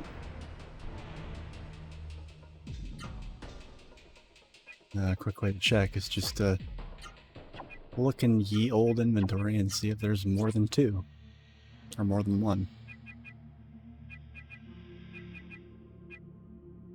Certainly doesn't look that way. Well, shit. It's after 6:30, so I'm not going to waste any more time. We are going to hightail it out of here. And I'm not going to reset my stats yet. I'm gonna give the super boss a test drive with my stats at whatever they are now, just to kind of gauge how possible it's going to be. And then from there, I'll decide whether I want to reset my stats for it for the fucking bragging rights.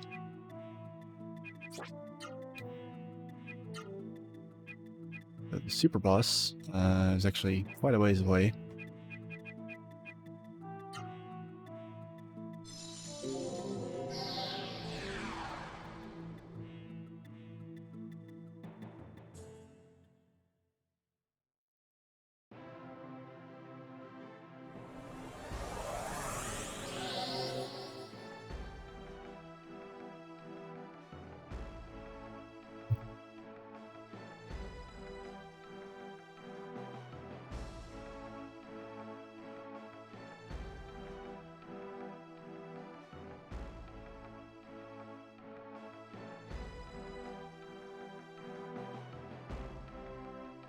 Yeah, and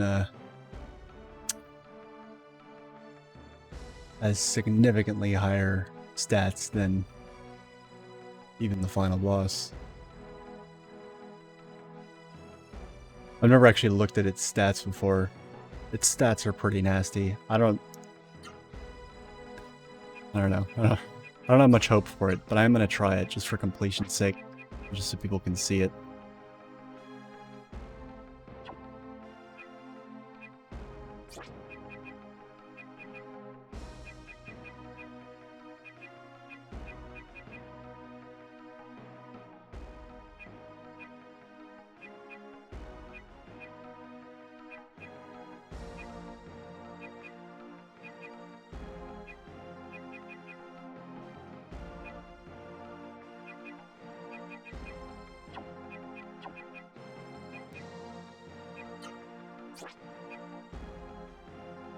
Fuck it, I'm just gonna use incense.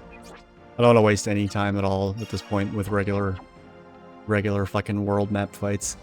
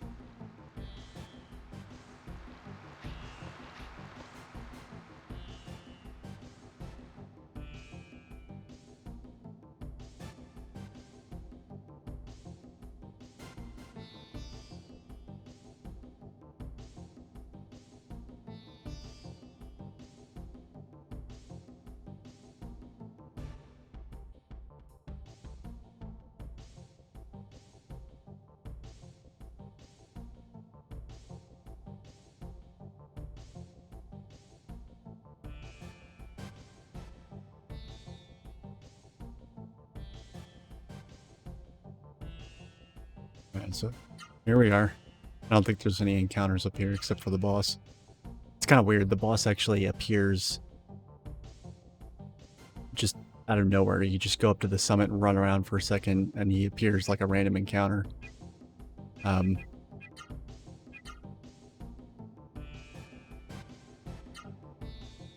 So it's something that catches most people completely by surprise. They just go back to this place for no apparent reason and show up here. And I'm like, oh, what the fuck is this? A random boss? Yeah, so... Alright, everyone's got their best equipment. Sweet. Alright, so some fun facts about this boss. The first thing the boss does is basically blow away all of your MP, and also, like, he doesn't just blow away your MP, he blows away your MP stat. So basically, the very first thing he does is reduce your MP to 0 out of 0. So, not only do you lose all your MP, but you lose the ability to recover it. So, no... I might actually have to hack some healing fruits in, or otherwise go back and buy them. Because healing fruits are going to be my only means of healing. My only good... Well, actually, that's not true. So, the only other thing the boss does is physically attack you. But he only ever physically attacks one person. So he has nothing that hits the whole party other than the, you know,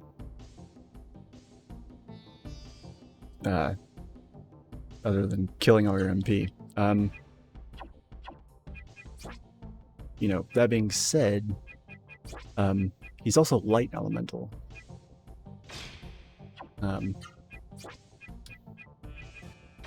And as powerful as elemental jewels have been, I don't know if they'll be enough here.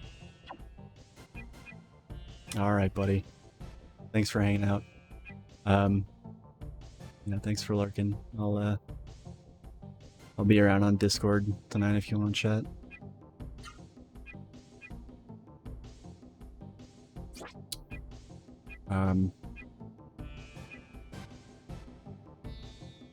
Oh yeah.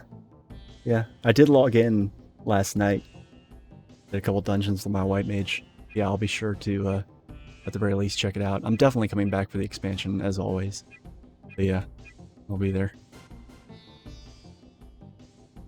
This, I don't know. I don't know if the Rainbow Jewel stacks with the, Luminous Jewel.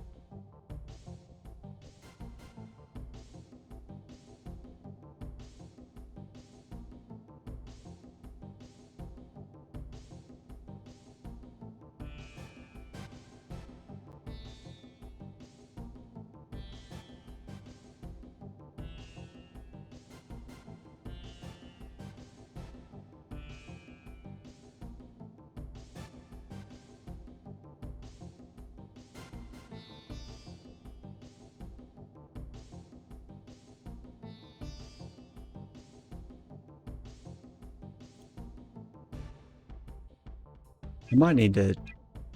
I'm gonna do something for science real quick, I think.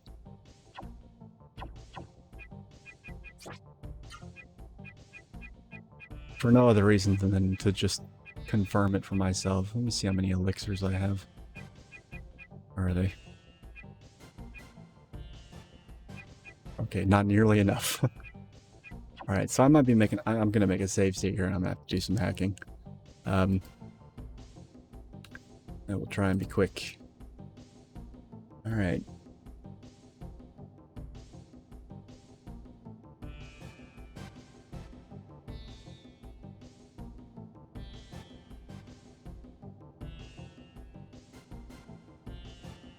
So... that open in the hex editor.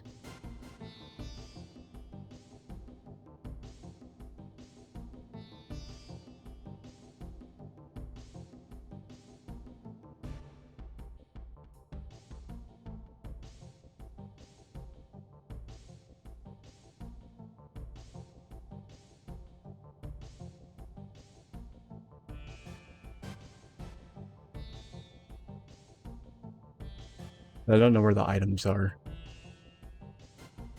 off the top of my head, but I think certainly looks like I'm looking at them right here.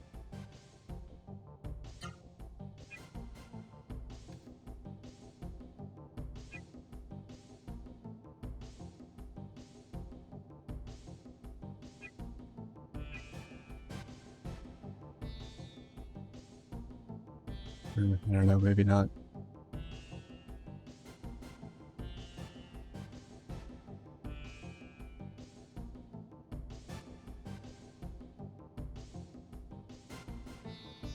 See, that's...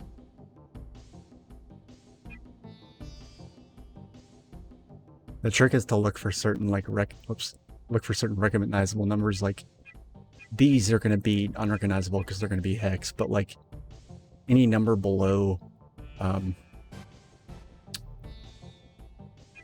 any single-digit number is going to appear as itself in the hex code, so...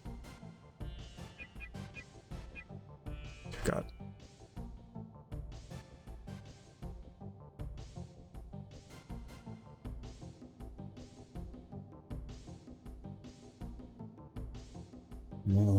No.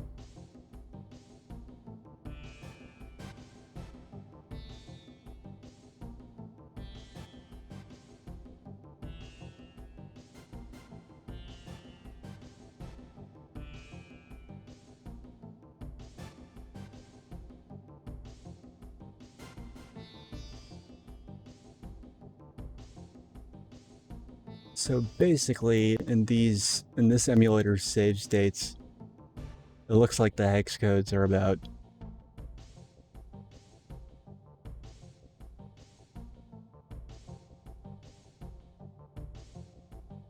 what I'm seeing, everything is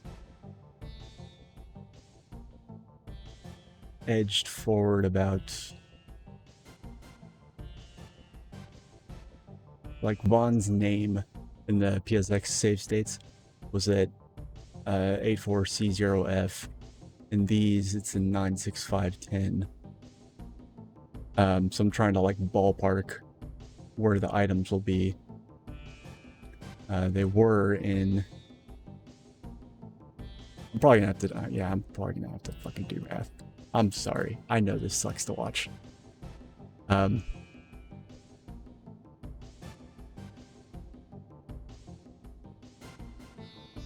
see here.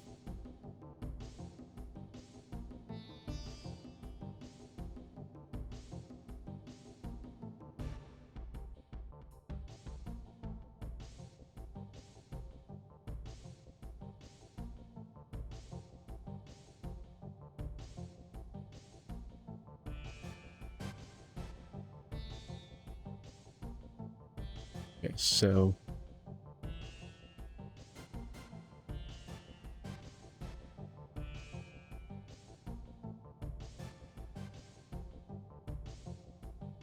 Alright, so the items should be somewhere in 974-ish area.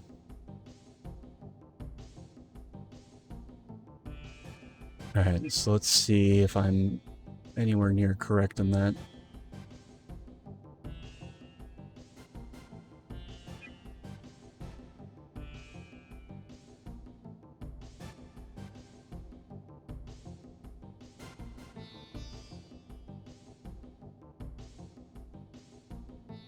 There's certain parts of the code where I think the items are just defined in your inventory, what you, like, there's what you can have and what you actually do have defined, I guess. Yeah,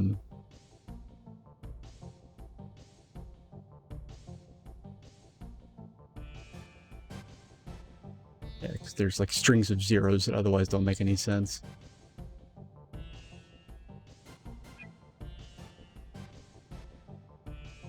Okay, I think I found it.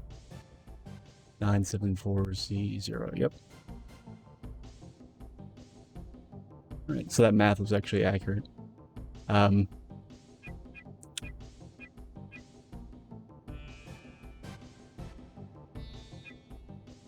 So healing fruits.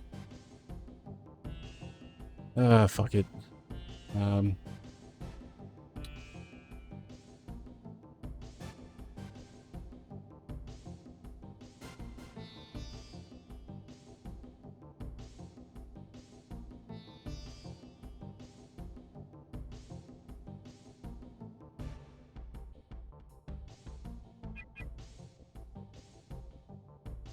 While I'm at it, I'm just gonna go ahead and do the same with magic leaves and magic fruits. Again, I could go and grind, but grinding is like just an absolutely Sisyphean task to just like even think about, because it's not something that goes quickly. Like you have to grind to grind because I'm doing so little damage. All right, and then what was I gonna hack in here? There's another item I was going to try and was thinking about hacking in.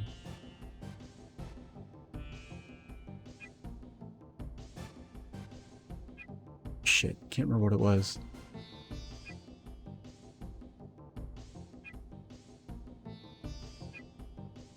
There actually was anything.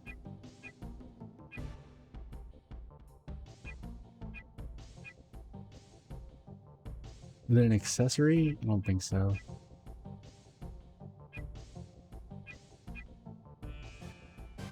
Oh, right, it was the elixirs. Yeah, that's right. God, I'm a dumbass. Okay. So basically, following this, it should be the first thing I see with a 1 should be the power elixirs. Alright, there we go. Power elixir 01.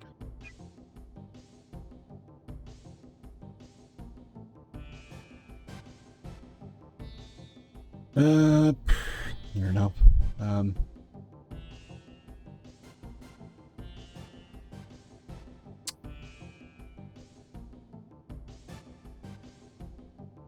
I can't just stick in a number because that number is going to equate to something much bigger in hex.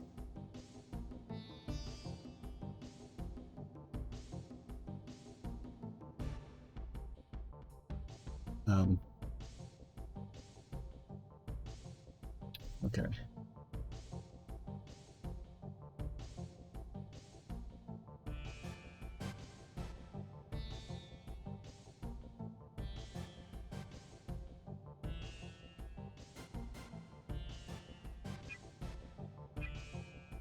Wait a second. Hold on.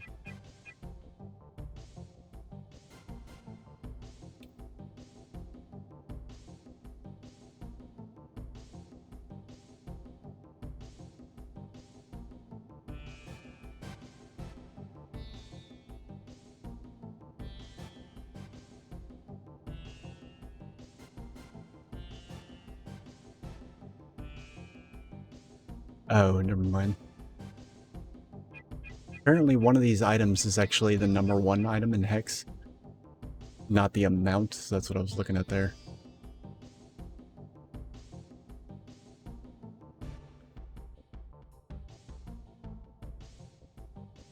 I think. God, I don't know. What is this? This thing that I have 42 of that's just randomly stuck in there. 42 is 66, so it has to be the incense, right?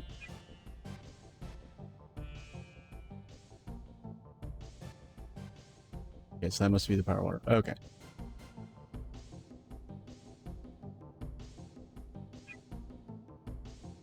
Alright, so I just took these 3 and gave myself a bunch of them, but not that much.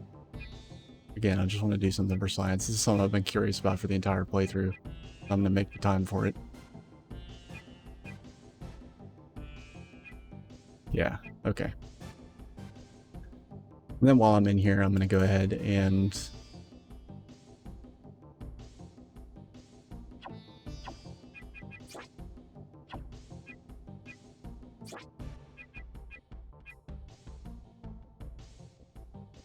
fix Meta's level. It shouldn't be that high. And unlike these other Suru, having Meta level 5 makes that's like 2,000 extra damage.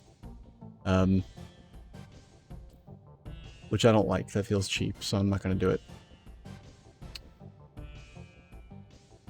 And let's see here.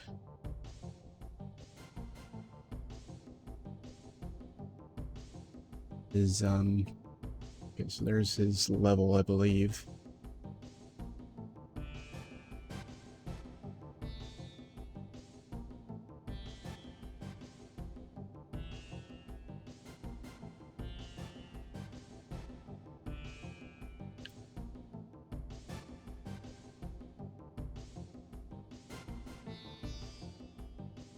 All right, here's the level of the Suru. Okay.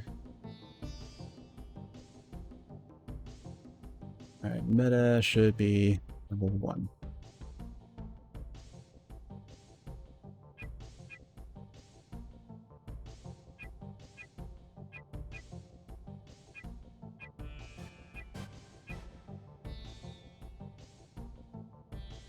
I'm going to give everything else a nice bump, though.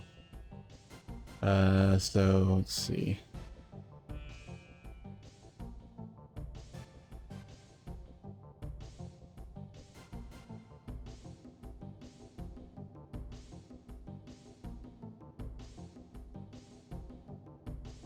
And fuck it, I'm going to go ahead and do it for everybody. Cool, there's Noah's.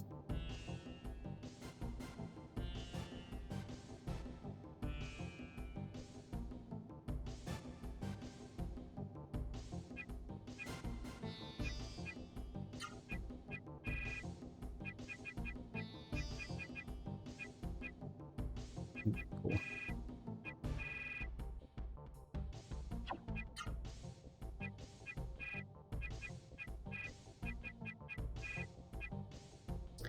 And I'll give Gall the same bump.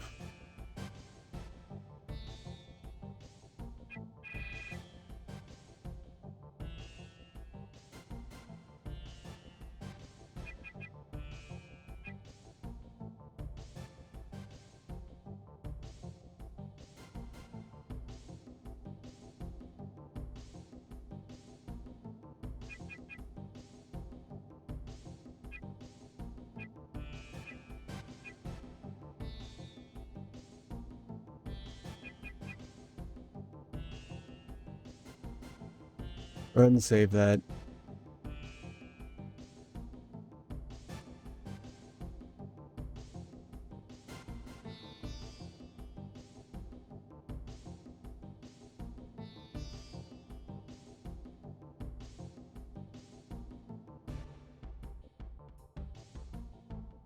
Copying it back to the actual save state directory, and I need to make sure that it doesn't try and make a backup save and revert the changes.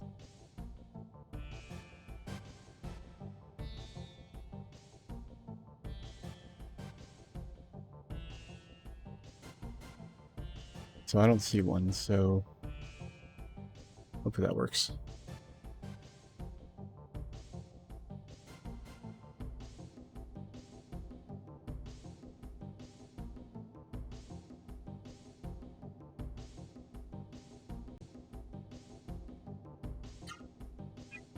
Yep, absolutely worked. Fantastic. And yeah, I leveled Meta down. Okay, cool. Nice. Alright, cool. That feels much more fair and balanced, Fox News style. Now I can go back to my preparations here. Drop any illusions of ever blocking any of these attacks, that's for sure. I'm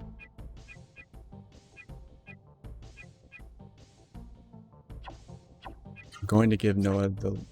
God. I don't even know if I can make room for her for the spirit... for the speed ring. It's actually... yeah, here. Let's put that on...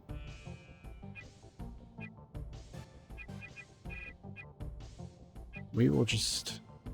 Actually, no, it doesn't matter because I keep forgetting I'm not gonna have MP, so it doesn't matter who's on healing duty. It really doesn't. Let's see here.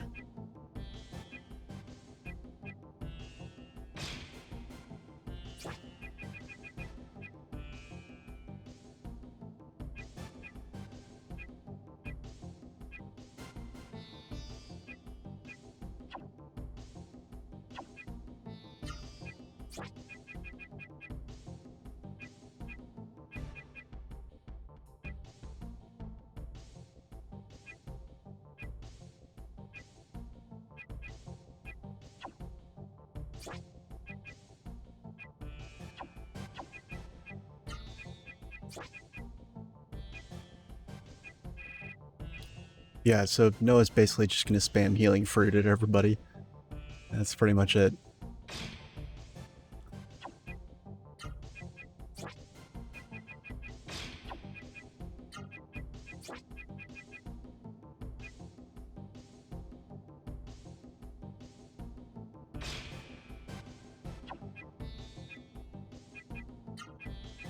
And so this actually should be really easy to test.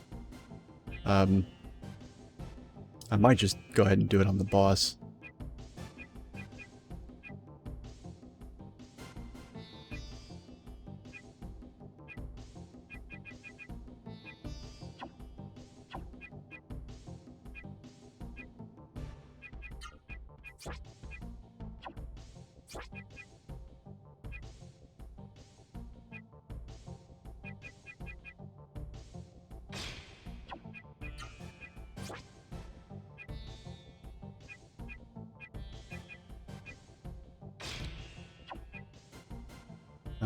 Okay.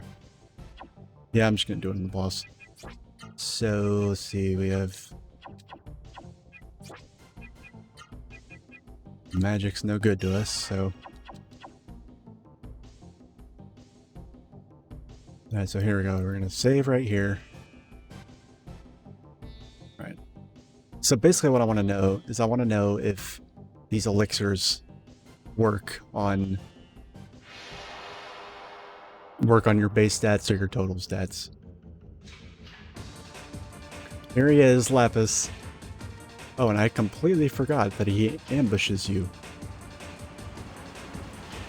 So I was expecting to have this first turn free.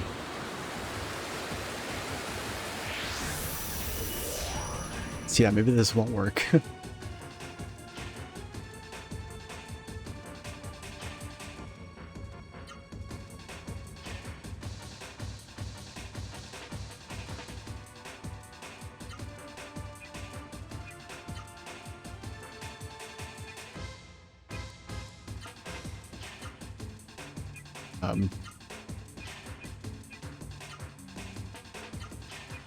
Yeah, I'm just gonna have everybody throw a power elixir at Gala. I'm gonna make another separate save state here.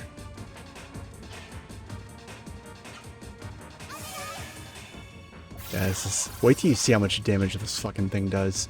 I'm actually very curious to see if...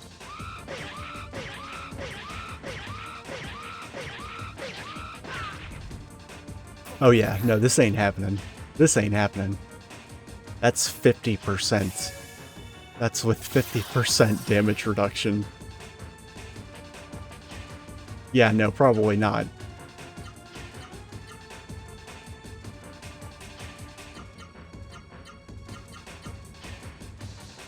Oh my god. Whoa.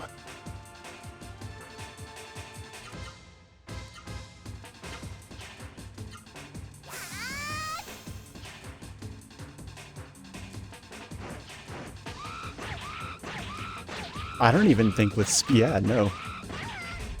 Oh, okay. So with Spirit...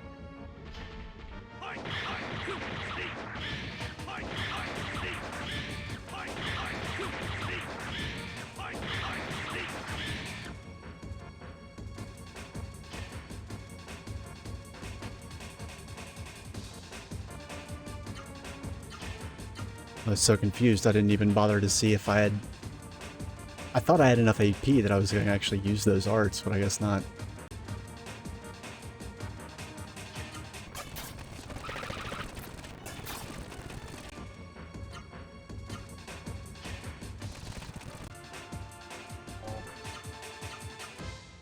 Oh yeah, no. Maybe not. So I'll try and pay attention this time.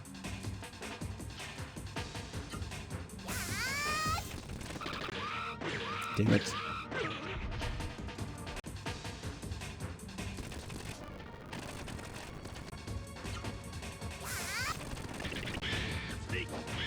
Oh, counterattack, perfect.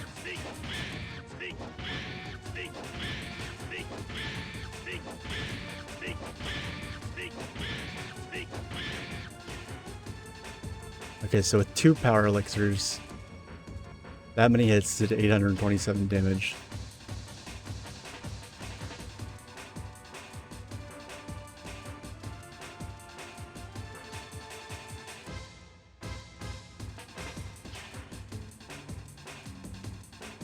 Alright.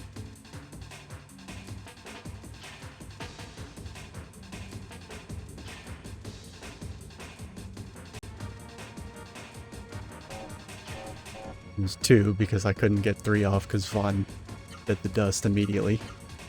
So let's see how much with no power elixirs.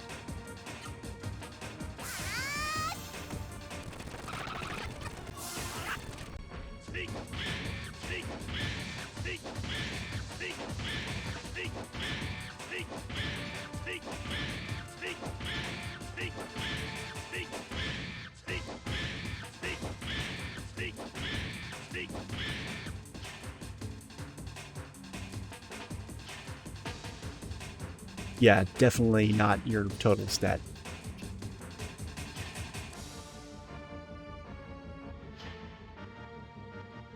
Definitely not. Okay, so...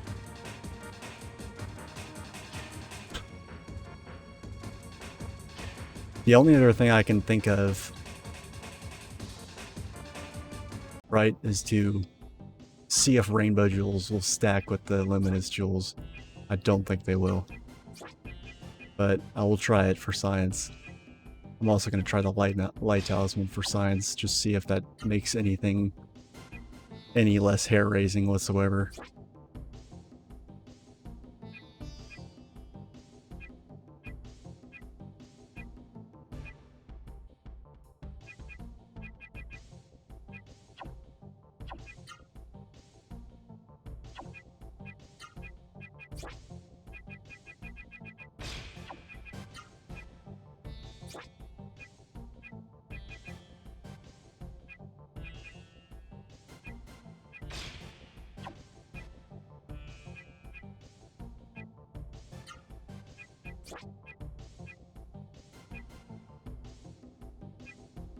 Yeah, I definitely don't think this is going to help me, but...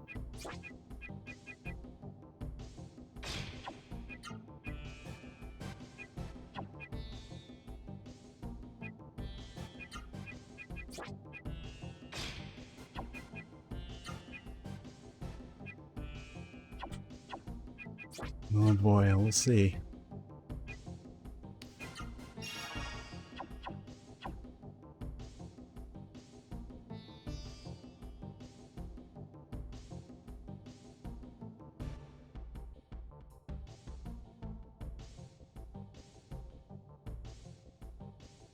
Yeah, the basic idea is like, can you beat the boss while having to revive somebody, basically, if you're lucky, every other turn?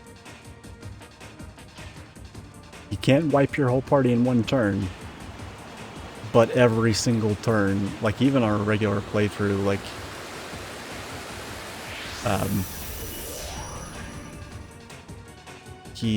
if you give everybody Luminous Jewels, it probably isn't that bad, but I didn't know that my first time fighting this fucking thing, so it really was ridiculous, but it's justifiable insanity because this guy gives you one of the best accessories in the game.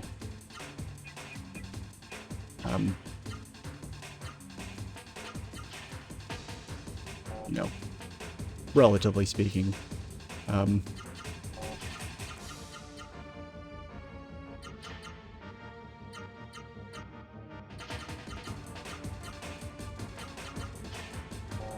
Oh shit, no, I can get a full 9 without a spirit now. Gala doesn't have AP to do anything useful, so I will just have him spirit.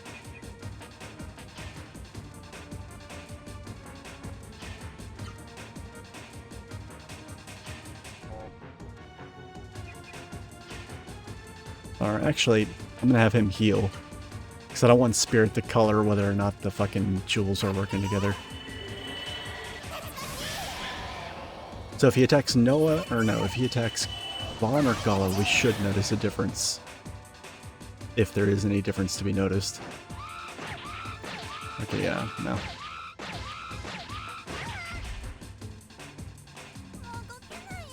I'm not gonna reset yet. I'm gonna see if I can... I'm just gonna see how far I get actually trying.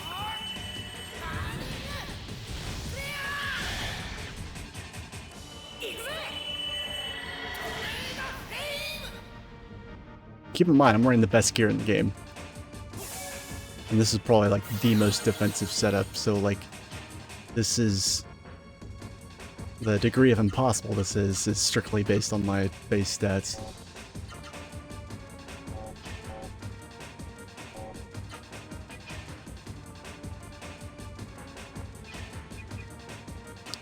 I guess we'll try and revive Noah.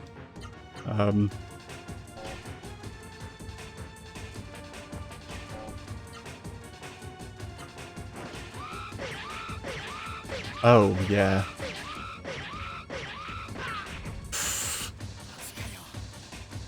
Yeah.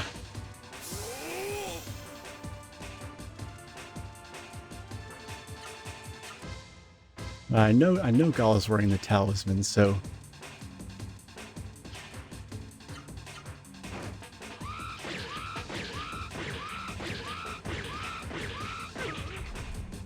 Okay, so a spirit and a 50%... Yeah. This is straight up not happening. I tried. I gave it an honest go. Yeah, let's get the fuck out of here. Let's go beat the game. It's a shame, because the accessory you get from that is really fun. But it's not happening. Absolutely not happening. Oh, that's the other thing I was going to do. I was going to hack the evil god icon in. Or not the evil... What am I saying? Is that what it's called? No, it's the evil medallion. Or, no, that's not it either. Evil talisman. A lot of the names of the accessories are so similar. The evil medallion is what you get for beating Lapis, and it's basically like this Legaia's equivalent of Berserk. Basically, your character just spams arts at random without any AP cost. But sometimes it's a little bit of a gamble, because sometimes Vaughn will run up and just do somersault and then stop. Sometimes they'll run up and actually do nothing. But other times, they will literally sit there and chain arts together for like, I don't know, a minute straight, almost. Not that much, but like 30 or 40 seconds of just spamming art moves. They don't do regular punches and kicks, they just chain together art moves repeatedly until the enemy dies. But yeah. I'll wait until I reset my stats to hack the evil medallion or evil talisman, so you guys can see Juggernaut.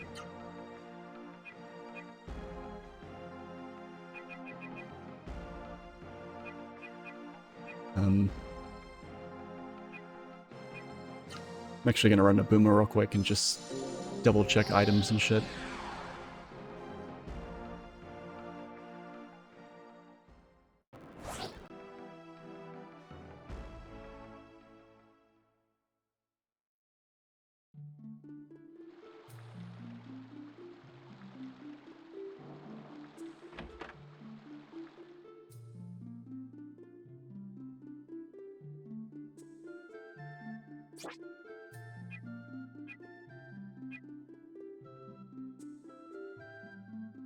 Yeah, fuck it, I'll buy one of these. Wouldn't mind having 3 of those.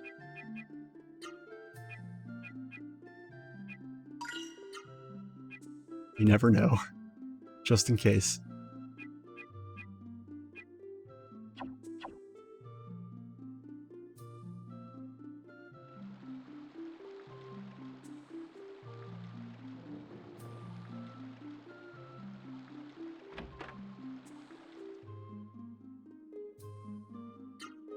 Yeah, sure, fuck it. I'll have a good old-fashioned just rest at the inn.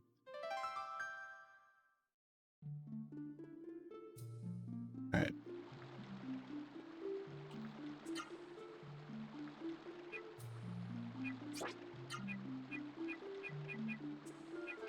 How many waters? I think there was a miracle water I missed in the Juggernaut, but whatever.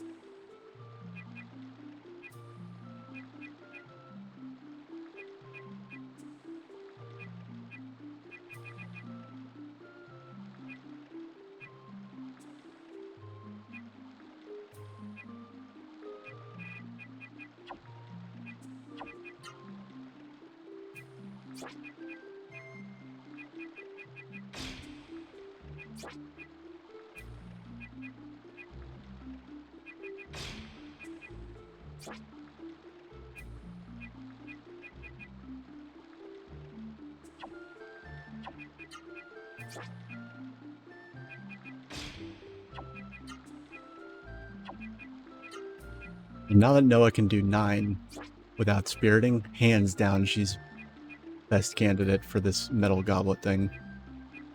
It's not even a question.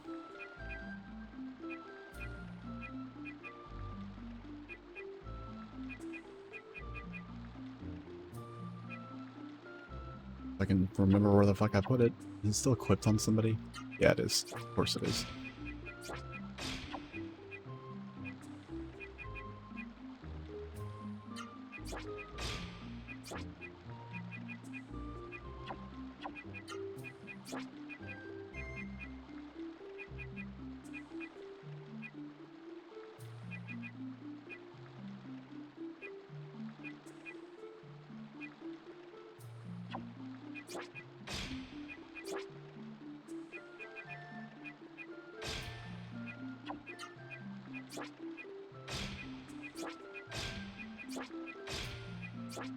Can't believe that.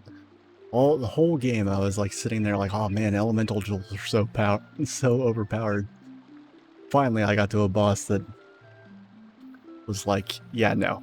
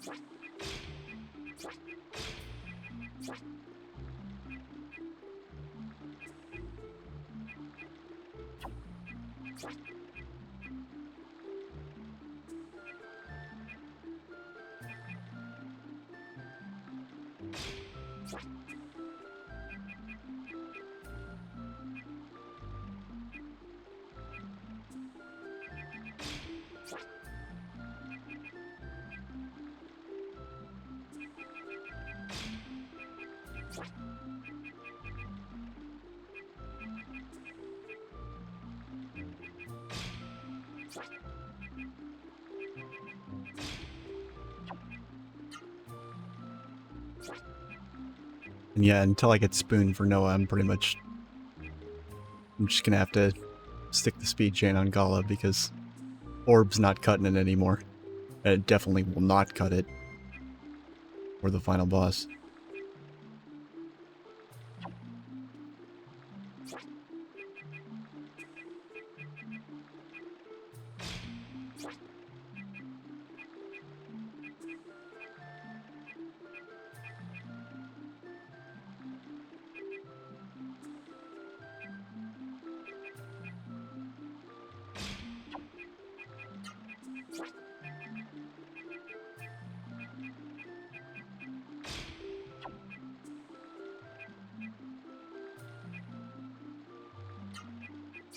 Yeah, I'm just gonna have Fawn go full on offensive.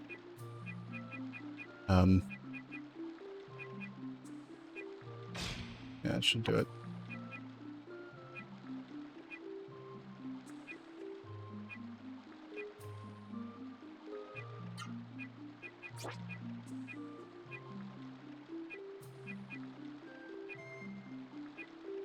I was thinking about like getting in some encounters on the way there, but honestly, I think I'm just gonna.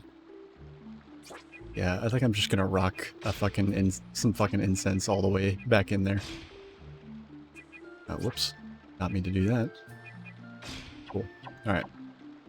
I was thinking about stopping and trying to get Spoon for Noah, but nah.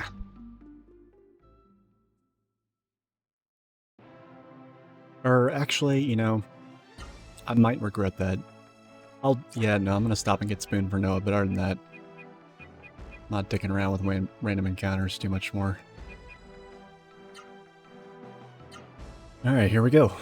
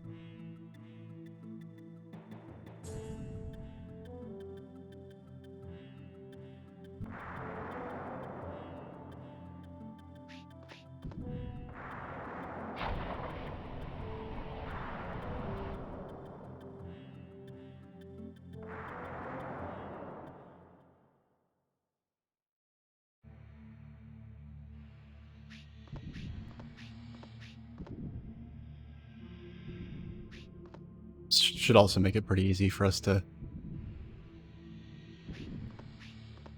find any items we missed.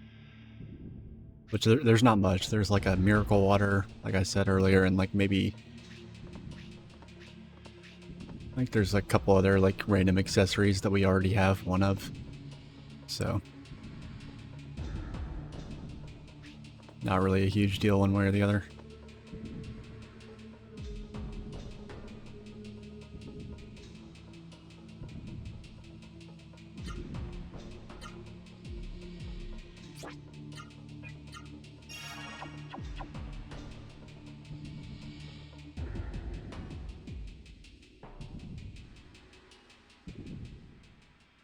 God, these fucking things.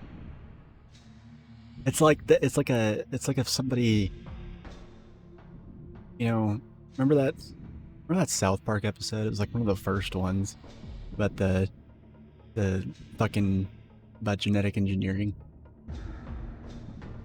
and they were like splicing shit. I was like obsessed with splicing animals together to give them multiple asses, and then there were a couple other random weird chimerical combinations, but it's like somebody, those things back in the other room, it's like somebody spliced a hot dog with a tongue with a dick.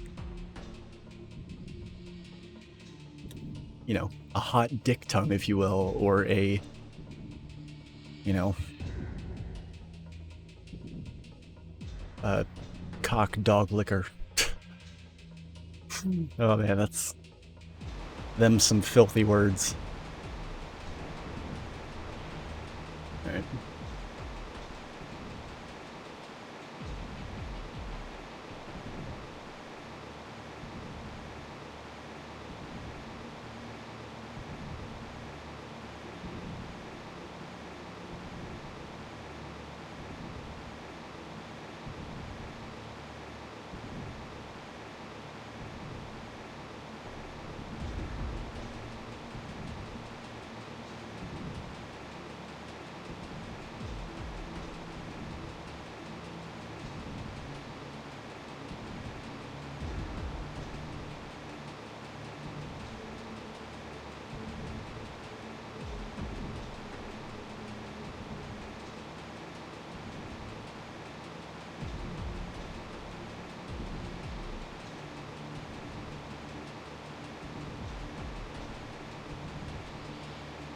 I just glimpsed the strategy for Lapis, and that fight actually probably would have been doable, but it would have taken ages and it would have been boring.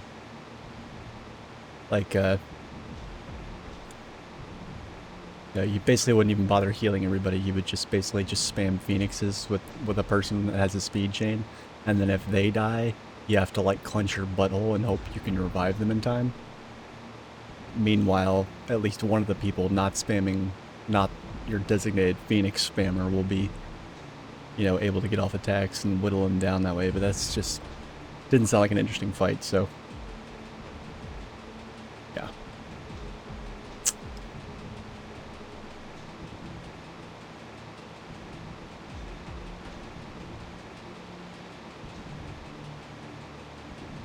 Anyway.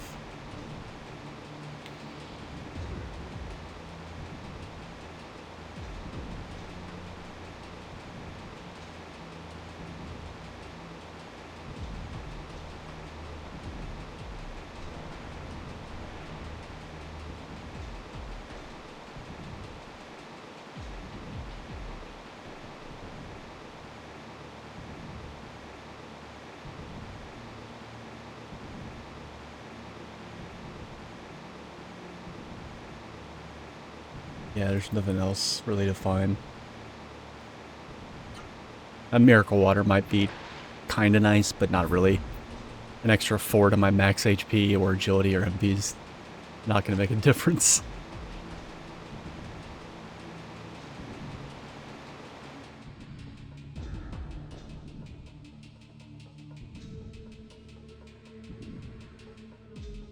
So basically, if I hit a wall with, like, every time I lose to this boss, I think what I'm going to do is just give everybody an extra, say 200 HP, and then try it again.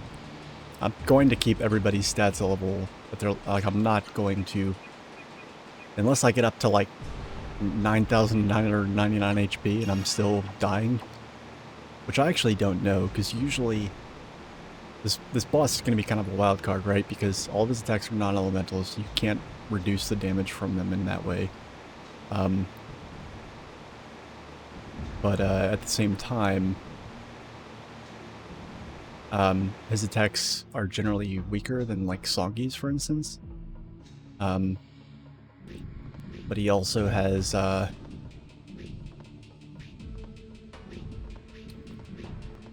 like his combo is still pretty nasty. I'm gonna run around here until the incense wears off, because this is where Spoon shows up, and I do want to get it for either Vaughn or Noah. I don't really care who. I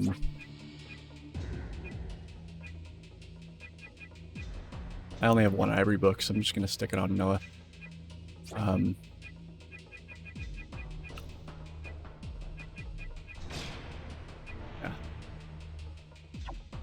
Okay.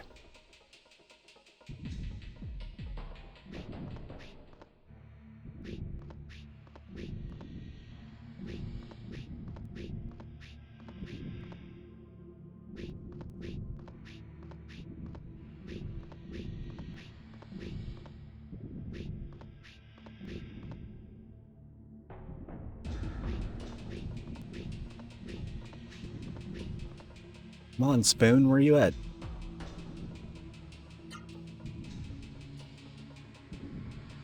Did I say Spoon? I meant dialogue box that pops up when my incense runs out. Oh, shit. Yeah, definitely don't want to deal with these guys any more than I absolutely have to.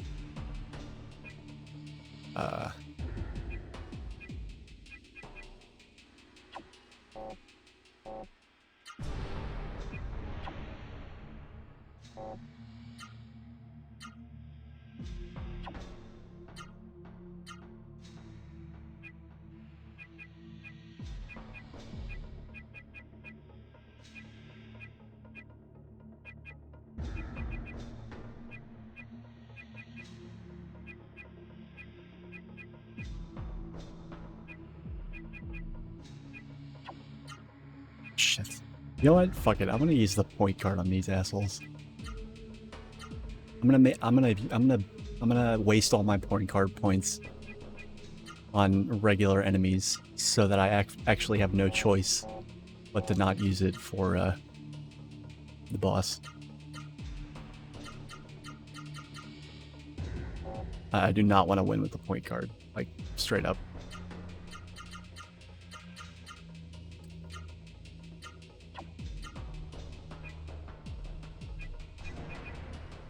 Actually, can multiple people use the point card per turn? Oh, no, they can't. Okay.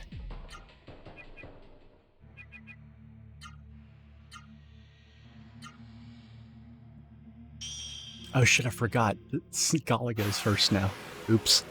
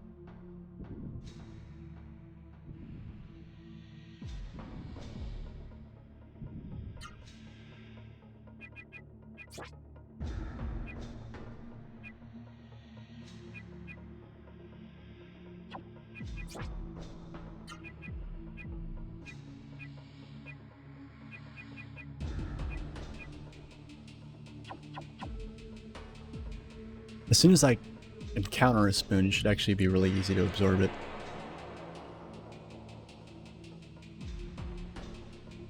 Alright, cool.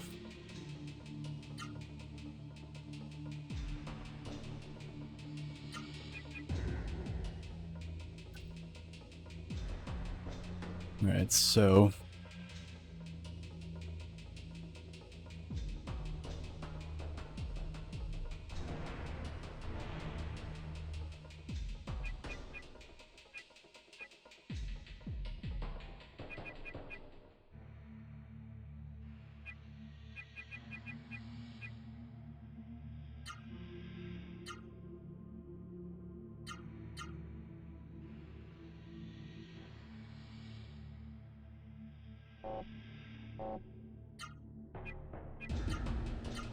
just going to soften them all up.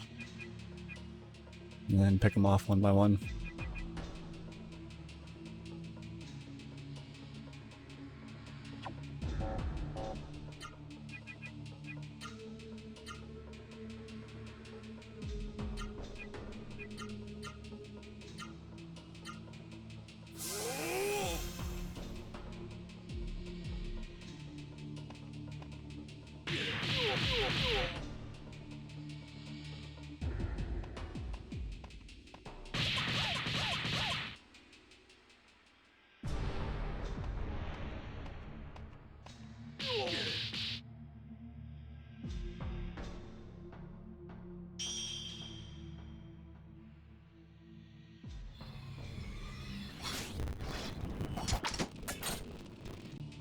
Alright.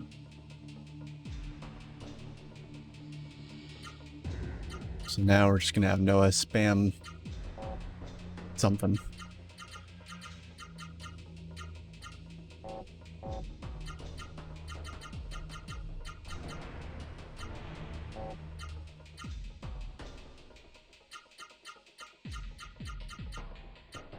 And I'm not even gonna use orb for now. I'm just gonna use healing fruits.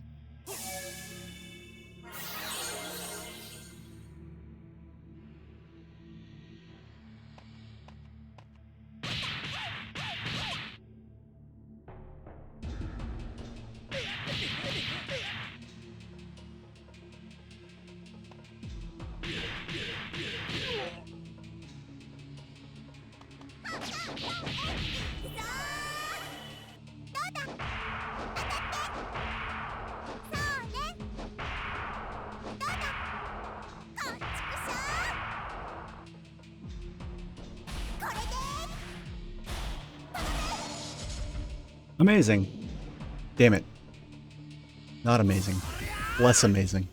Decidedly less amazing. Alright.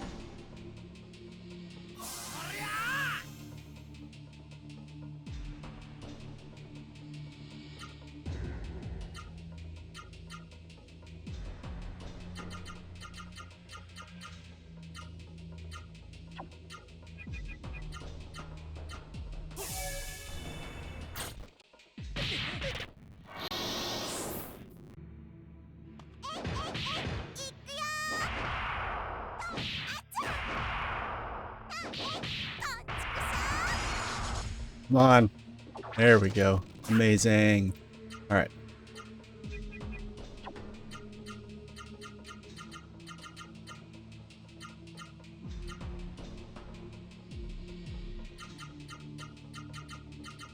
Actually, I'm gonna have Noah spam Terra, because Terra now does 2 hits per input.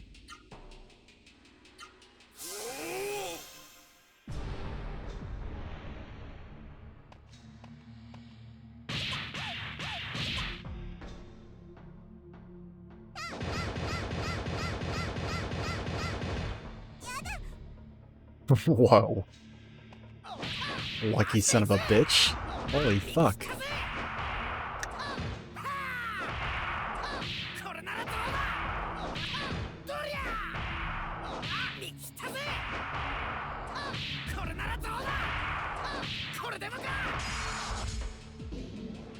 Alright. There will be exactly one other random encounter, and then there will be the boss. And that random encounter will serve only to show off the Juggernaut summon. Alright, incense, engage. Smelly. Oh, shit. There we go.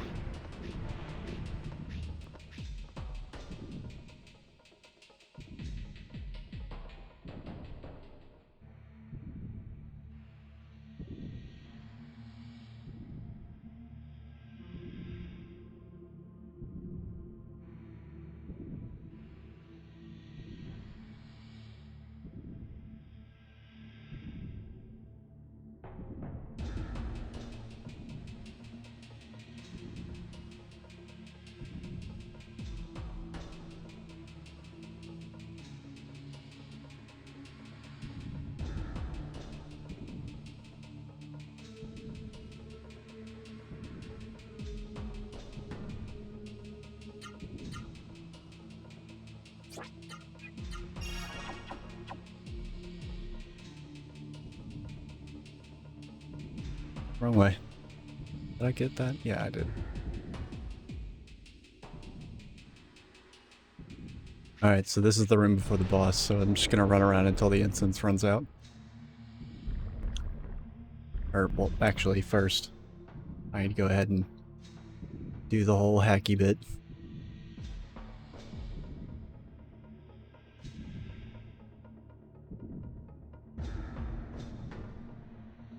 And since I've been, like, avoiding encounters so much, I'm gonna go ahead and buff my HP a little bit more.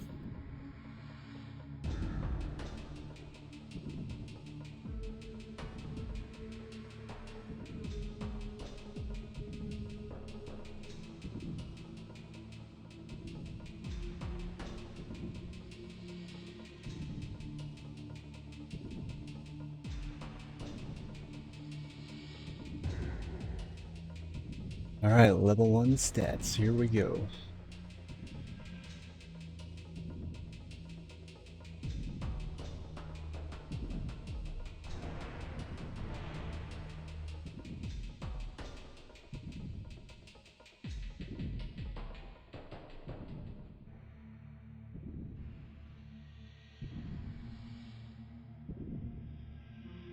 All right, and then for Vaughn.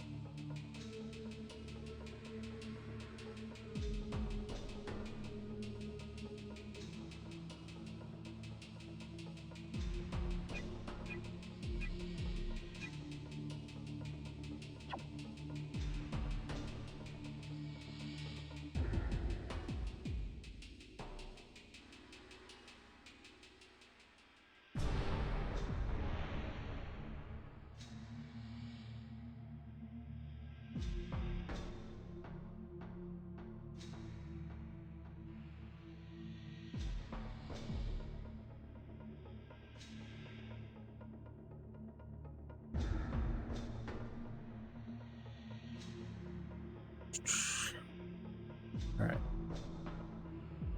Vaughn's HP is going to be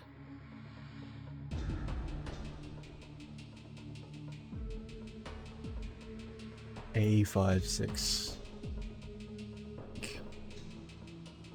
Yeah.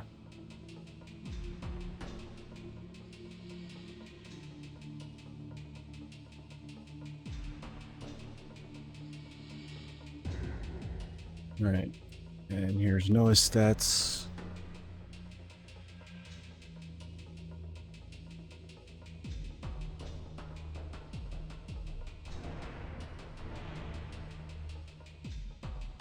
All right, she's rocking 23, 62.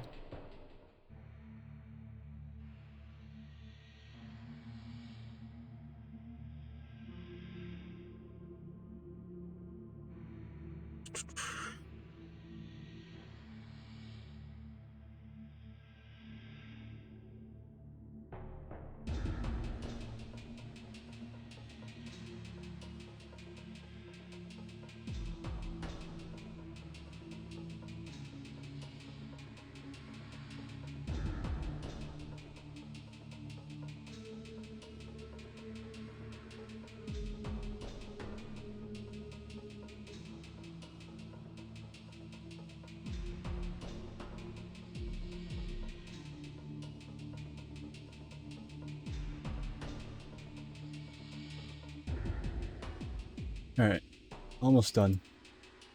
Last but not least, Gala.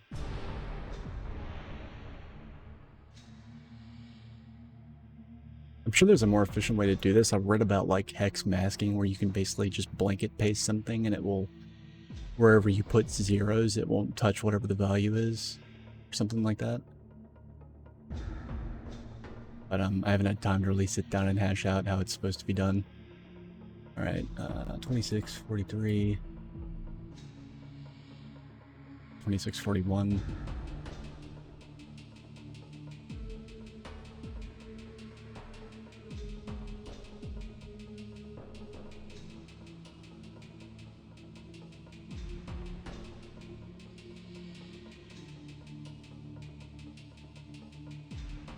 Should be it. All right, and lest I forget,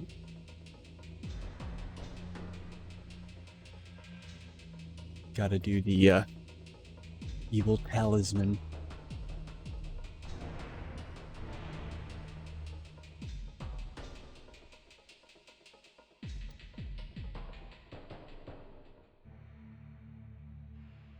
Where's that save state hacking guide?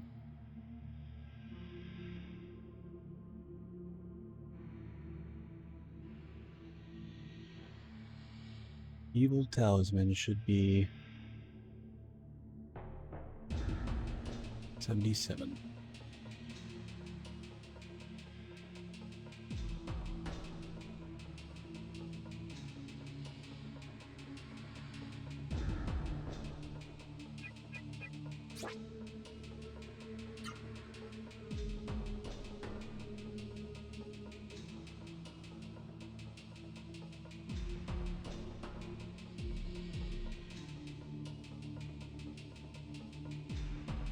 I really hope this is it. I don't want to have to reload.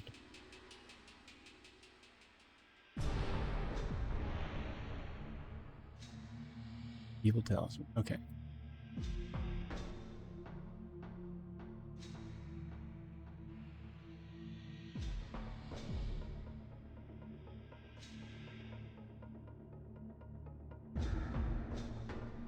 Save. Delete that stupid backup file. Copy this. Paste it here. Place. Load state. Alright.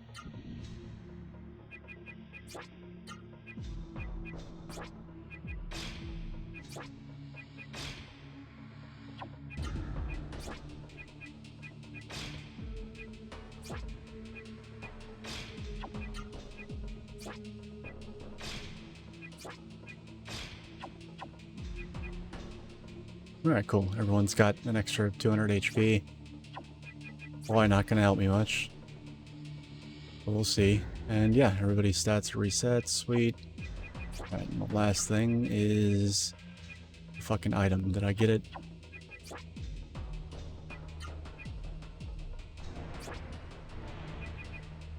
Here.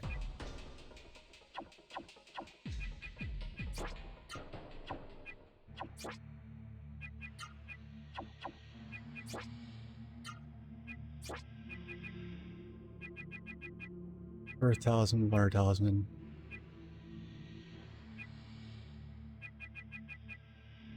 I have to look closely, make sure I'm not missing it.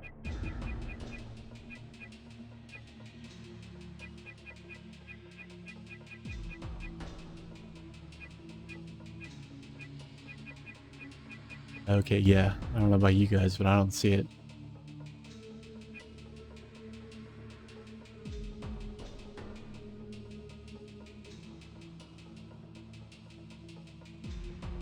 I've known these codes to be off before, so...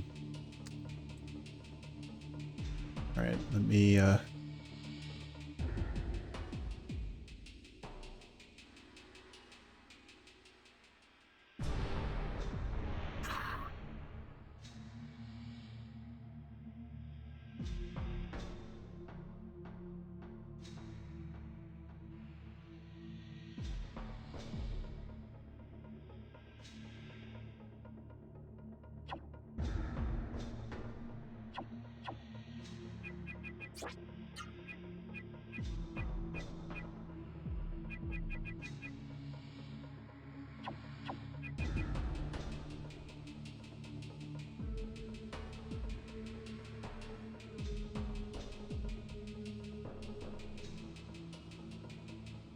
sorry, this is taking longer than...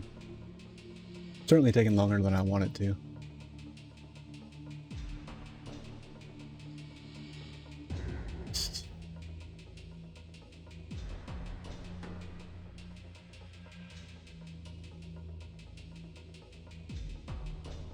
Scroll down and yada yada.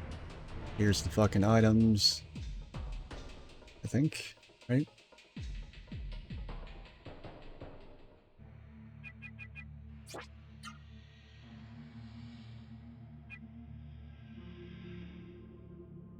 No, that's not right. Okay, here are the items.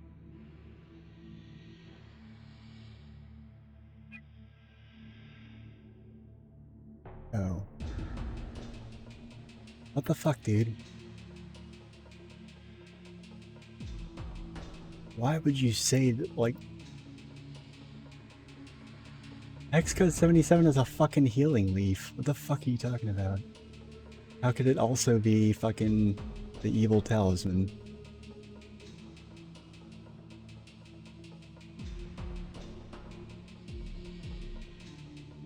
Alright.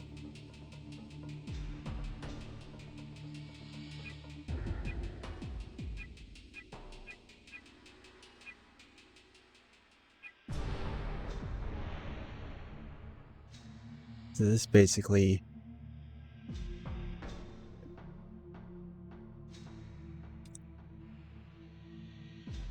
Let's see, 9C.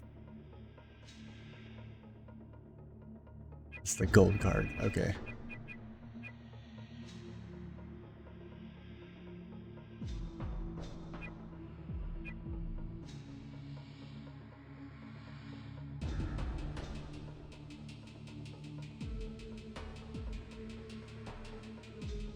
Wait, so if that's... What?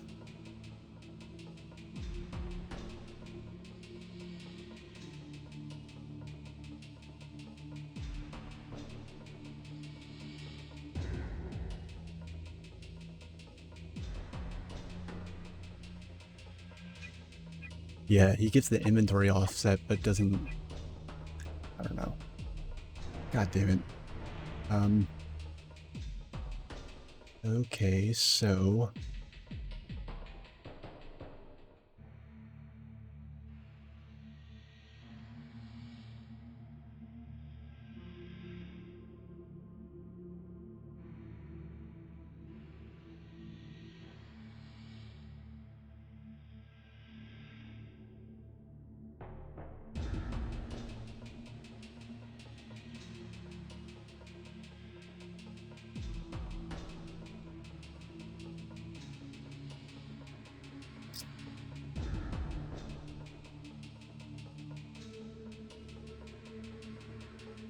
If I don't get it here, I might just skip it.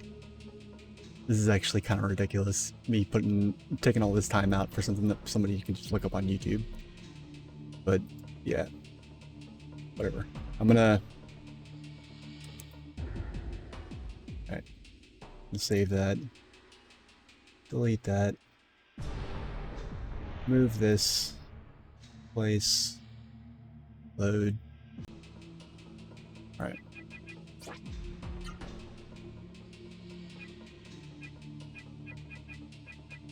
Bam, there it is. Okay, so I literally just, like, gave myself... Okay, yeah, so I gave myself, like, an extra dark talisman and shit. Yeah, because I literally just... It says it was 77, so I just did, okay, so we'll do, I don't know, 74, 75, 6, 7, 8, 9. And it was one of those. Alright. So let's pick a fight with something and check this out.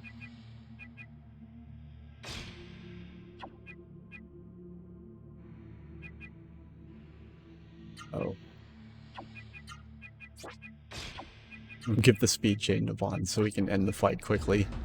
Whatever said fight is with.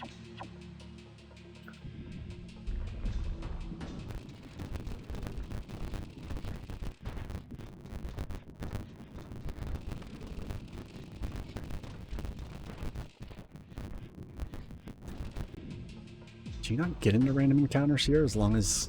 Okay. I might actually have to go back to the preceding room.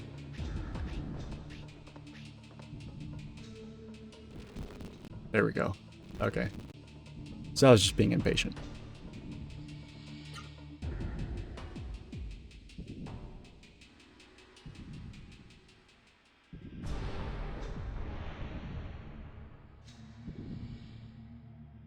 That's the other thing, is that the evil talisman also cuts your encounter rate because nobody wants to get near you with that.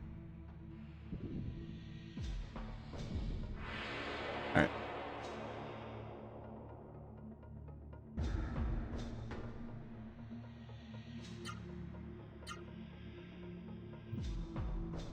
Evil Suru Magic. I love that it's missing its normal icon. But fuck it, whatever. Alright, here we go.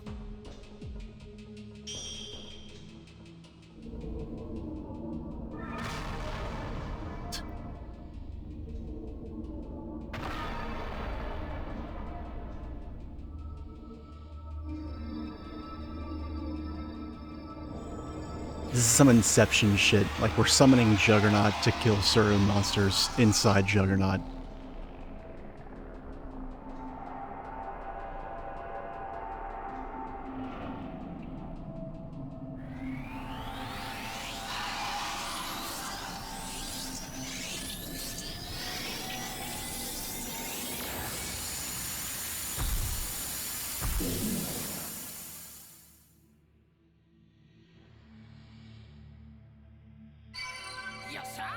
That's about like 20% more powerful than your Rosaru.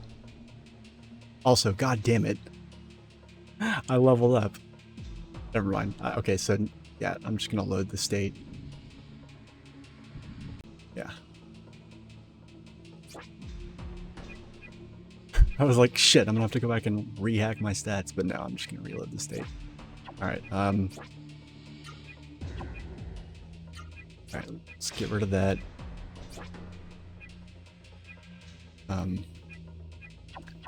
Also, I meant to go... Yeah, I meant to go hack this thing's level up.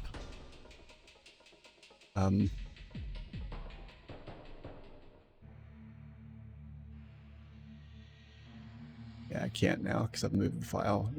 I can't do it quickly, that is. Alright, whatever. I meant to go hack this thing's level up, otherwise this is pointless to have because it... Level 1 spoon heals the same HP as level 9 orb, so... Whatever, I wasted my time. It's late. And,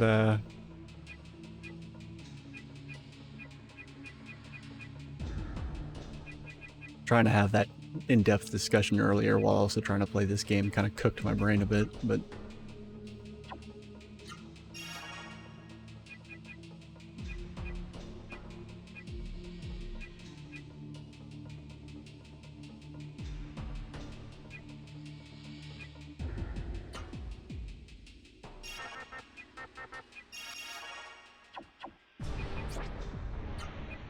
Alright, so Gala's got the lighthouse and magic rail speed chain. Oh, it was political. Somebody showed up to the stream and he was relatively, like, not... I was nervous at first because I was like... She came right out and was like, proudly said, I identify as right-wing. And I was like, oh god. What flavor of right-wing is this guy? Am I gonna have to, like, fucking kick somebody from the stream? But I think he's just like a vanilla, like, moderate Republican, like a moderate United States Republican. And he got me ranting good. He was also drunk, much like you often are, Session. But he was, you know, he was pretty affable. Like, he wasn't a fucking shitlord. He wasn't a troll. He wasn't arguing in bad faith, I guess. But he followed me, and I gave him my Discord so we could chat more about it. But it definitely got me distracted.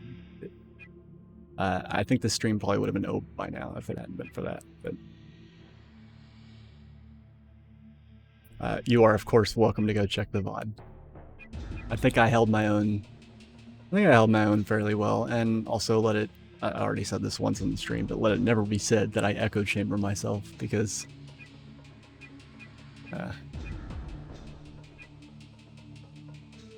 It's not the first time somebody not 100% down with my views on things is showing up on the stream.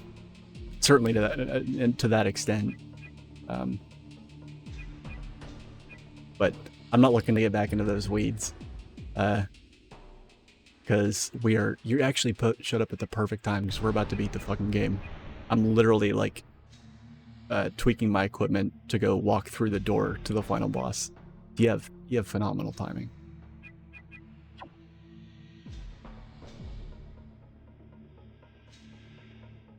Yeah, like there's plenty of, like I said, like moderate Republicans, and I have a lot of disagreements with those people, but at the same time, I think they are.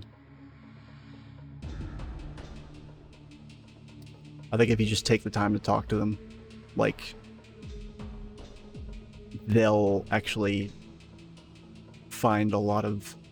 I've actually the ones I've taken the time to speak to, the ones that have been not too far gone into that kind of shit, the people that didn't show up to the Capitol riot. If you sit down and talk to them, like, you know, there's that saying, ideas travel faster than bullets. If you sit down and talk to them and actually explain to them, like, what you believe, you know, if you're a left-winger like myself, and get rid of all the labels and stuff and just explain to them what it is, a lot of them are like, yeah, no, actually, I want that too. So, yeah.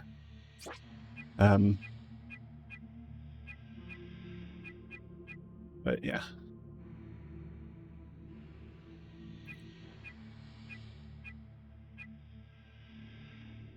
I mean, I'm crazy. I'm one of the crazies on my side, but I'm also, I'm a lucid crazy.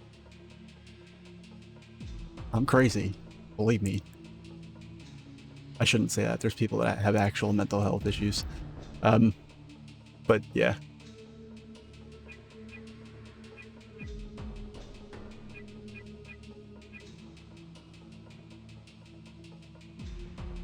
I am lucidly radicalized.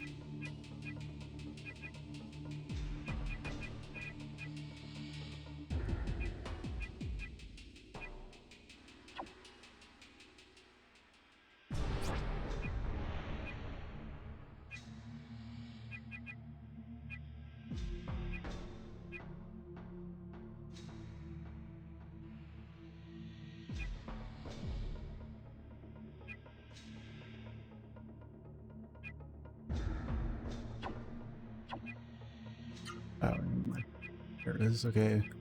Metal gem, more soul, organ icon. More soul, metal goblet, life grail. That's right.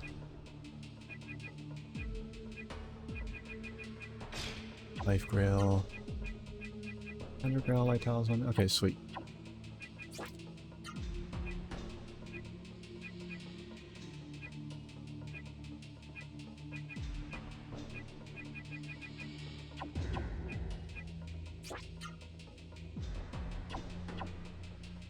Everybody's got all their ducks in a row.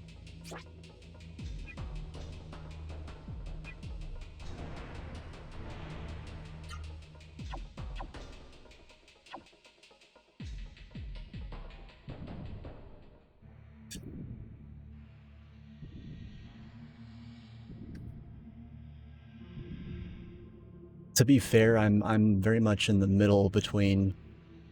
There's people on the left that are authoritarian, and there's people on the there's a wide spectrum between left anarchist and like tanky, like, you know, Stalin did nothing wrong.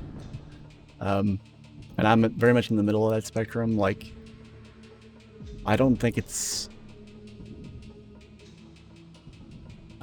gonna happen quite from the bottom up in the way that like an anarcho-communist would think. And I don't necessarily agree with the idea of violent revolution, but I think something's gonna happen, and I don't think it'll necessarily be neat when it does. But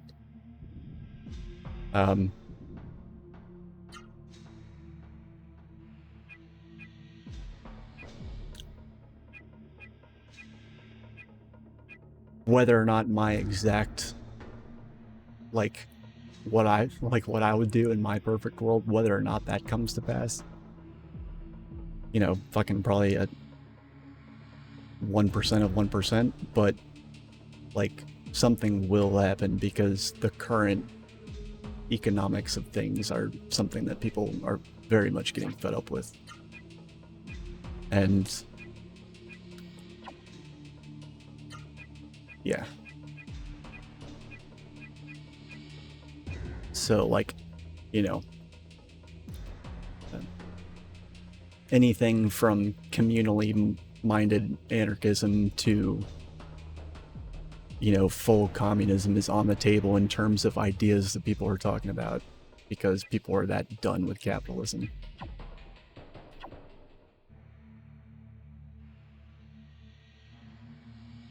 I don't know how communist it'll be, but dude, if things keep going as they are, Biden's gonna get voted out of office in 3 years, or 4 years, and the next Trump's gonna get elected, and this Trump will be not an idiot. And either something like that will happen, or the U.S. is going to be the next North Korea / Nazi Germany. So I hope it does. I hope it's as not like as it's as not violent as it can be. But I mean, if you just look at the climate, like, it's a powder keg, dude. Like, and I'm not just blowing smoke. Like, I digest a lot of news and a lot of politics every week, reading about current events. Shit is a fucking powder keg.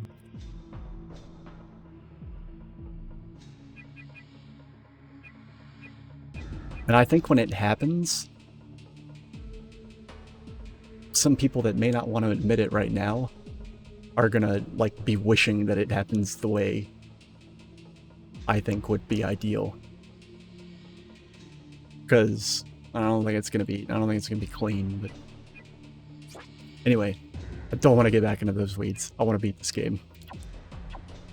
If you would like to have an in-depth political discussion with me, you are more than welcome to take my Discord handle and we can DM each other and stay up talking till the wee hours about the nature of the universe.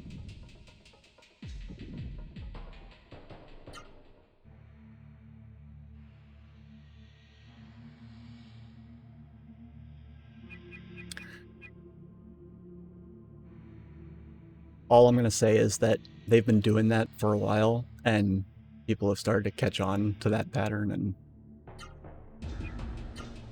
I think that's going to get... people are going to put up with that less and less and less over time. Alright, so we step on peptic ulcer number 1 here, and then very quickly step on peptic ulcer number 2 here, and then we run through the sphincter.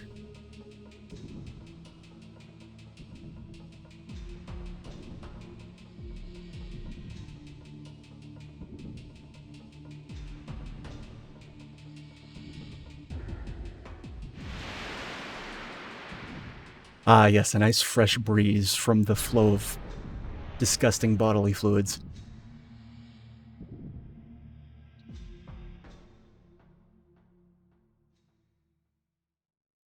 She could be shouting about anything. Literally everything within eye shot in this place is worth shouting about.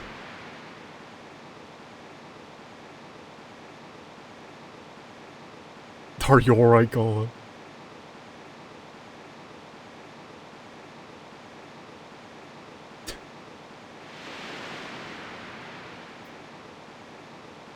Yeah, you don't need to apologize for the derail. It's nothing compared to what happened earlier. Yeah. This dude. Okay, never mind. Thump thump. This is a dark ass final boss.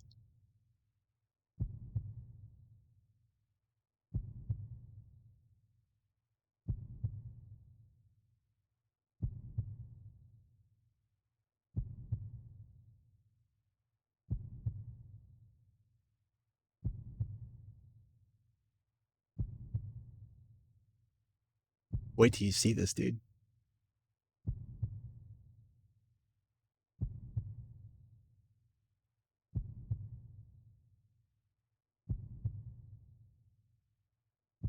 It's Court. And so Court, yeah, I don't know if you call that alive.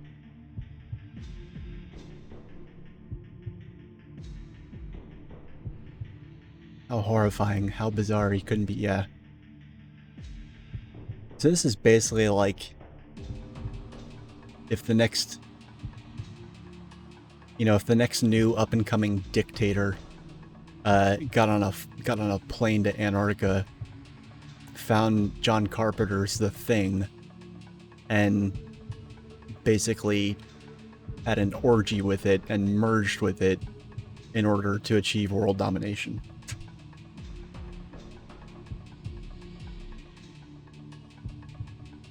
No, stop it. Dude, there's nothing to stop. This shit has already happened.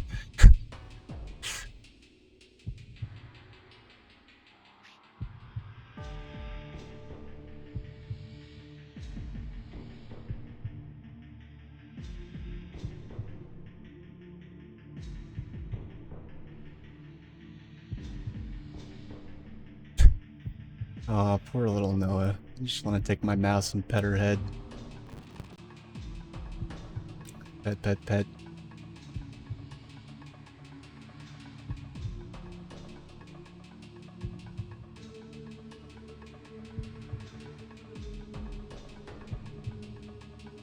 Like, he barely even knows what she's talking about at this point.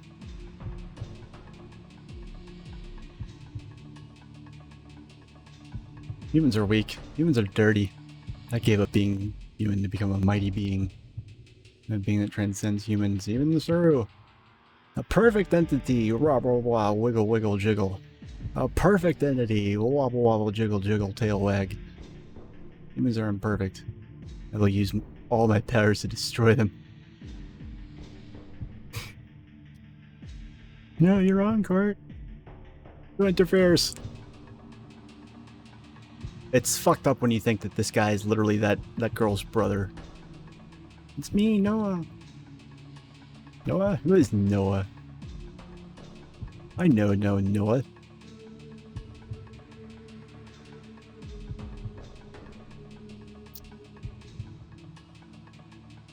I need no Noah. God damn it. You kids get the fuck off my lawn.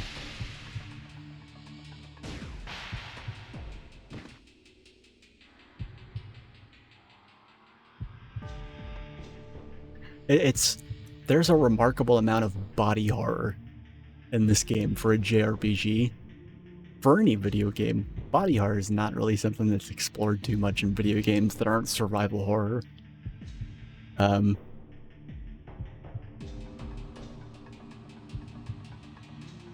Yeah, the amount of villains in this game that are willing to sacrifice their bodily autonomy and or their limbs up to and including their entire bodies and brains to parasitic totalitarian symbiosis is pretty mind-blowing. Also, this music fucking kicks ass. This is, regardless of how you feel about this boss in terms of difficulty, how much difficulty I'm gonna have with him notwithstanding, you gotta admit, this music's fucking sick.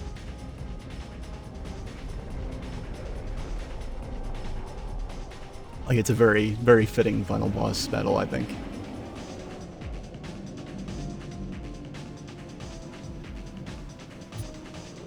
Session, I know exactly how you feel when you say that. And I know exactly what you're talking about. That sentence always kind of struck me as quirky, too. Alright, so the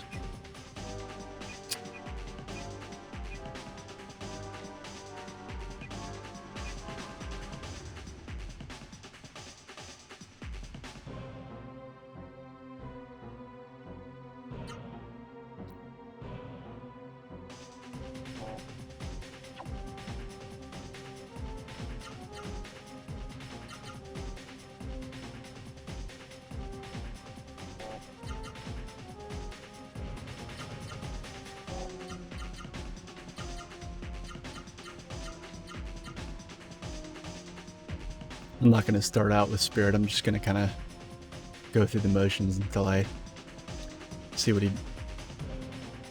just see what he does. But yeah, this boss has, like, his physical attack is almost as bad as Songi's. It might actually be worse because all of this shit is non-elemental, so I can't, as I've been saying, reduce it with elemental jewels or whatever. And then he has a charge-up attack that hits everybody and is bad, and you want a Spirit for it. But then his other attack that doesn't have a charge also hits everybody. So he basically has two super moves, one with a charge and one without one. So yeah. No idea how it's gonna play out.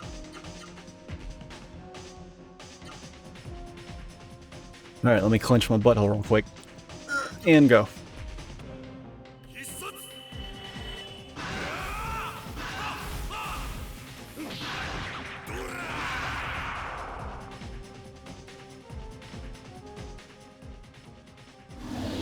Okay, he's not wasting time.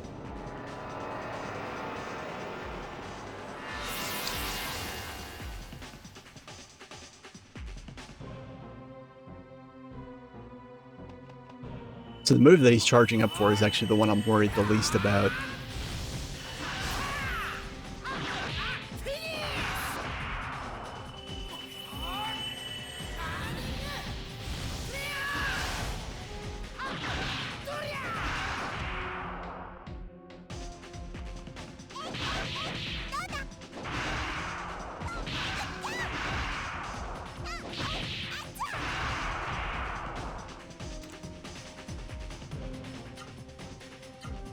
I'm not sure if he blocks or not.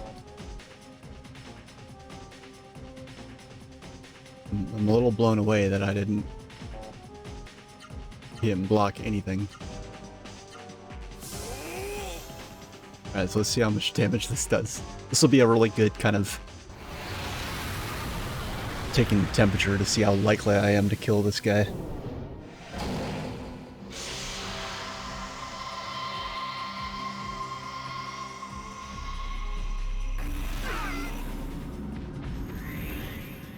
Okay. Alright, not bad. When he uses Doomsday though, I think he'll probably kill everybody. Unless I get lucky and one of them just happens to be spiriting.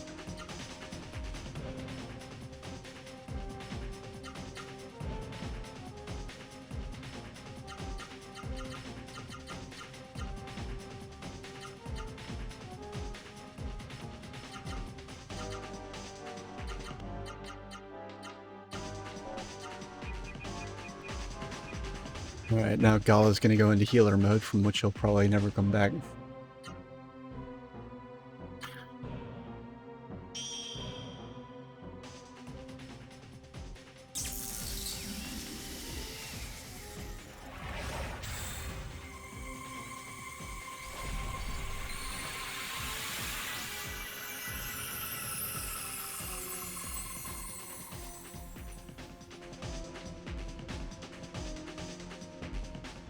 Again? Holy fuck.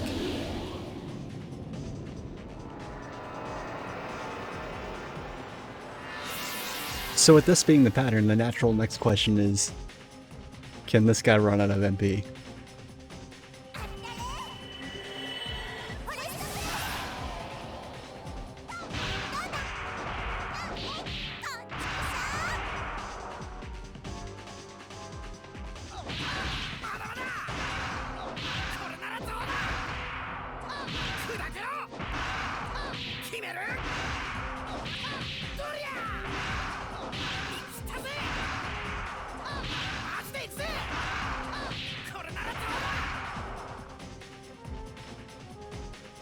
Actually, hold on a second. I wanna check something.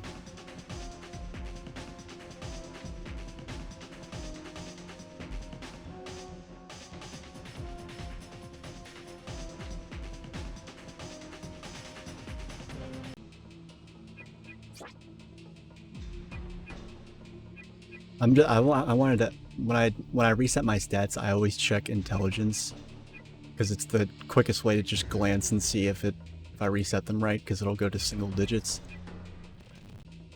But after that final charge, even with Spirit, I expected it to do more damage. I felt the need to come back here and triple check everybody's defense stats. But no, they were set, so back to our regularly scheduled beating.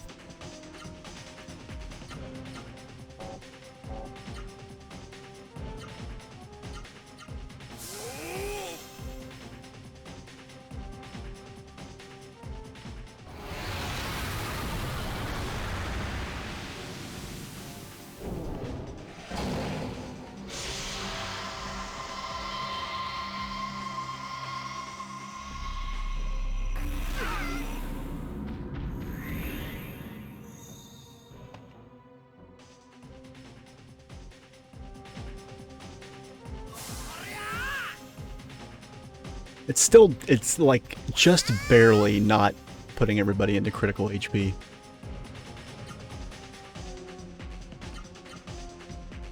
Right.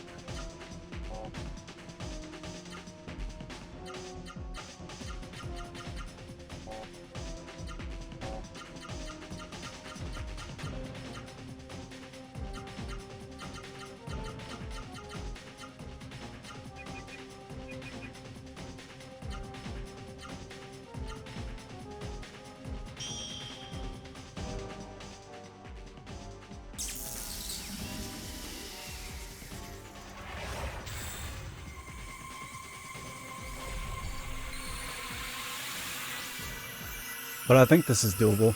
I think if he wipes me with his other big attack, which is called Doomsday,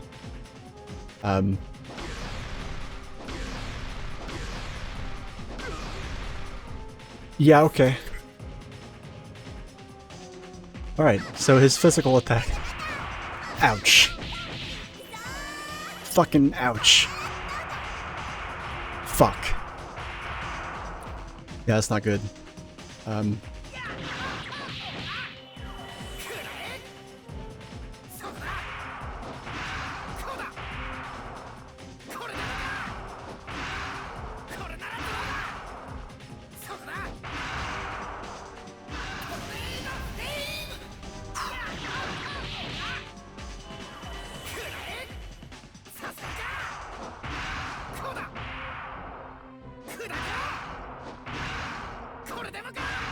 This is a wipe if he busts out Doomsday next turn.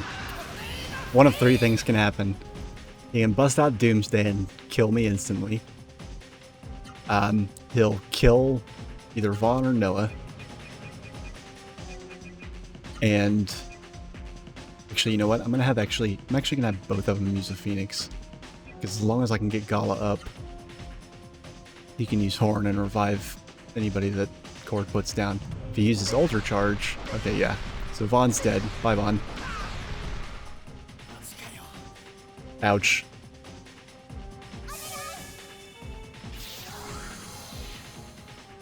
Alright, Gala's got the speed chain, so we're kind of okay, but not really.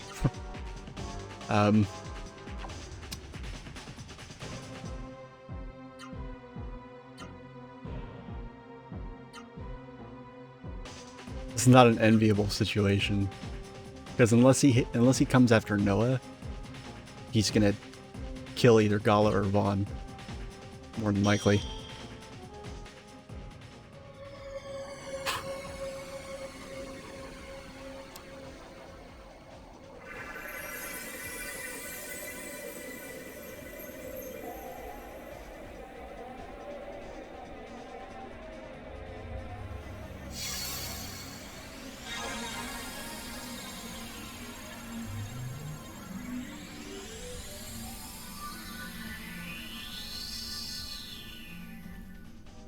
I have to say, with this game, my challenge runs have not been as interesting. It basically just boils down to I grind more, or I just have to play like way more defensively and utilize tools a little bit differently, but not, I mean, really it's just a matter of like which accessories am I using. Am I going like all out offense, balls to the walls, like, you know, and having my stats level 1 for every major boss has been,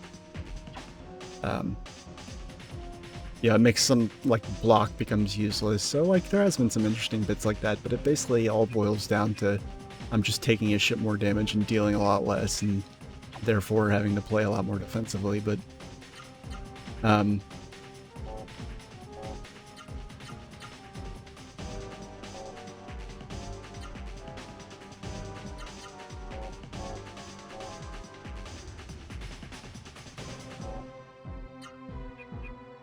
like, unlike other challenge runs I've done that have, like, fundamentally changed the way I play the game and the way it's, like, the way I've enjoyed it, by forcing me to use things I otherwise wouldn't have used. With this game, there's not a whole lot of variety in that area, so it's almost like it's already an interesting game. It didn't need a challenge run to make it interesting, kind of thing. But insofar as the challenge is interesting by itself, regardless of what it is, this one's been pretty fucking cool. It's definitely been harder. And I guess that's my goal, really, is not to do a challenge run that's unbeatable, but to do something that makes me do things differently. So I actually don't know why I'm bitching, but I keep waiting for a challenge run that I bust out that actually proves insurmountable to me without, like, major adjustment. But, like... Okay, that was close. But, like, if that ever happens, it's a miscalculation on my part, because it means I don't know the game well enough to know what I can get away with.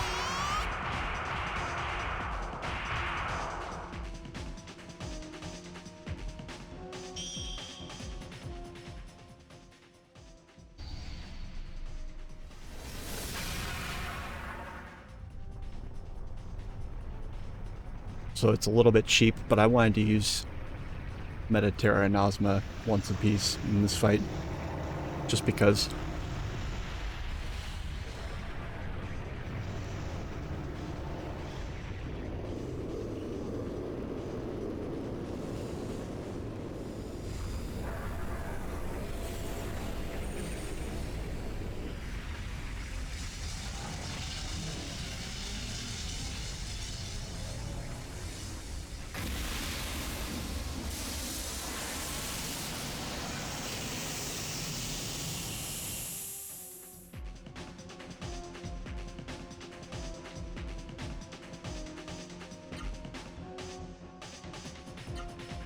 Yeah, I don't think it's going to make much of a difference because he's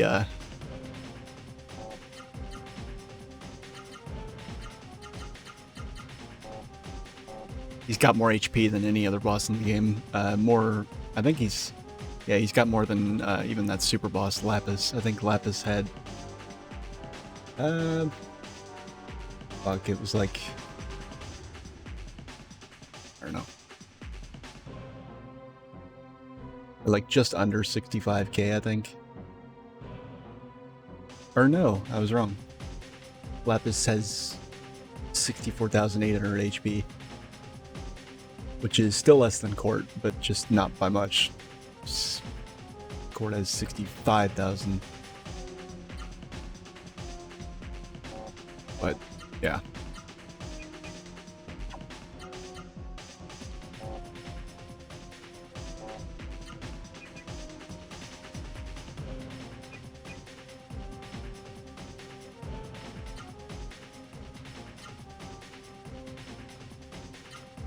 Since it was only Gala that got hit, I'm just gonna have him use a healing berry.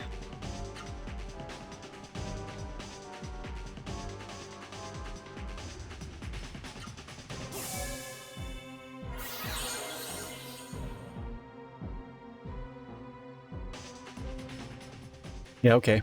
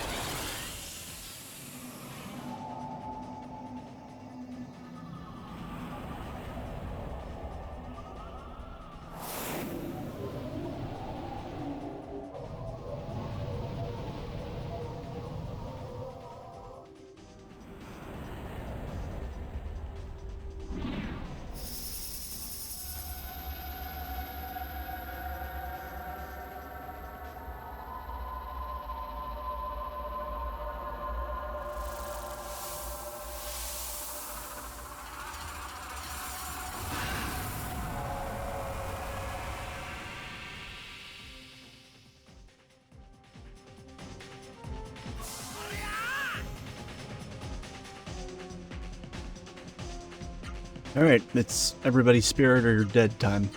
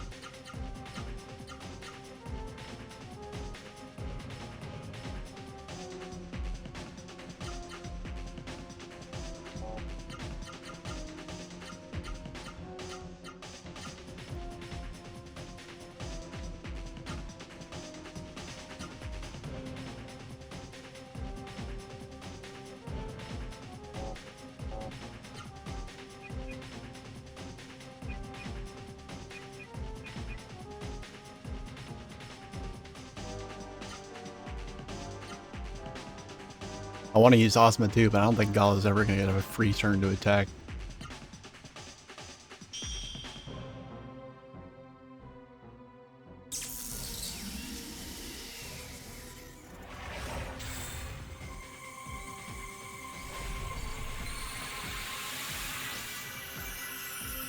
It always sounds distasteful to me when I read it in guides. It's like, oh, make such and such party member your dedicated healer, and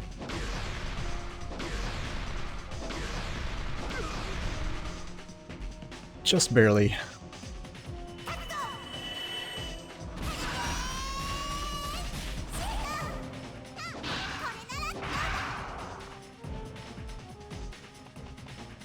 But yeah, now I'm having to do that. Normally, in any other playthrough of this game, I would not be having anybody just be a heal bot.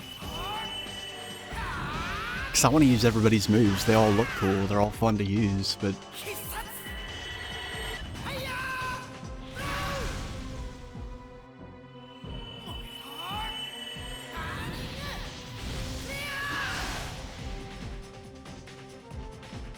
Lana's doing a lot of damage. But then again, he's wearing the War Soul and the War God icon, so... I don't think I've been able to combine those things up until now. I've been too worried about staying alive, but... Yeah, if you do have the balls to go all-out offense, it works, even with really shitty stats.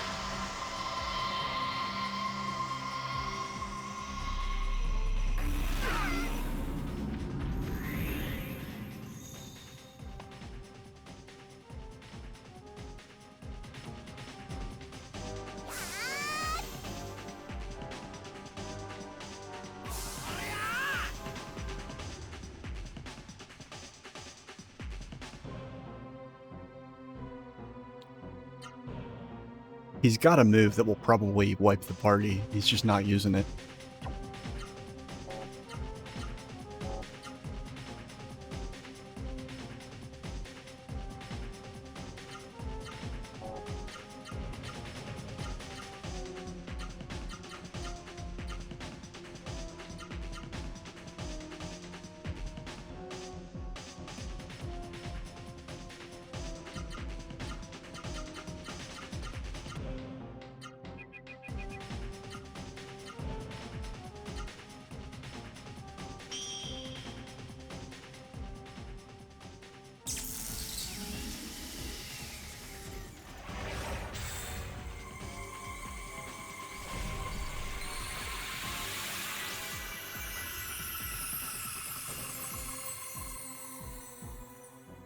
Bet she uses it now. Nope. What the fuck, dude? Well, now we know for sure that this is the same court that we fought and killed in the last stream, because he is purposefully not using the one tool that he has to win the fight.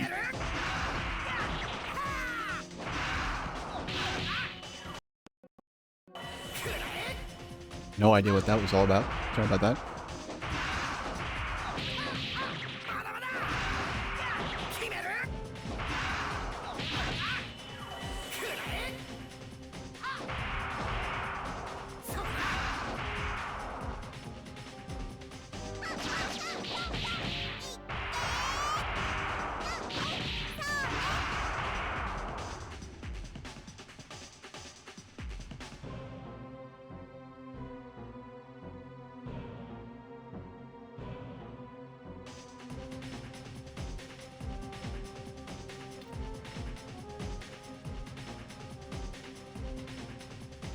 Alright, so I'm trying to remember how many times has he used Final Crisis? Because if this guide is to be believed, both the charge and the cast of the actual damage cost him 100 MP, and he's got 2500.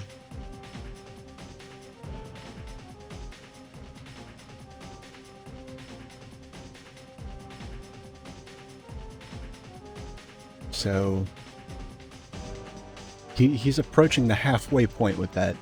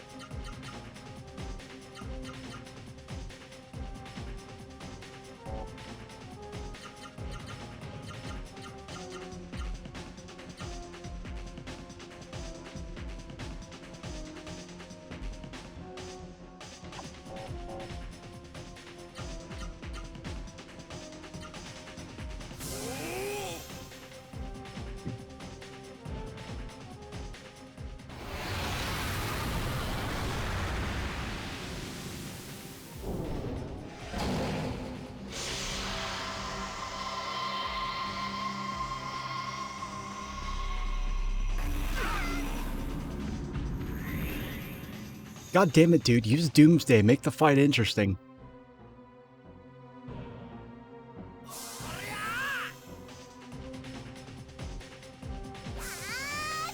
I'm getting bored. I'm sure anybody lurking right now is getting bored too.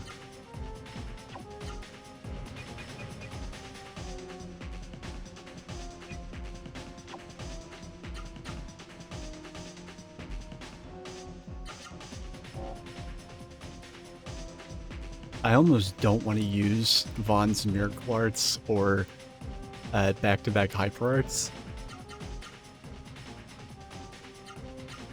Because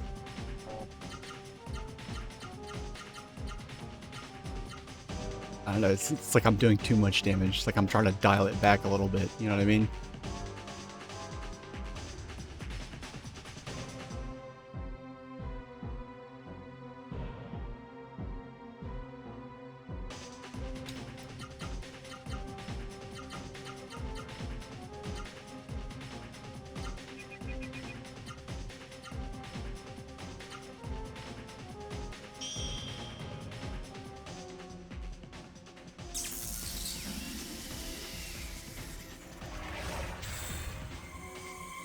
I mean, I got a bottle of mustard handy to put on my words. Any turn now.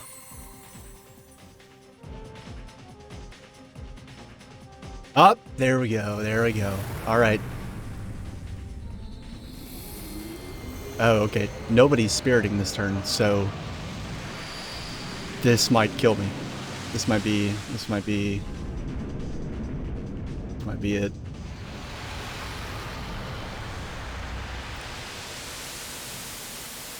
Oh man.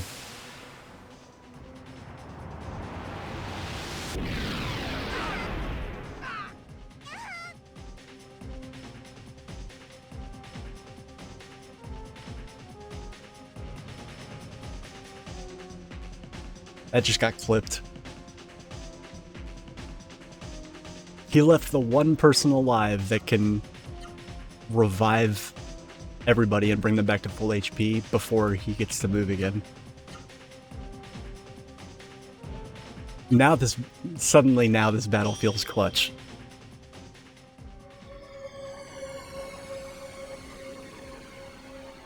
Now I'm going to be excited when I kill him.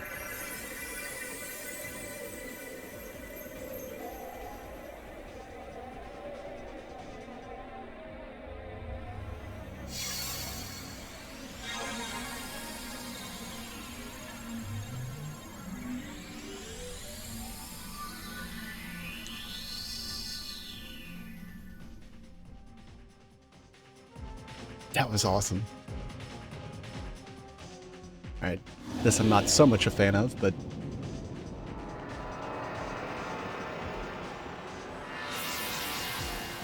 I do wish he would stop using that move so much. Like, I don't think he uses Doomsday until he gets below half health, and I certainly don't expect him to spam it. But he could be doing a lot more to disrupt my plan if he would just, like, bust out his physical attacks more and... Because anytime Vaughn and Noah aren't spiriting, he could easily just pick one of them off with his physical attacks, and then I would have to clean up after it. But this constant spamming of his charge move is not doing him favors.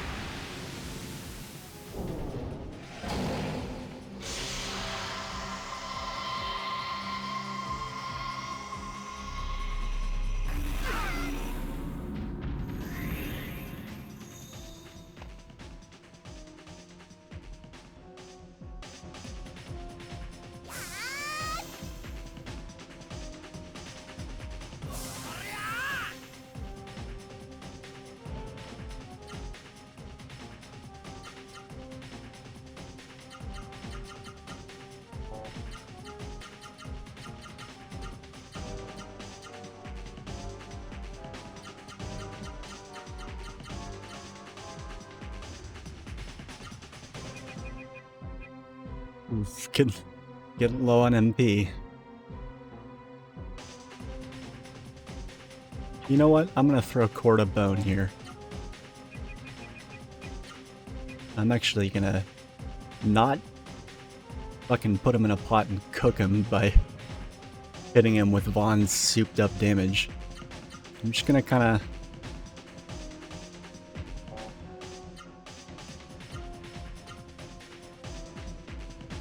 gonna, like, basically cut my damage output for this turn by, like, 60%. Just in order to make sure I continue to have MP to heal with Gala.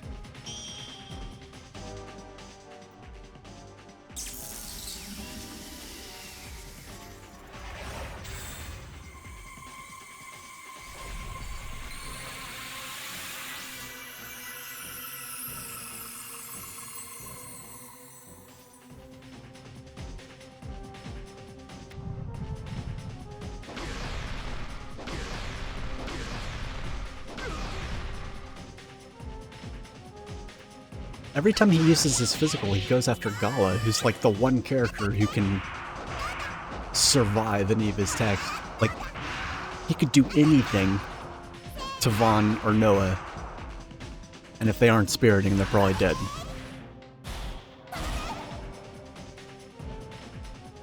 So, even though he did wise up and decide to use his big fuck-off attack,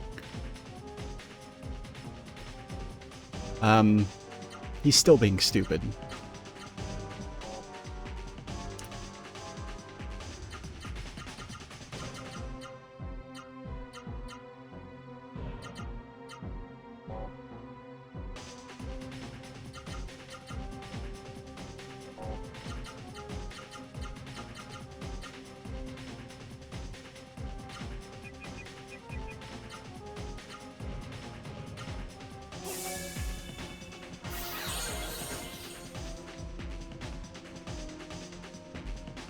Oh, there we go. He's like, oh yeah?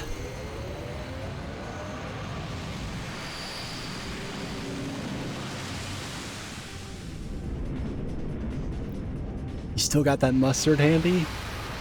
You better grab it. Alright, so here's the test. Here's where we'll see if that was RNG.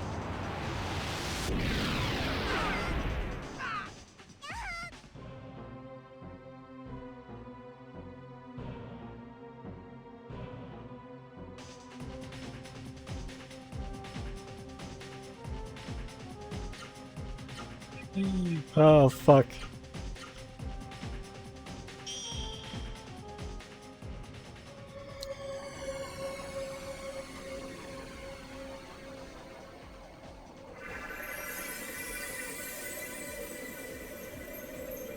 This is some clutch shit happening here.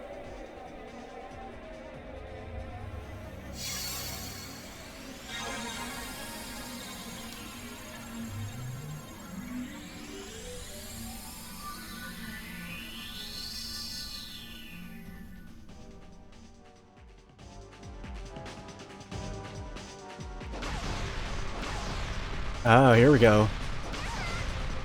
Oh, shit. He's using a different combo, because, like, he's got one that hits 5 times.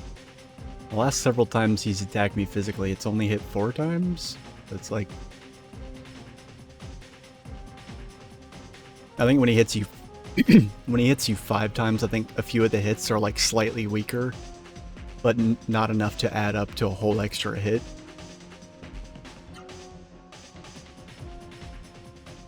So, you know, doesn't actually really help you that much.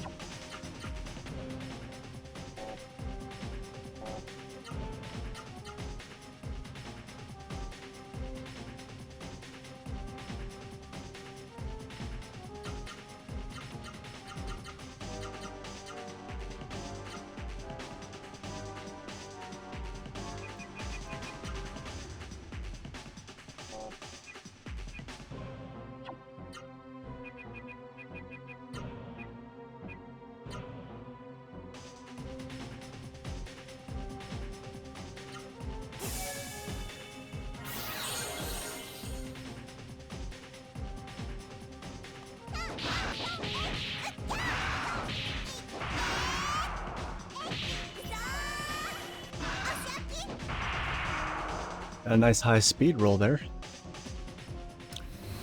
Oh man. Okay, I've pissed him off. He's like, nah, I've had it with you motherfuckers.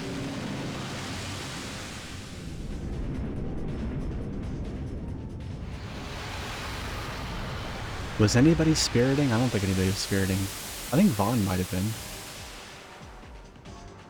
Yeah, I think Vaughn was spiriting. Yeah, he was. Nice. Awesome.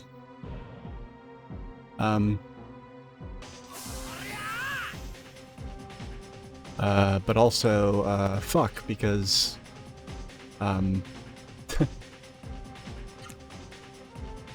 don't have enough MP to use Horn. Oops.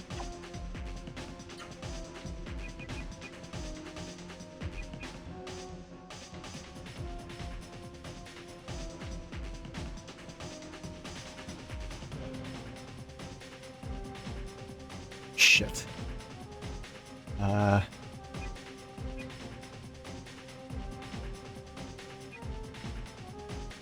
There's any number of things I could do here. I could have them both use Phoenix on Noah, so I still wind up with 2 people at the end of the next turn.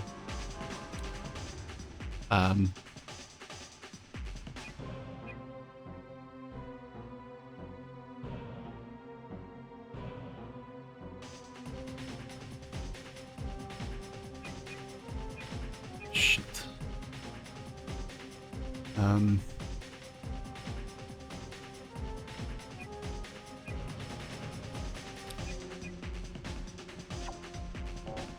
Fuck.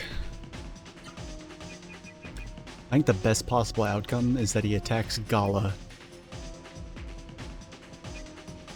And Vaughn revives Noah. And I'm just gonna have Gala heal himself with a berry. Of course, then if he kills Vaughn, it's just gonna be Gala. But at least I'll be able to move first with a Phoenix next turn? Question mark?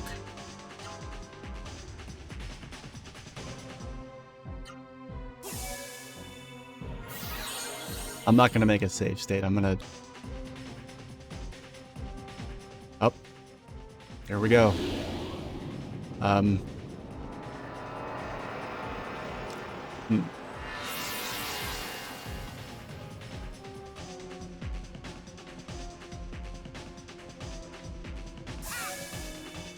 Shit.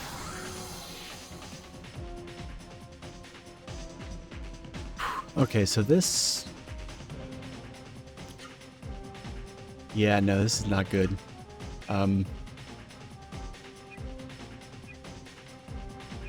No, he's backed me into a corner here.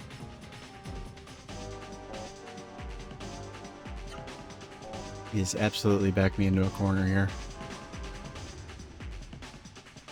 Fuck.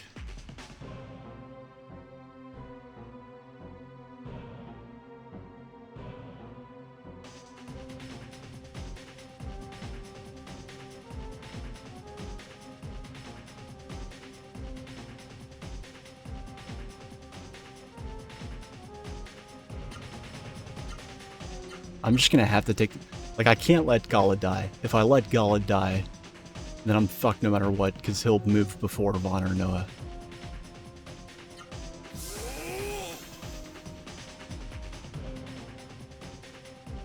But if I can just keep Gala alive for this turn and the next, he'll be able to use Horn again.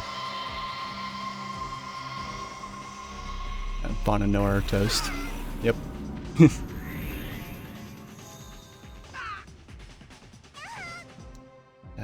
No fucks about given.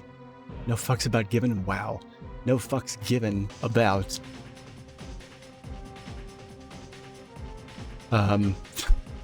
Spirit when you're at half HP.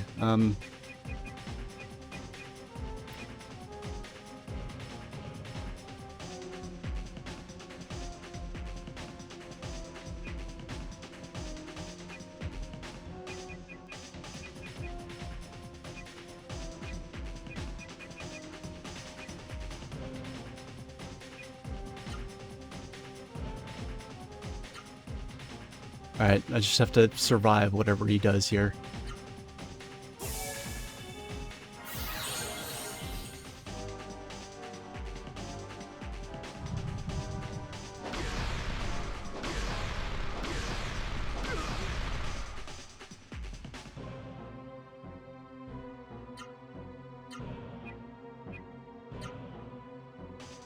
I'm back, bitches.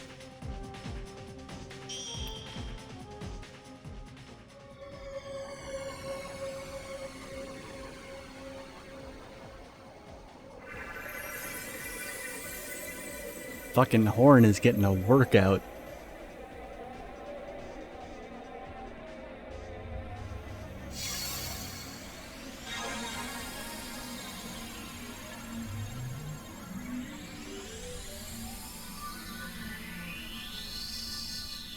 I'm gonna have to assign somebody to maintenance Gala's MP if this keeps up.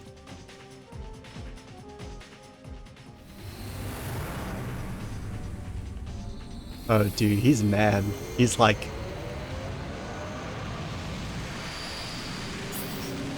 Oh, he's pissed. Are you mad? Are you mad? Dude, are you mad? Are you frustrated? Are you cross?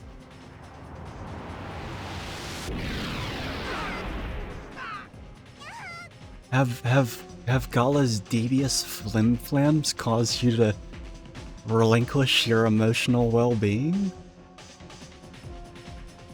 Is that what's happening right now, Court? The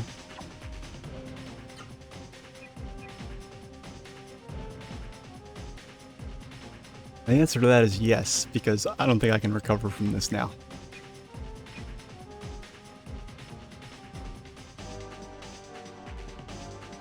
Fuck. Yeah, he may have just beaten me down into the ground hard enough to make this a no-win scenario.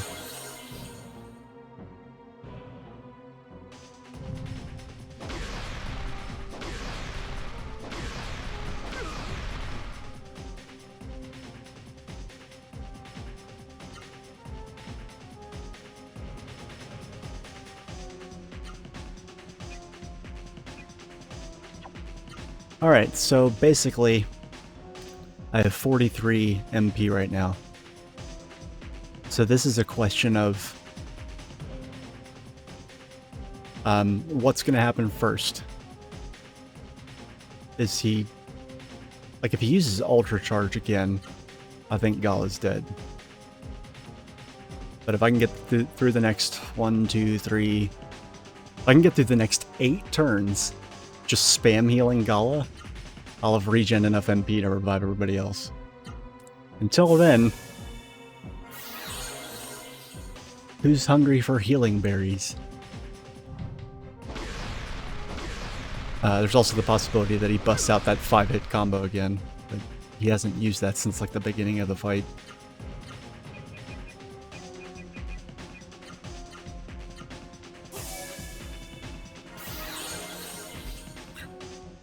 Oh man.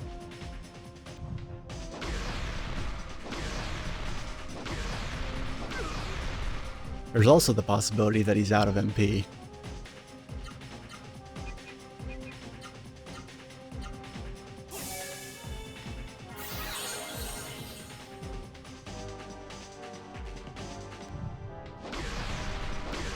He's never used physical attacks this many times in a row, so I think he could very well be out of MP. That would make sense, because he did use Doomsday like 3 times. Which is like a quarter of his MP right there. I think he's out of MP. Which means this is probably over, it's just the next few turns are going to be boring. Again, unless he decides to use that... I swear to God, at the beginning of the fight, he busted out a 5-hit combo. But I haven't seen it since. So, hopefully I don't.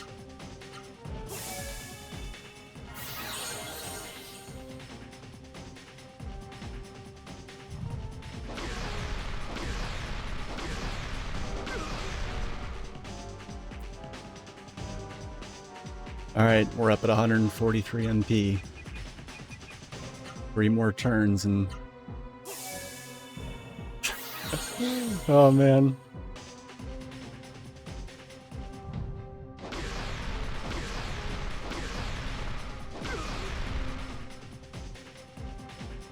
Dude, you're getting sloppy. You're not even breaking 2200.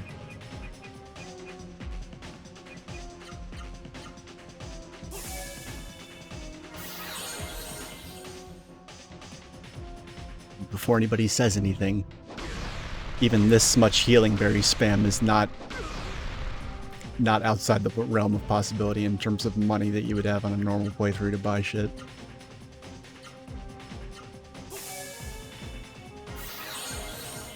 Alright, this is his last chance to kill Gala.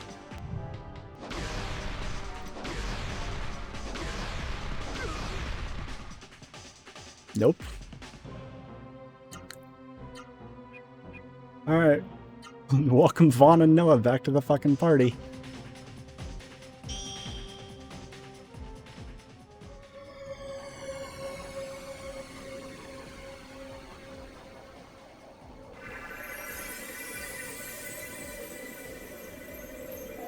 Alright, he's had his fun. He's given me enough cliffhangers now. This fight has been interesting enough. So yeah, I'm not gonna hold back anymore after this. Especially because I absolutely need to devote somebody to... Yeah. Okay, ouch. Ouch. Ouch. Okay. Not the end of the world.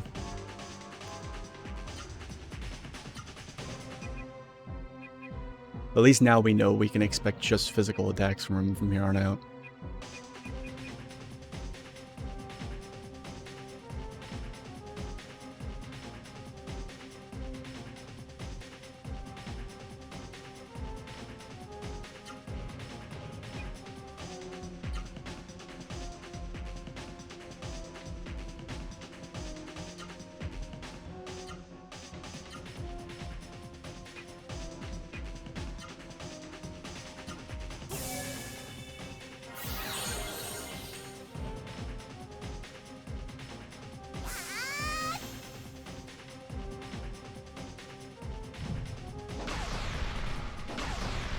Ha!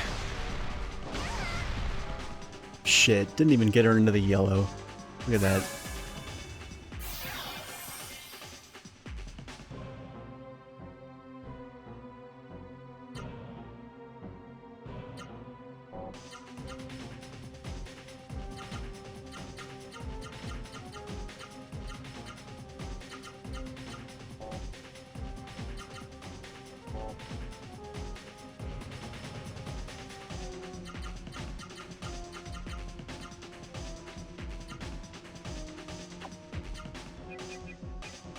Shit, I'm not even gonna bother using magic for that. Just, yeah, I'll just use a healing flower. I don't even need a berry.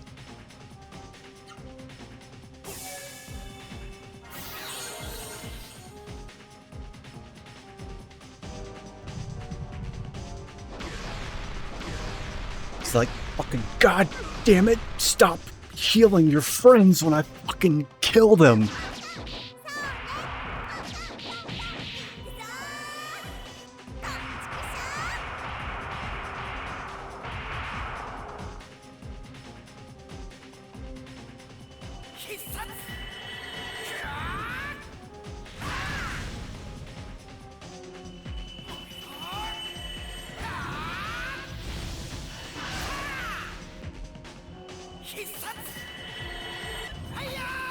This might finish him off, actually. Maybe. I don't know. Okay, no. No, not quite that lucky yet.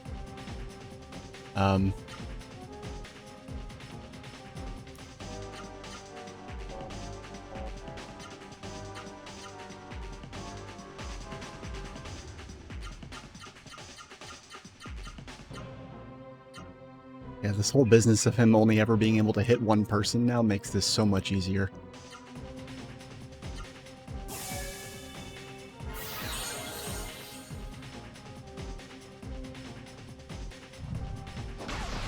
Oh, no, he caught on. Oh man, even Noah he couldn't kill with no spirit. Damn, dude. Get good.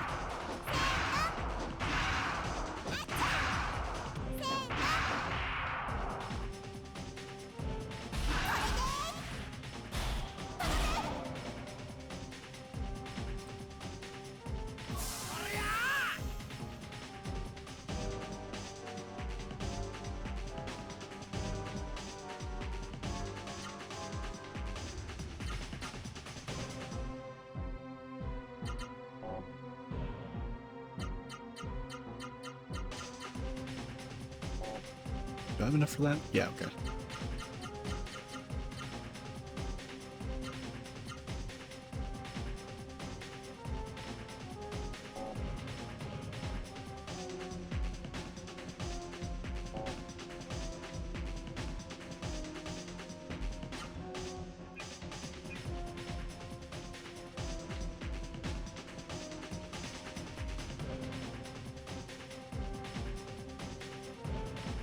This probably is not like... I want to bust out Ozma. It makes me feel bad that I haven't been able to summon Ozma. I'm actually gonna... I'm gonna have Noah heal as well. Just to kind of patch up whatever damage he does manage to do to whoever he decides to do it to. And maybe that'll give Gala enough leeway to summon something that isn't Horn or Spoon. Well, not if Noah goes first. God damn it. I think, you know, let me look at his stats. I think Cord is actually one of the slower bosses in the game, one of the slower enemies in the game.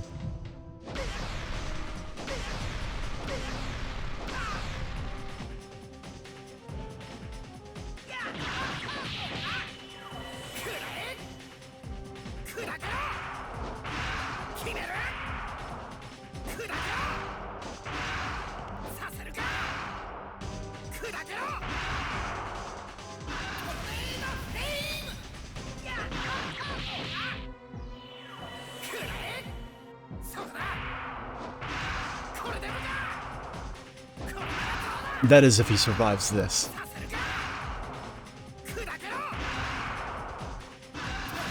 Oh, nope, he's dead.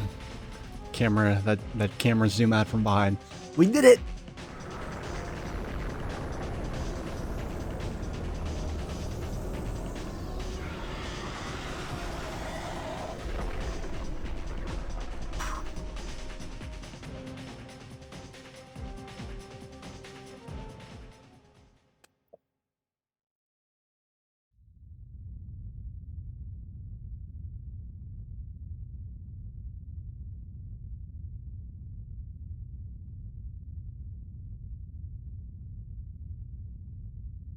Oh, he looks like a...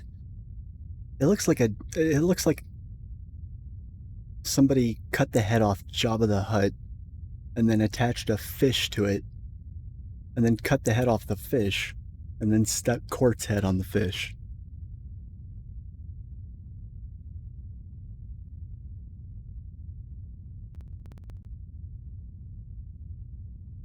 Fucked. I think my controller just died. Okay, there we go.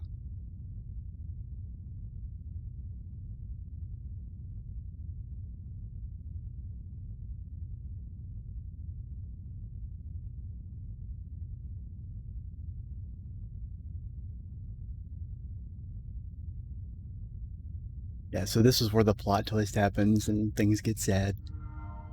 Harry did the best that he could, but I think Noir Valley is done for. The age of the Suru, our era is over. Hence the justification to not have them in a fucking sequel. Go fuck yourself, fucking, you know, lore Nazis and whatever fucking canonical reason bunch of wet blankets want to give for cool shit not happening. The fuck? I think this controller might actually be dead.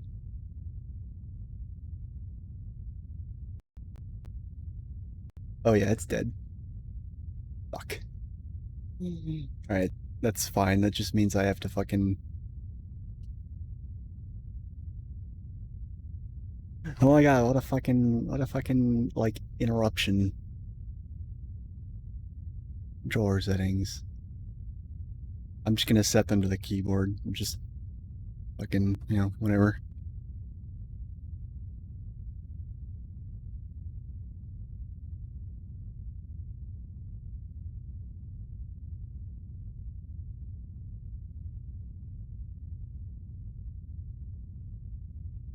Yeah, there we go.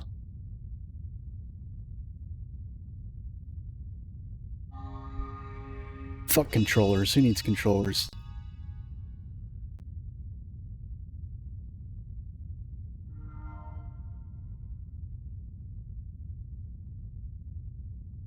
They're now just a part of the collective memory known as history.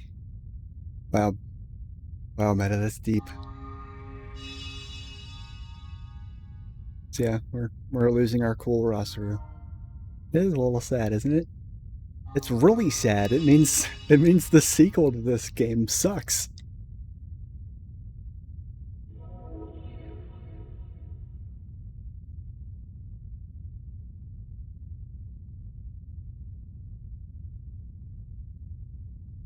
Sarah, don't leave me alone. Don't leave me.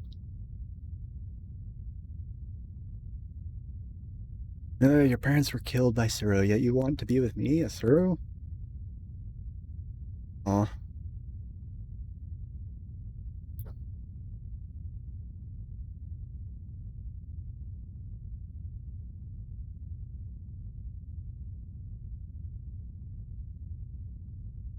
Oh, Gala, has your dependence on me caused you to forget your own abilities?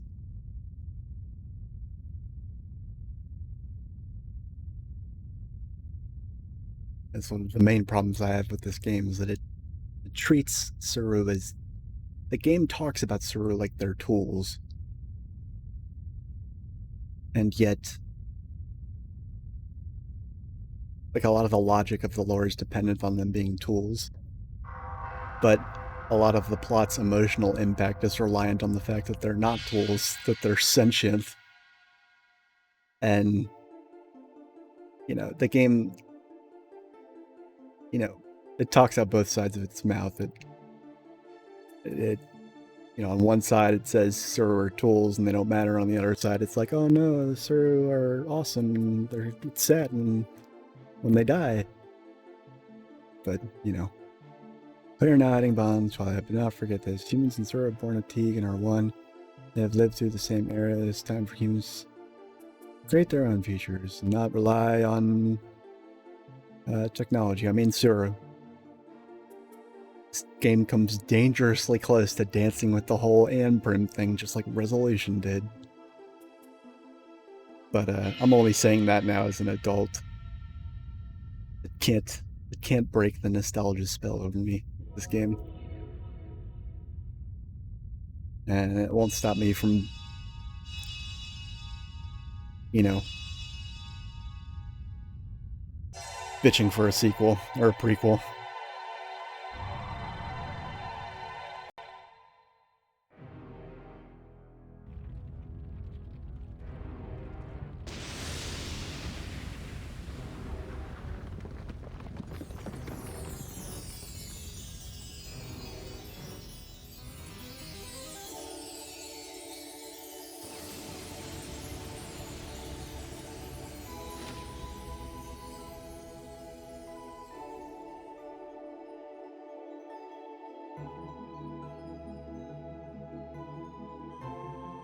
I love how it gives special focus to May as if to remind us, oh yeah, this is Vaughn's girlfriend we're supposed to give a shit about. That is a weak point of the plot, is that, like, I mean, come on.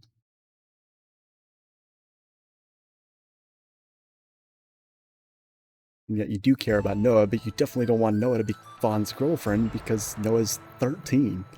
Although Vaughn's 14, so it wouldn't really be a problem per se. But he's the avatar of the player, and if the player is not a teenager, then it's weird. We free the mist, children remember the product of fun. Whatever he said. I'm proud of you, son. Yeah, and I'm your little sister, and even though you saved the world and fried me from the gizzard of a Lovecraftian guts beast, I will still nag you.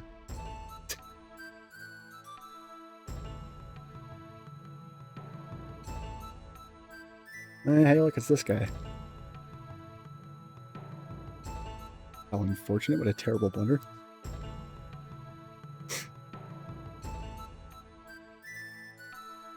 He's like, oh shit, I missed it. Lucia's secretly a villain, plot twist. I don't remember.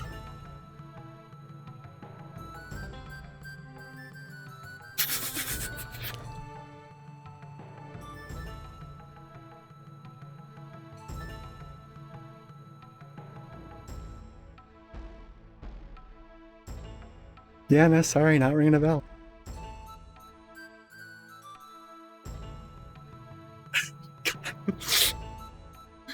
I feel bad, but at the same time, I want to get a laugh.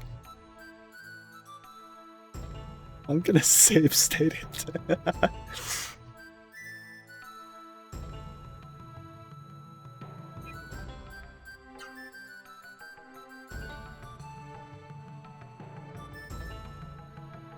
Oh, he just repeats the same shit. Okay, whatever.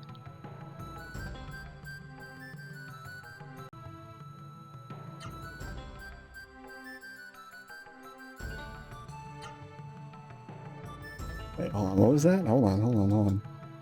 I wasn't paying attention.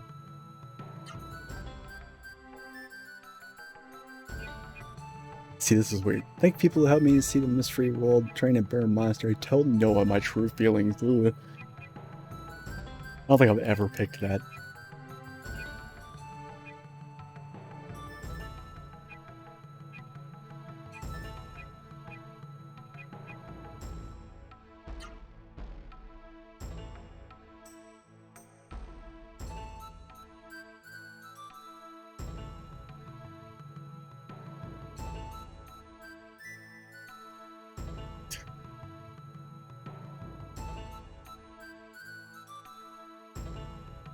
Alright, just as long as you include in your book, Doc, why I did it.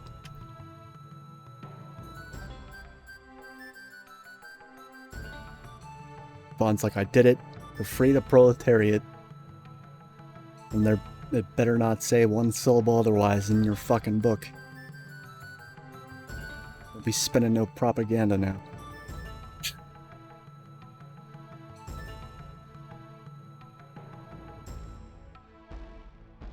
Or I'm gonna have to come after you and write my own book.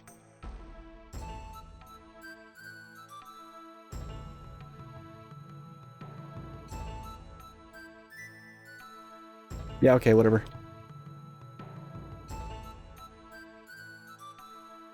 Yeah, so you actually do, like, run around here and... But there's not actually anything to do. You run around, you see the village, you look at shit. Again, this is not a plot-oriented playthrough. I do try and be thorough and show people all the cool stuff, but I'm not out to show everybody 100% of everything. Incense lost. Wow. Can I open my menu? Yeah, no. It gives you that error sound if you try and go into the menu. Fight Tetsu again. Yeah, I'm not going to do that. Yeah, check this out. There's no wall now. Yeah, no, I'm not talking to these people. Get me out of here.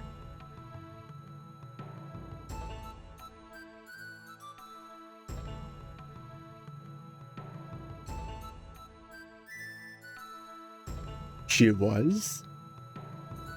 No one refused to tell me who the baby was. That was her brother Court, wasn't it? Yet another plot twist. I mean, I think Vaughn wouldn't know, but it was Court. Part of the, like, what the roster did. Not only did they vaporize Juggernaut and bring everyone else eaten by it back to life, but they also,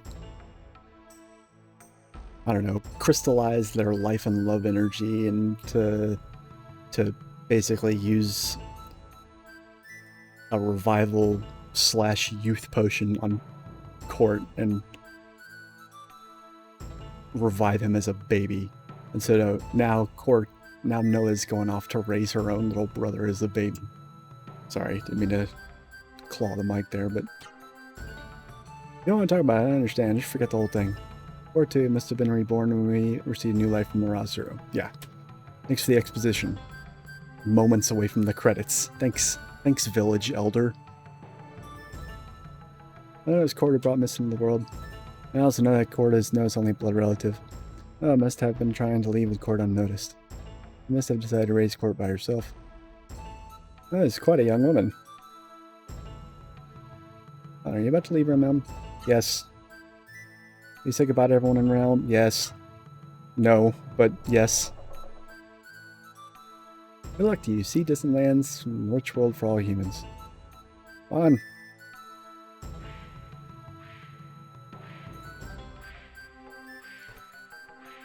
Oh, if you talk to... That's right. If you talk to this asshole right here, Johnny Turquoise hair that fucking is jealous of you and a little shit stain. He says, and you tell him you're going to travel, he's like, well, you be careful, because I might steal May from you while you're gone. Fucking shitlord to the end. I love how I just completely ignored May and, like, just left without saying anything to her.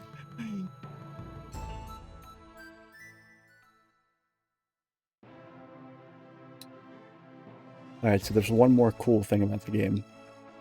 That we get to see at the end of the credits, and it's fairly unique for an RPG of this era, but you get a status screen at the end of the credits that shows you how many times you fucking sucked at the game and how many times you were awesome at the game.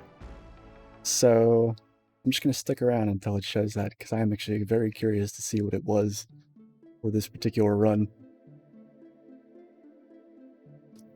I finish. Yes, I did finish. And the last fight was honestly pretty cool. Yeah, there's Noah with,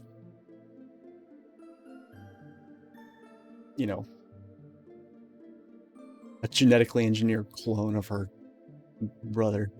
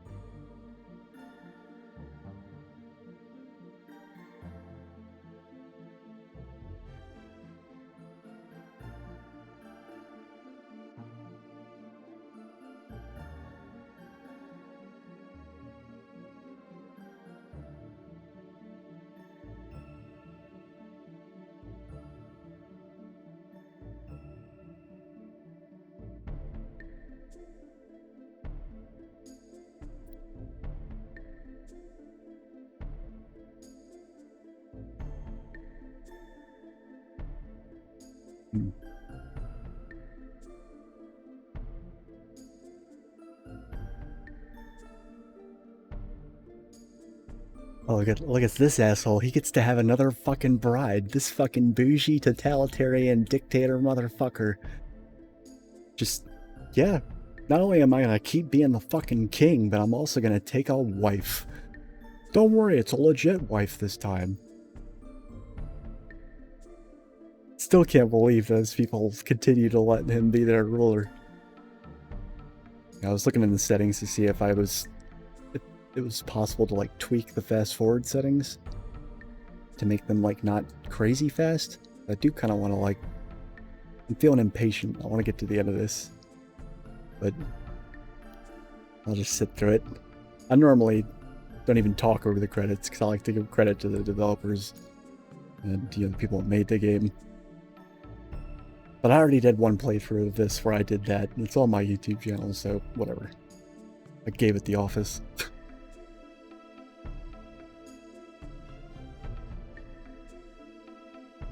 If they would have made, I would pay like $500 for a like well-made prequel of this game. Like, you know, available commercially, like remade by the developers.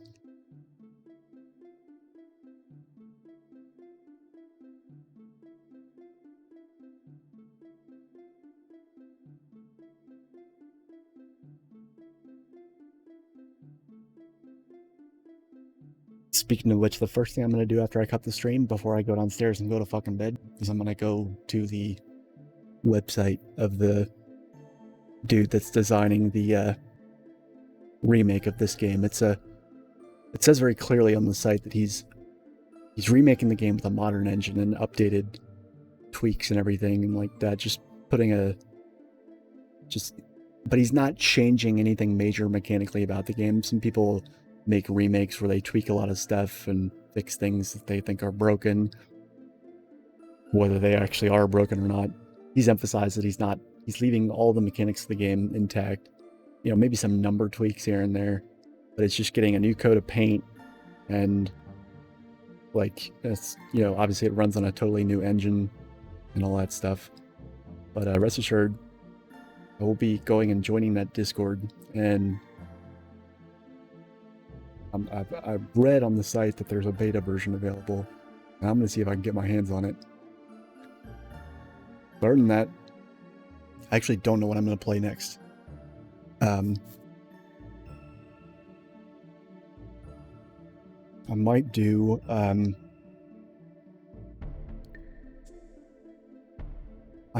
another like save state hacky thing with some other PS1 game.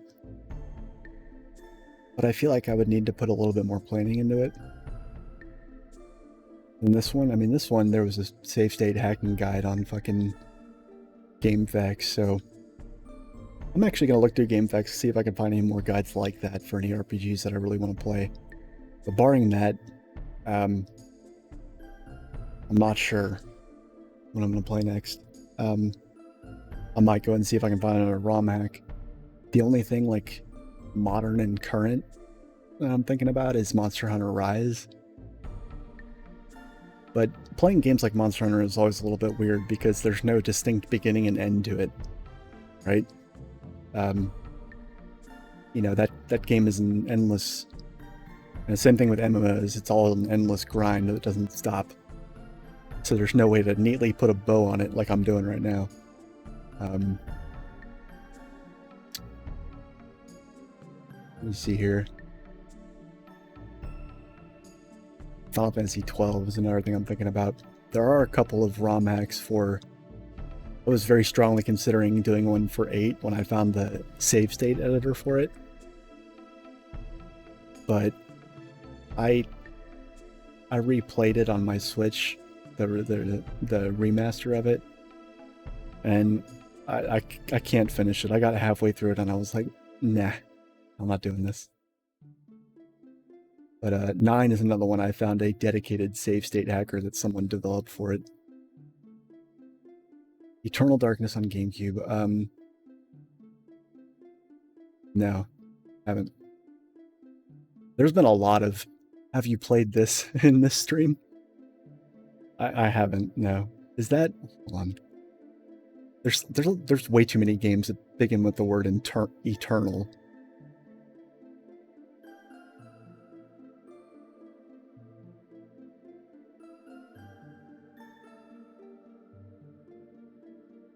Psychological horror. Oh yeah, that's the other thing, is that I want to find a good survival horror game to stream. But like, I also don't want to go back and play old survival horror games. Because I'm definitely feeling like a Dead Space 1 shaped hole in my life right now. But yeah, third person. See, like, those are, I don't know how much I would enjoy that. It's hard to say. It's one of those things that I would not want to stream blind. I would want to play a game that's like, survival horror is one thing, but like the more psychological survival horror games where you literally, like games like what was it, Amnesia, where you literally have like matches and like some string and, you know, a roll of toilet paper, and there's no weapons to be had in the entire game, and it's just about getting from point A to point B alive. I don't know how much I would enjoy that. Like, I don't know, you know.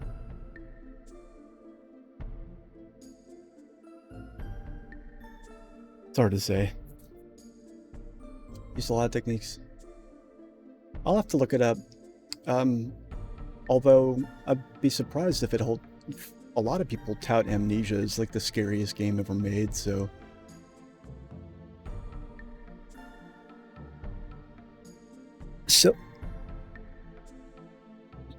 So is it like Amnesia, where the player character is literally powerless and the game's all about running from enemies and there's no way to fight back? Because I like horror games with some ability to fight back, albeit limited. How do we see the stats? I thought the stats were just supposed to pop up. Here we go. Here we go.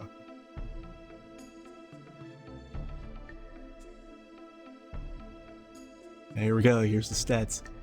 588 battles, 15 escapes. This time, like, fucking ignore that, because I just left the emulator running a lot of times when I wasn't playing. That's the 28 hits, 23 hits, 28. And Vaughn managed to actually do 5,000. That must have been against, like, some, like, early game enemy. So Vaughn died 32 times. Noah died 23. Noah died 13. 523, 411, 320, 8. 94.23%. That's not bad, considering I wasn't really trying that hard for 100%. I don't know if the game's counting stuff I hacked in either. It probably is. 245, 260. I got all the arts. You can get all the magic for every character, but I don't think I've ever done that in any playthrough, but...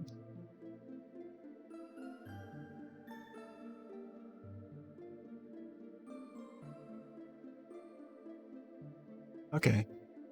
Yeah, maybe I'll check it out. I do have a GameCube and Wii emulator that I was playing Metroid Prime on, so maybe I'll definitely look into it. That is intriguing. Yeah, that's it for this stream. Next weekend, I don't know, I go back to work tonight, so I've got my 3-day work. This is my short week, so I got my 3-day work week to contemplate what I want to play next, and hopefully have an answer for you guys by Wednesday morning, which is when the next stream will be, unless I am really just having that hard of a time figuring something out. If I literally can't think of anything, I'll probably just throw on Monster Hunter Rise or something. Yeah, thanks for hanging out, Session. Gan Jordan, I wanted to let you know, you'll see it when I go to the finish screen. but I set a date for the next music stream. It's going to be May Day, because of course it is. Always wanted to give it a proper celebration, so that's when the next music stream is going to be, and that is on a Saturday. It's here, so 2 weeks from yesterday. That's the next music stream. Drew Martell wants to fix Guide to Get Ultra. That sucks, dude. I totally, yeah, it's rough. I don't know how long you've been lurking, but feel free to follow if you want to catch the next stream. This is the end of this one. But yeah. Anyway, take care, comrades. I will see you guys Wednesday morning.